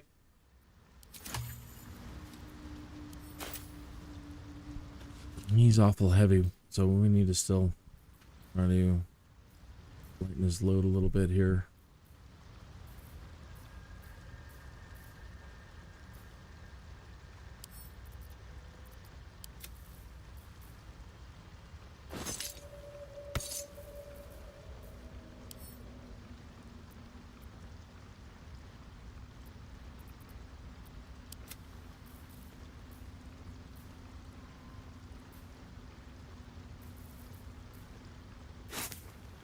Potatoes.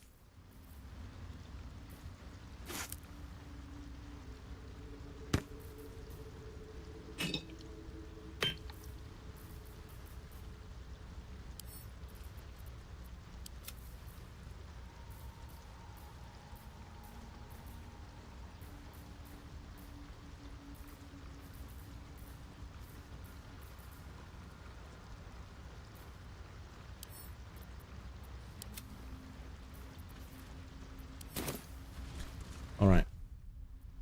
It is time. It is time. We have been sitting here. Death to the DUEGAR. Yes. That is what we will try to do. We will try to bring death unto the DUEGAR.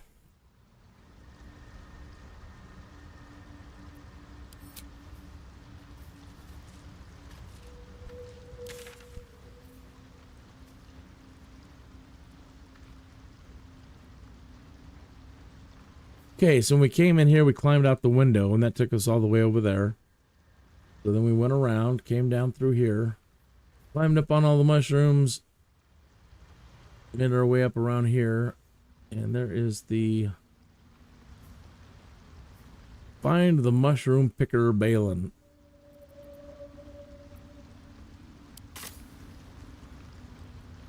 Right away.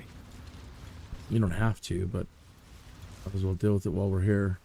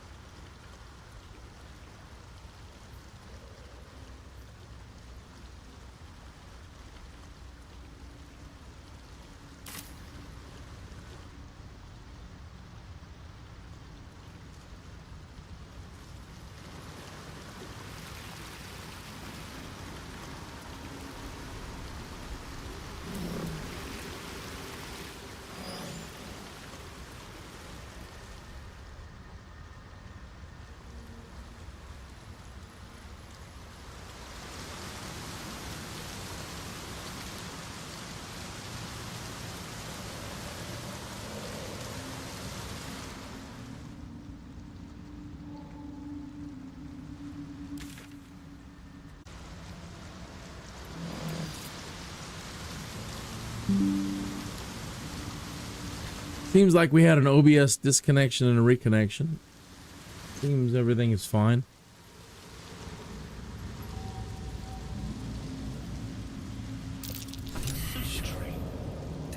These things drain away one's magic.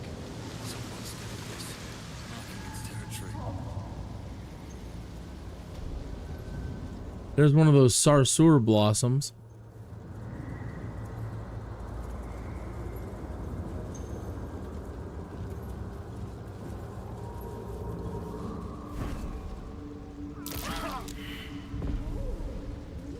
Oh.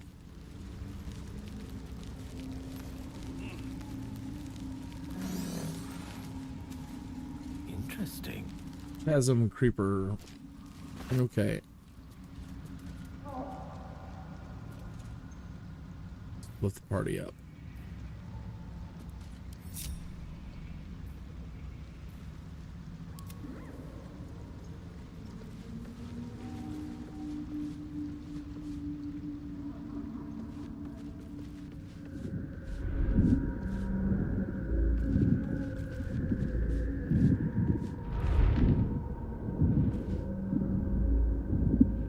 Stop! Stop!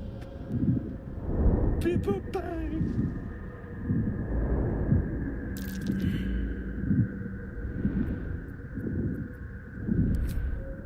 These mushrooms! Toxic! Scroll! Escape! My bag! Please! I've dropped it! Somewhere!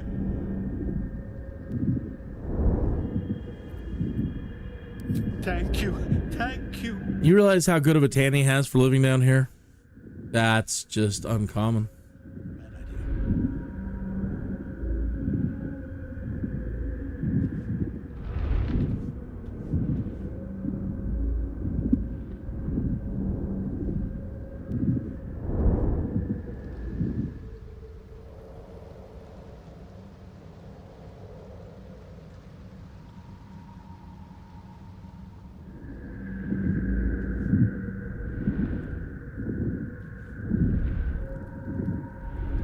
Bags right there.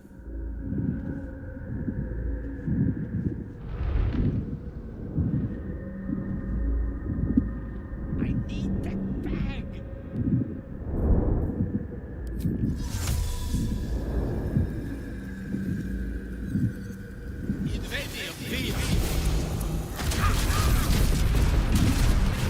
Good thing we saved.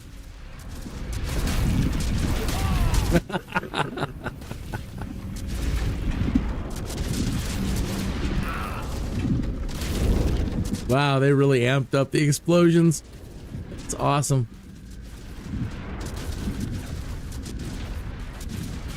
Like, you like explosions, huh? Well, we got one for you. Gale's still alive.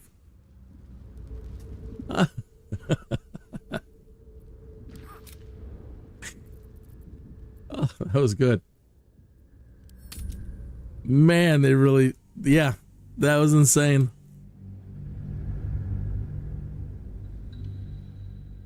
I don't get how he triggered that one. He was a good distance away.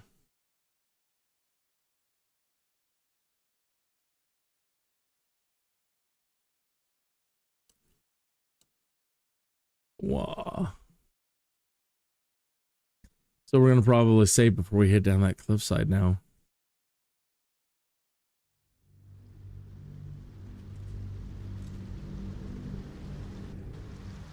Yeah, I don't recall it ever being that difficult. Yes, it is. Yes, yes. Just usually you could walk in there.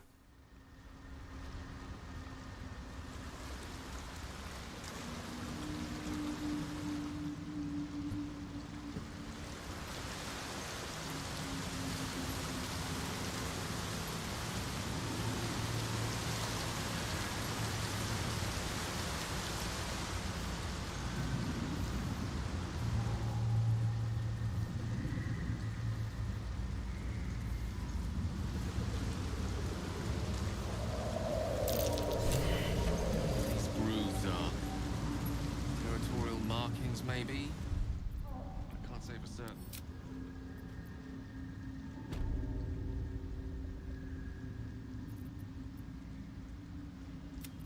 Somebody put up a video that supposedly shows all the actors, what they look like, the voice actors. They all have really, really unique, really great voices. And I'm definitely curious.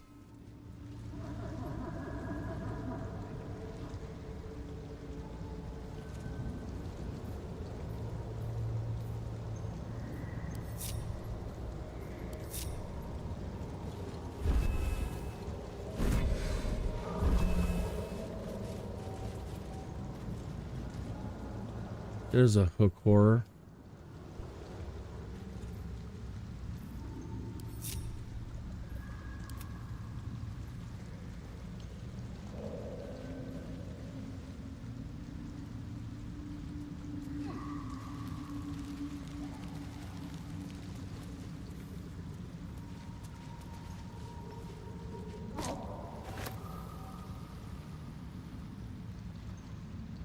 How did we do this?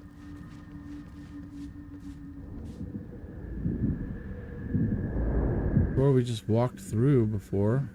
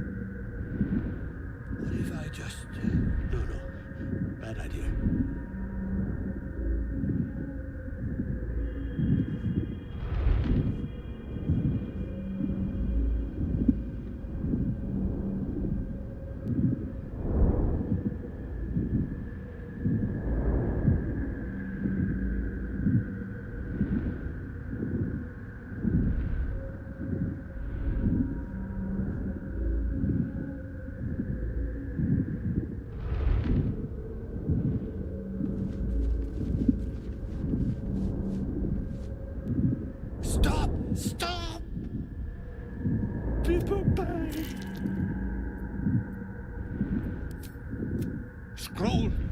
Escape! My bag, please! I've dropped it somewhere! Thank you, thank you!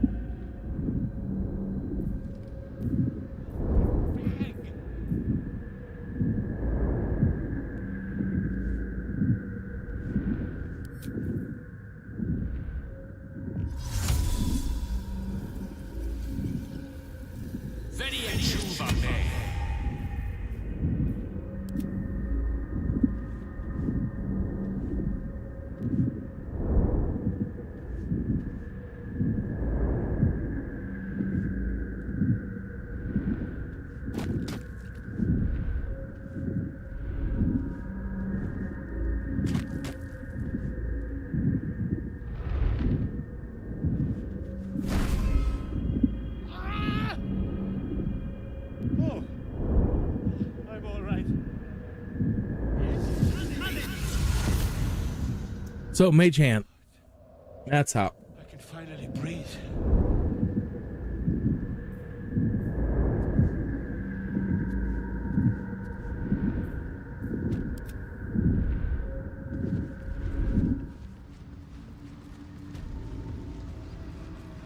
Oh, you're not coming with? Come on.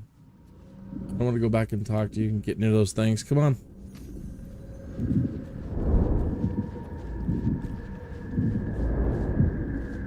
Ah, right. What were you saying? I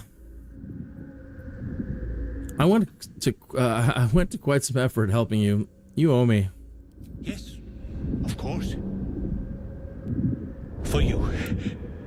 Your trouble.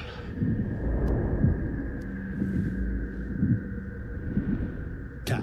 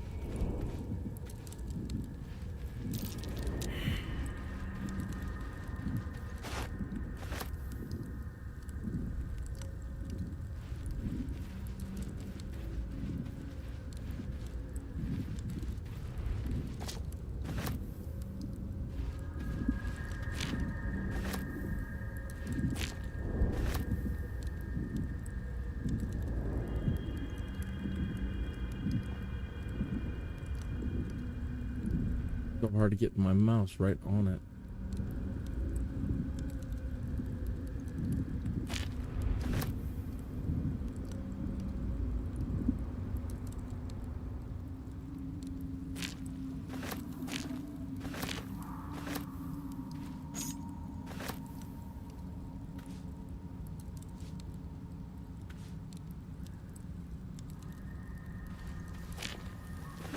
All right. On my way.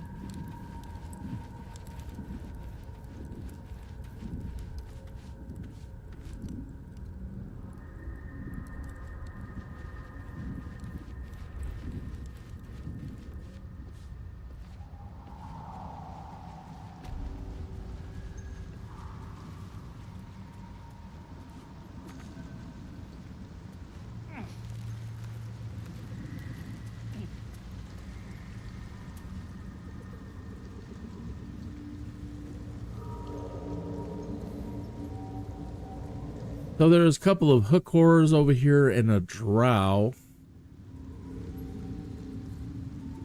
If I recall, they were a really big pain in the butt.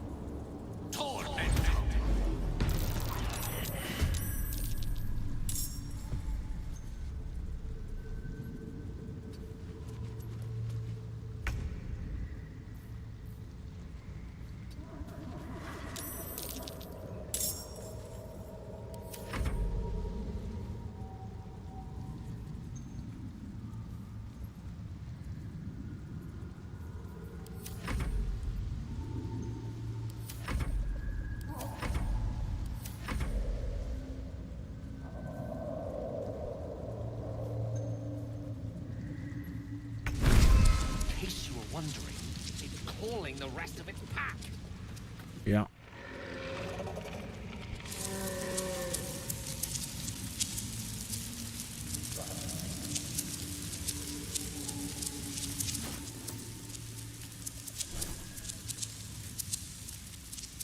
A good time for Thunderwave. I'm not in combat. Okay, maybe not. It really is, though. Where do I go from here?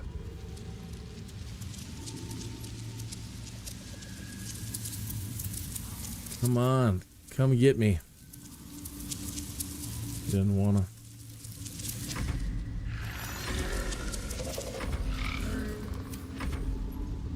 Come on. There you go.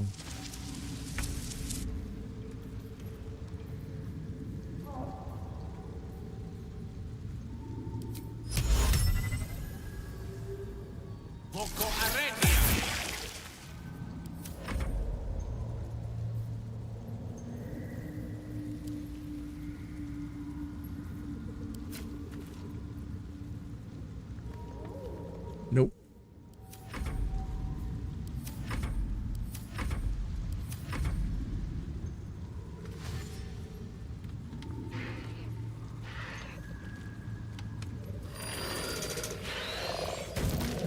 Oh, he jumped.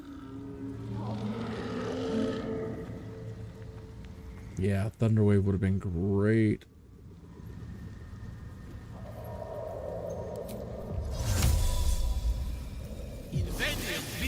See ya.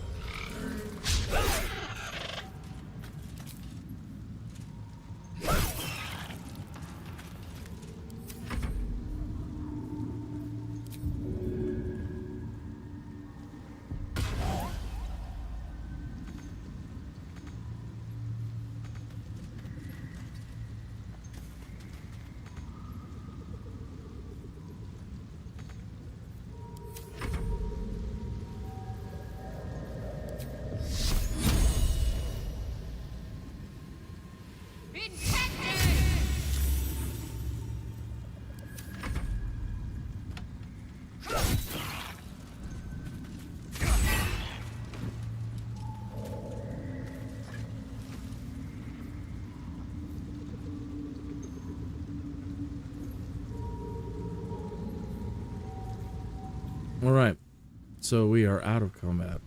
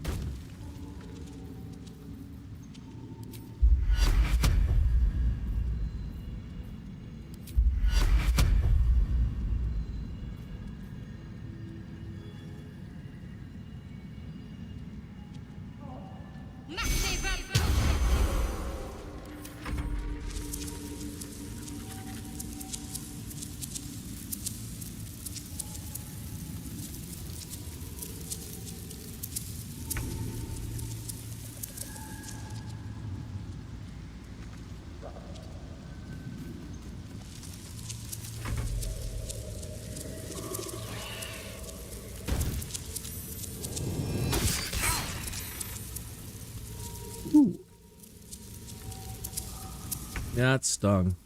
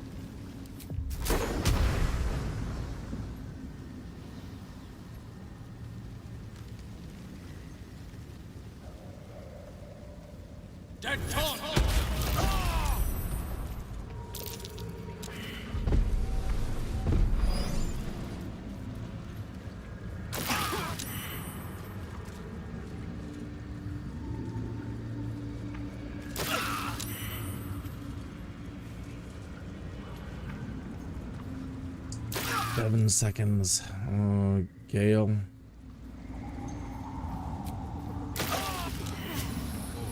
Lovely little pick me up. Truly.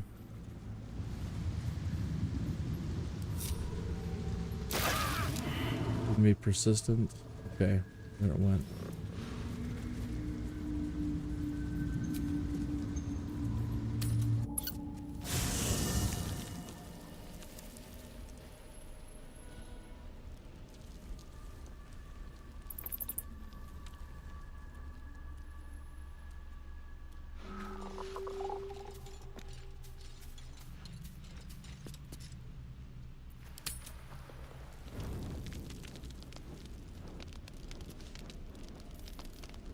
I can wear pajamas and change my underwear. So cool.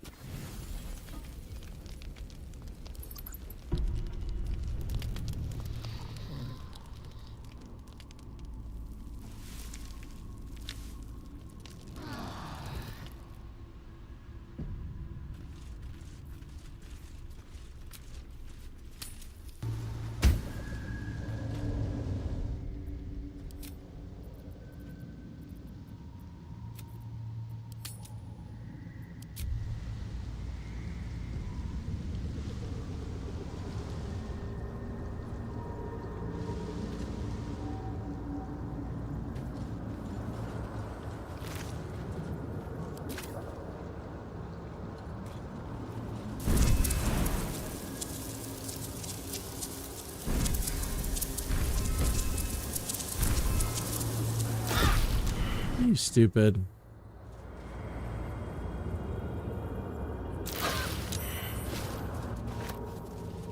We just rested. Really? If not over, then through.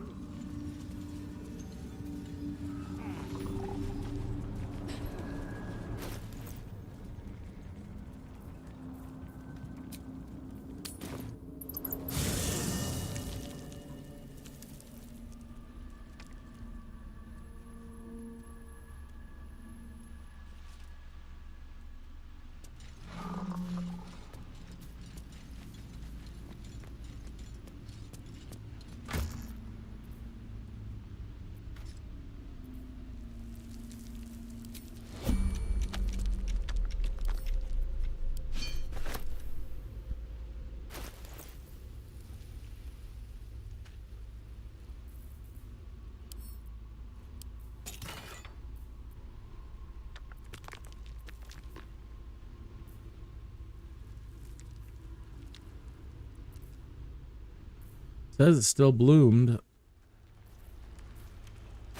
It hasn't turned into just petals.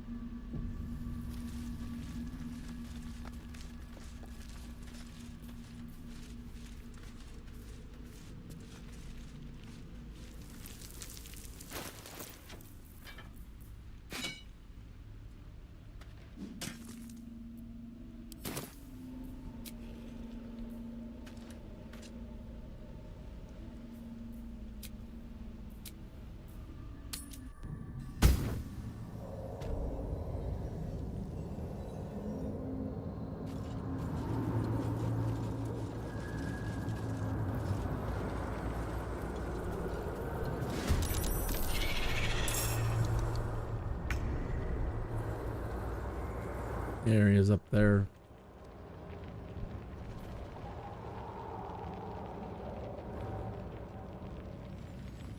The only one? No, there's one over there. Need to act fast.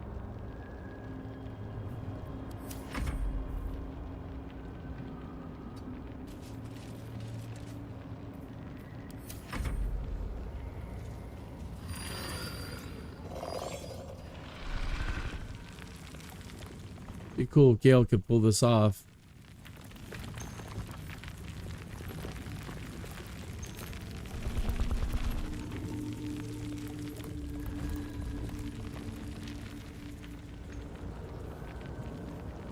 Come a little over this way. And Misty Step.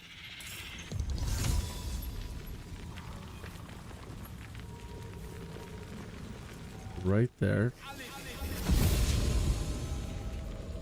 And then Thunder Wave.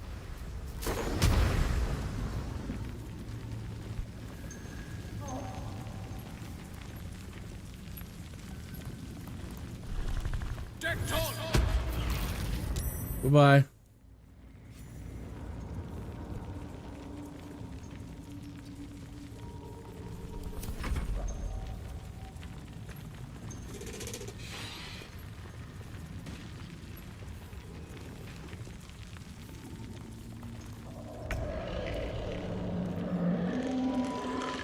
Really? He jumped down and took out Lae'zel and Shadowheart? Or just knocked him down when he landed? Just knocked him down.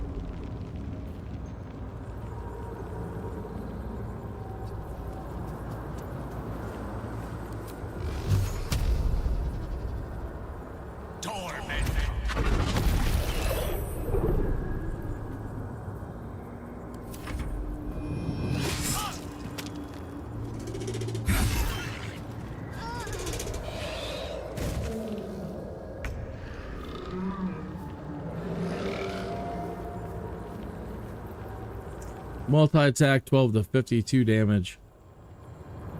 But this guy's almost knocked out. Hit him. Hit him. Target must be prone. Okay.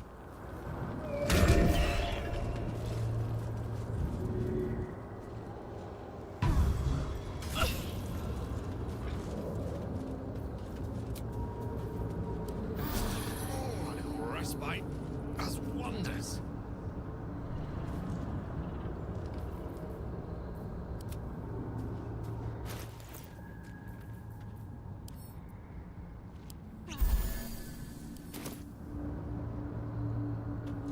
All right. So, yes. Isn't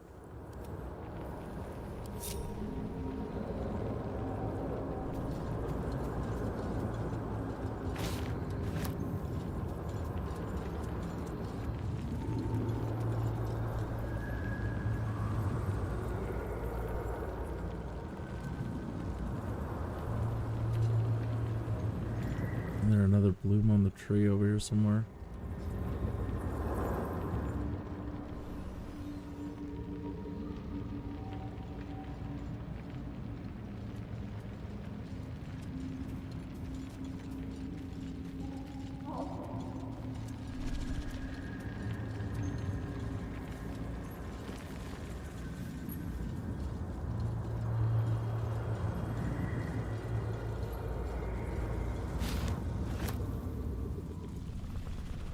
Maybe I need more pockets.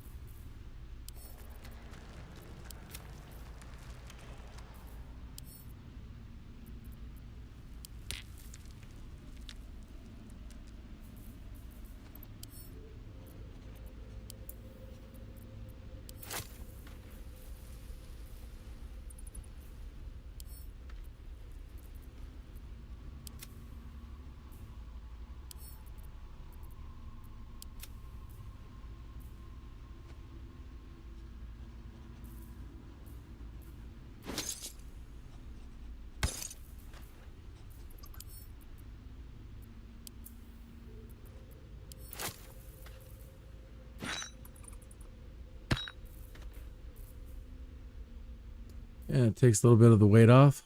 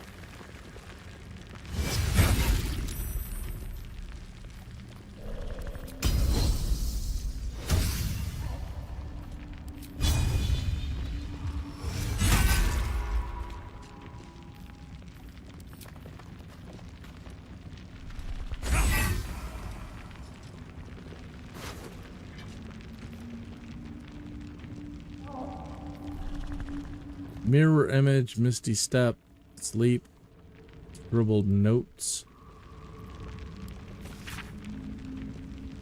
Protected guardian of the Adamantian Forge.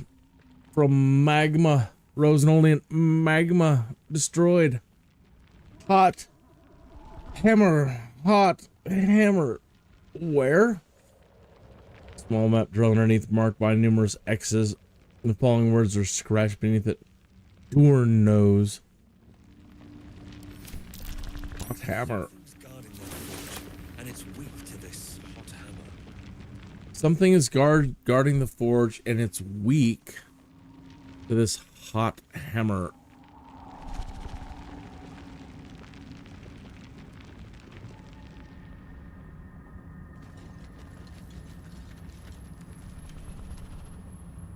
Couple of fishes, my precious.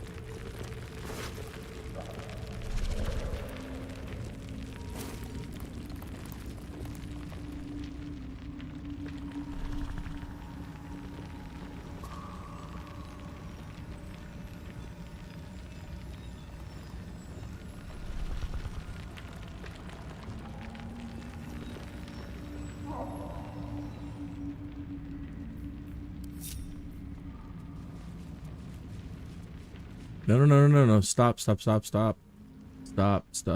Okay, fine. You're gonna wake that Bulette up. Light on my feet.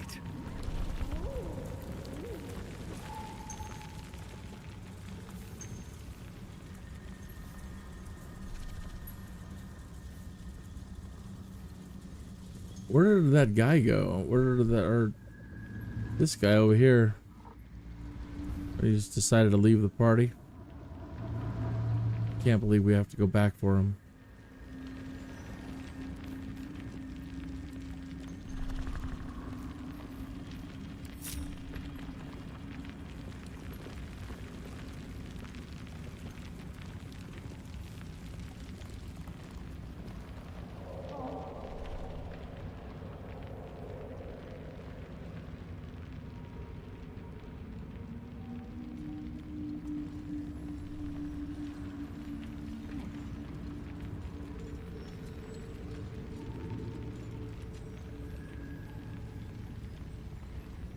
It is time.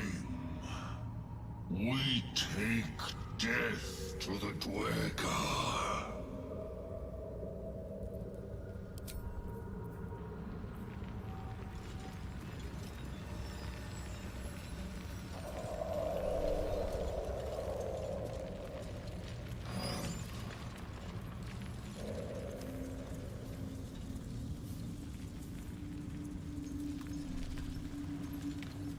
Come along.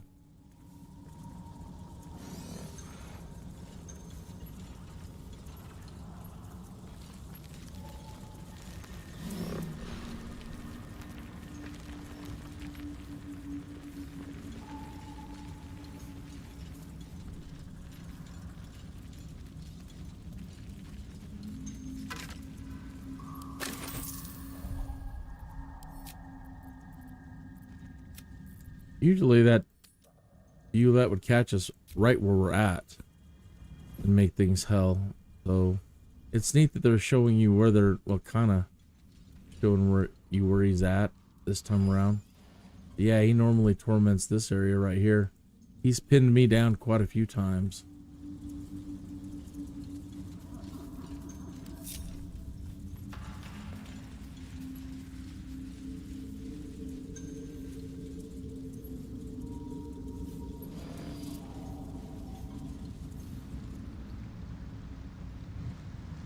There's the part of the DUEGAR camp. This is how we get to the lake. This area down here.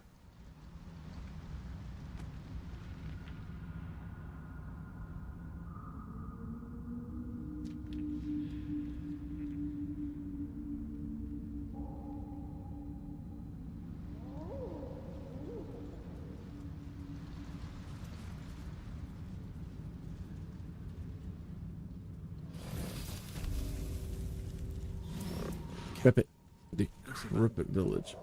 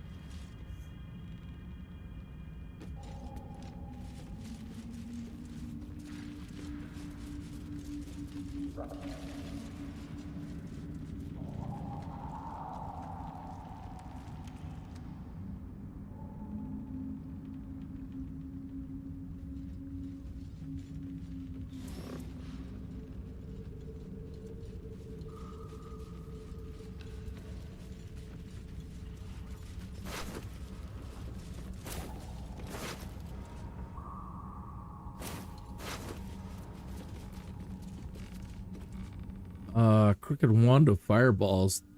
Far out.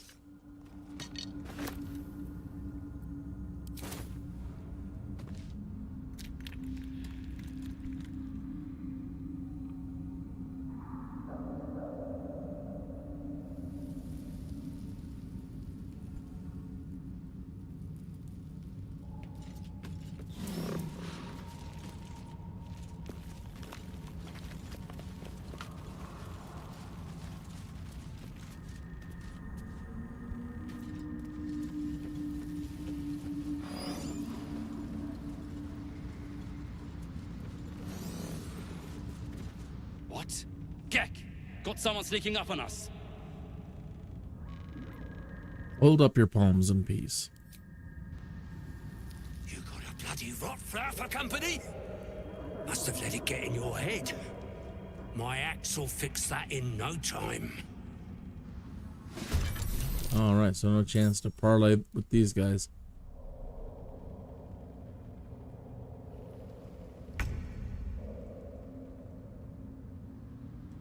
Gale. My man. Hit him, buddy.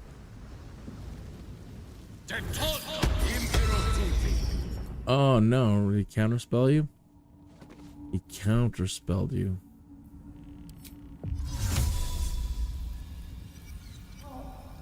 Get us out of there now.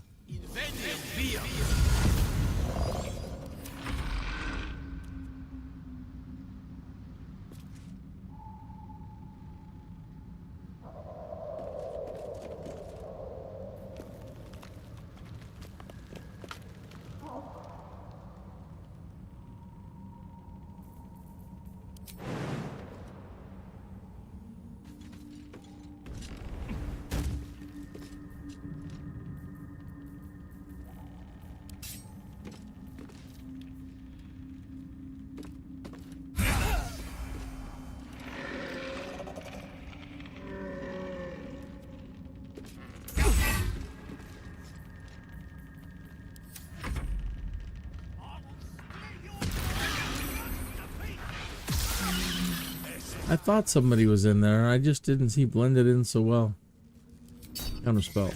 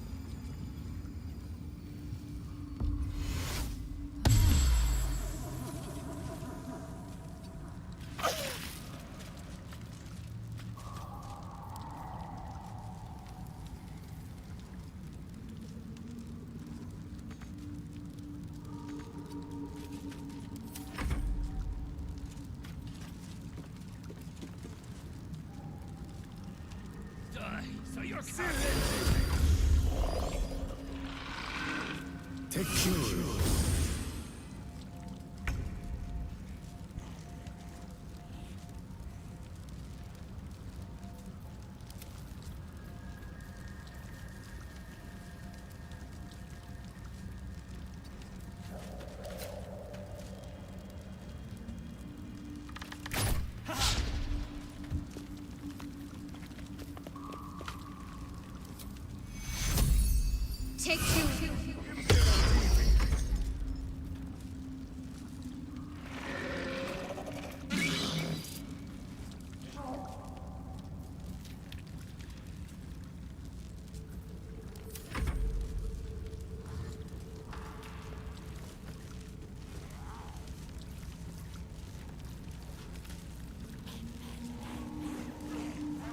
You're shitting me.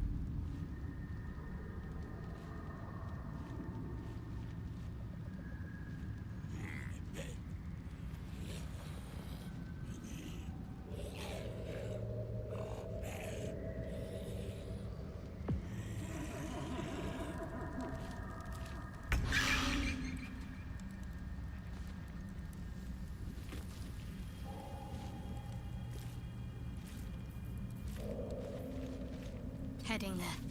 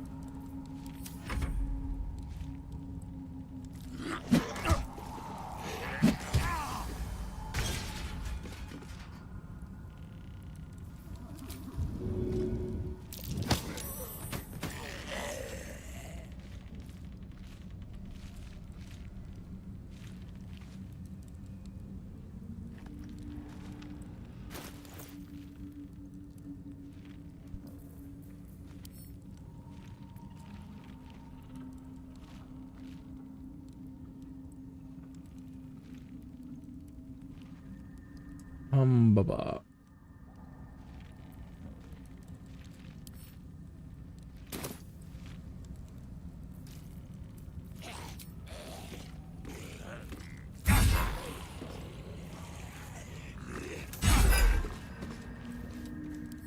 battle of wits.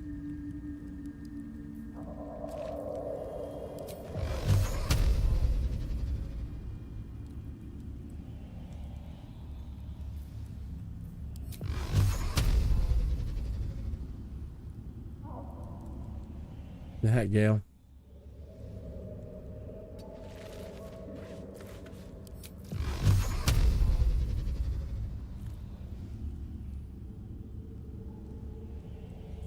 Don't understand.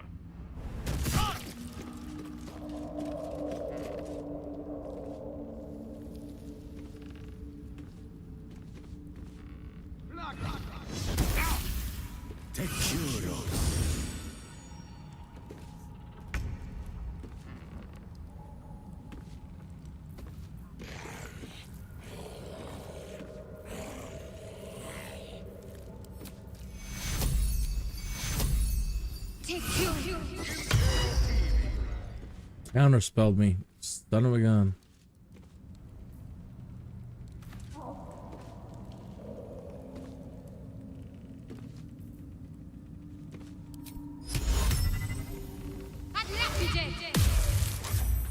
He saved.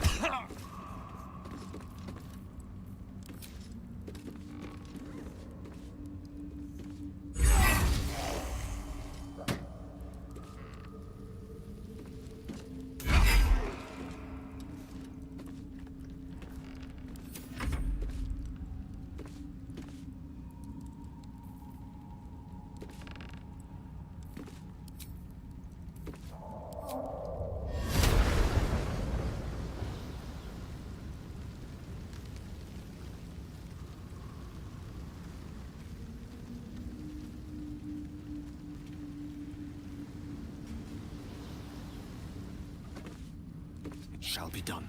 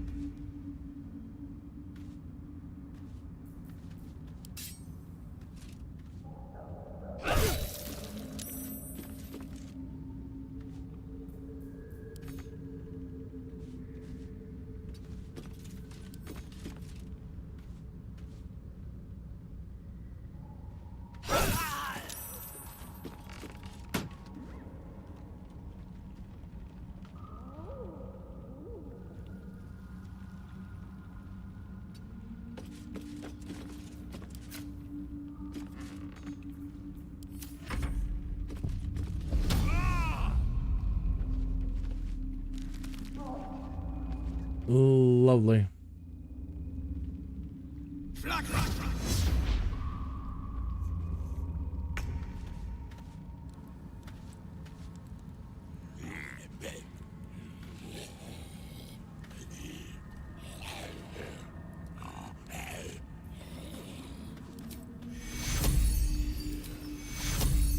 Take you.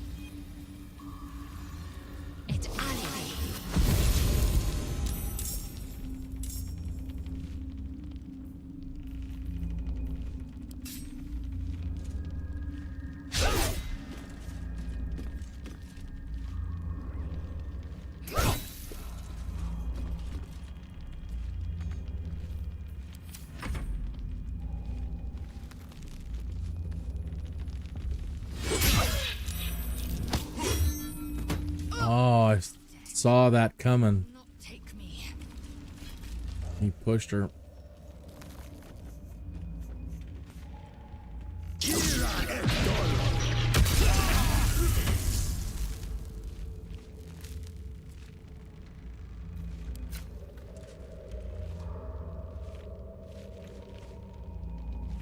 He cooked himself doing so.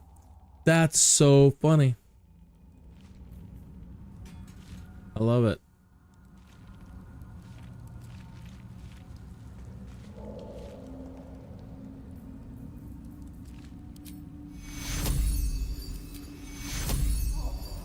Take you.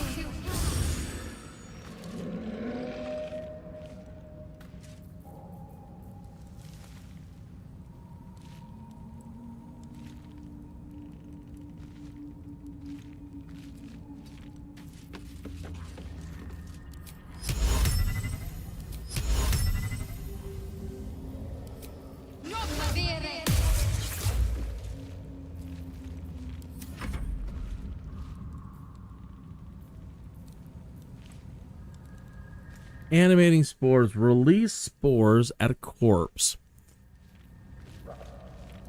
Animated as a servant under your command. Only affects one target at a time.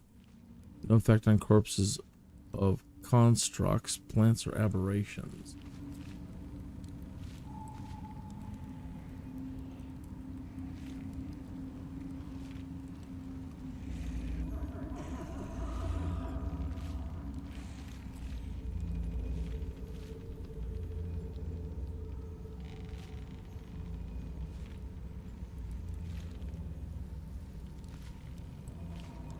I can't believe he blew himself up.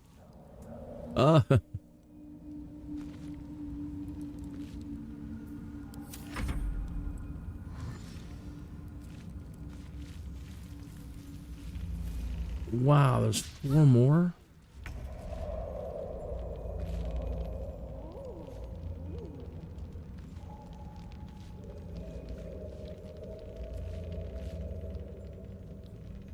They made this a lot tougher.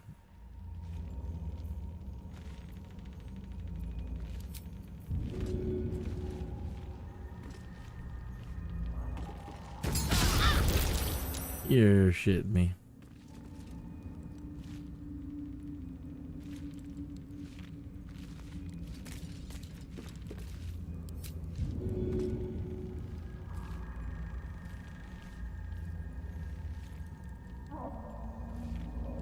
Too heavy.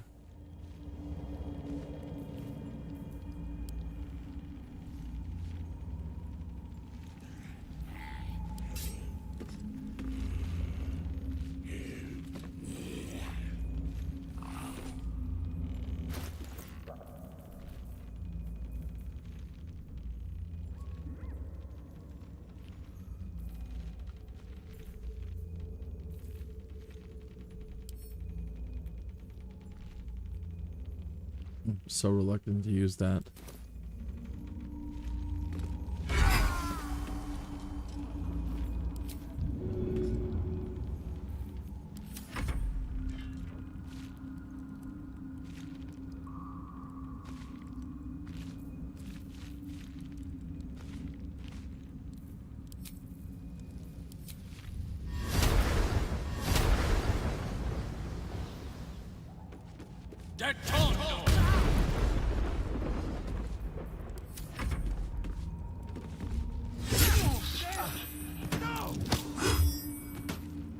Son of a banger.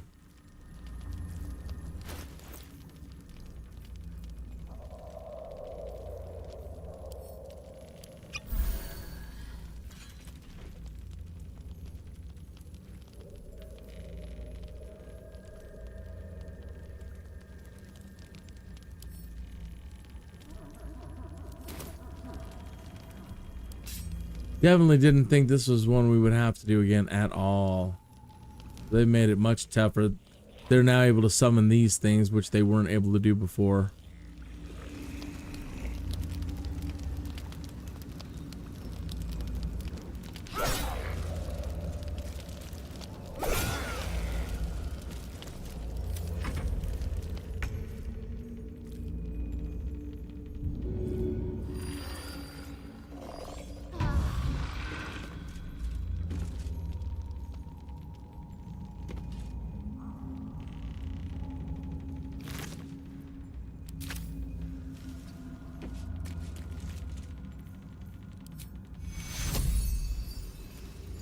Take you.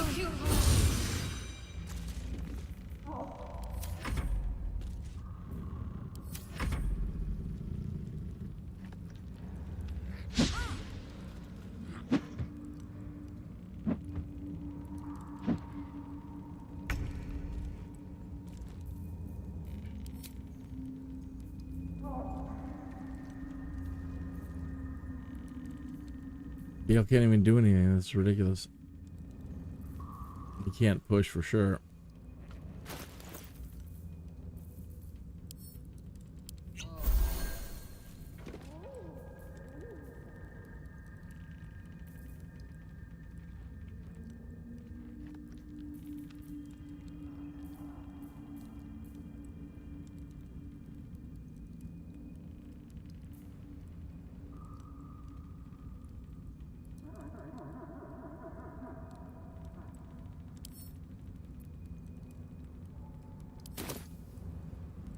Stuck.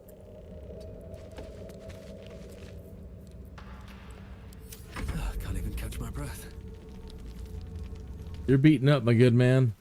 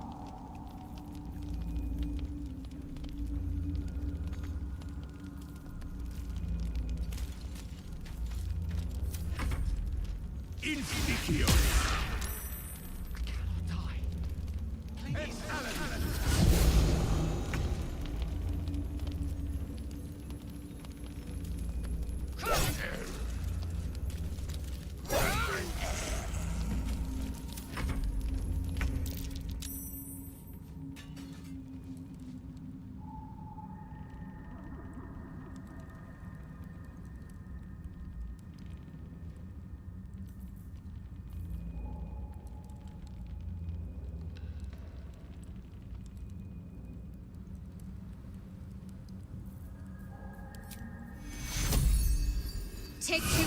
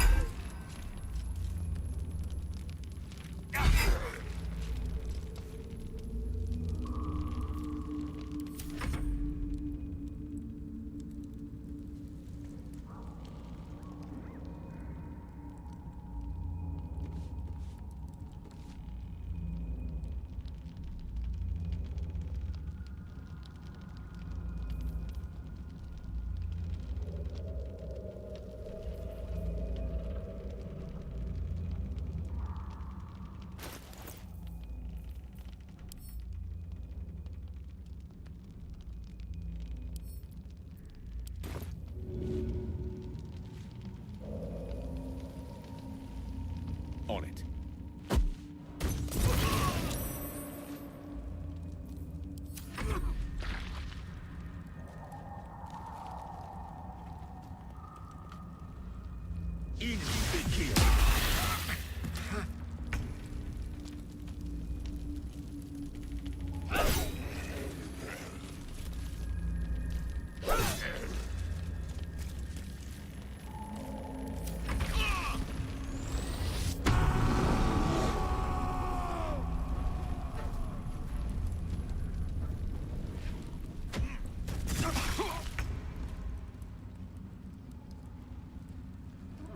Oh, he threw something at me and messed me up.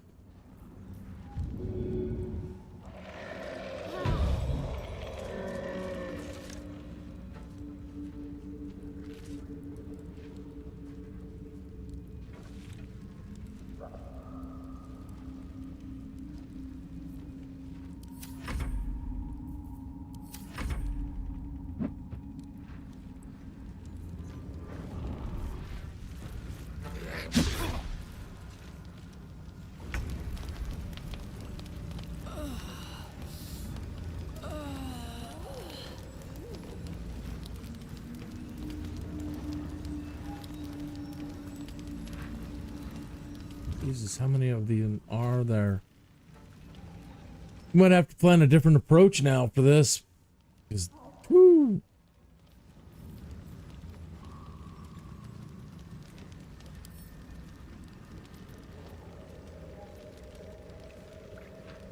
That's too much resources to waste on a fight like this.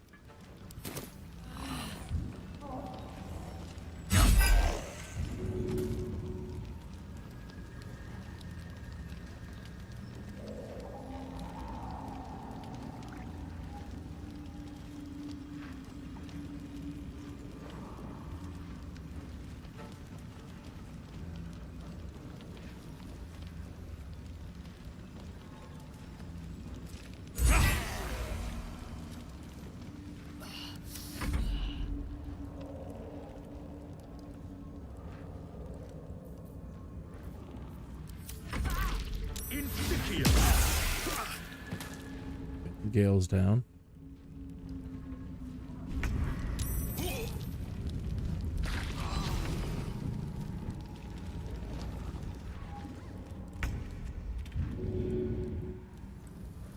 Who has been shooting at Gale? Where?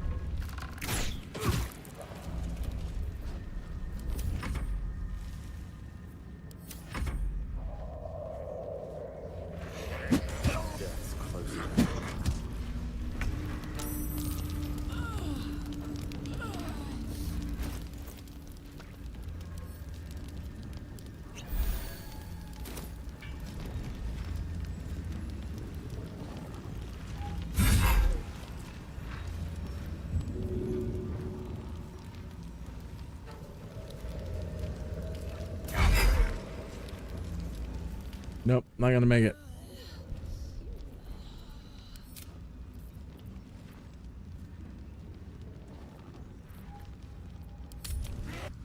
Okay. Well, now that we know that we got that coming up, we've got to be able to get in there without triggering a fight and isolate those guys that are able to cast and really try to take them out as fast as possible. This might be a case where we have to use explosives. Something. Gotta hit them much harder. Well, that's loading. I'm going to... How long have we been running? God, 5 hours and 47 minutes. Is it? 1 o'clock in the morning. I want to keep going because I don't have anything scheduled for tomorrow. And so I have the opportunity to keep going. But I've got to make a part 2 to this, Underdark part 2. Is this, it's going on too long. Yeah, we're almost 6 hours on this thing. Editing is, if we try to, is going to be a pain in the butt. But I really have no choice, so let me go over here and...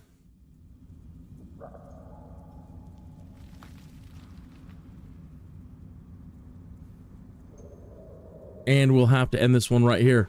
I need to get up, stretch, take a break anyway, do coffee, and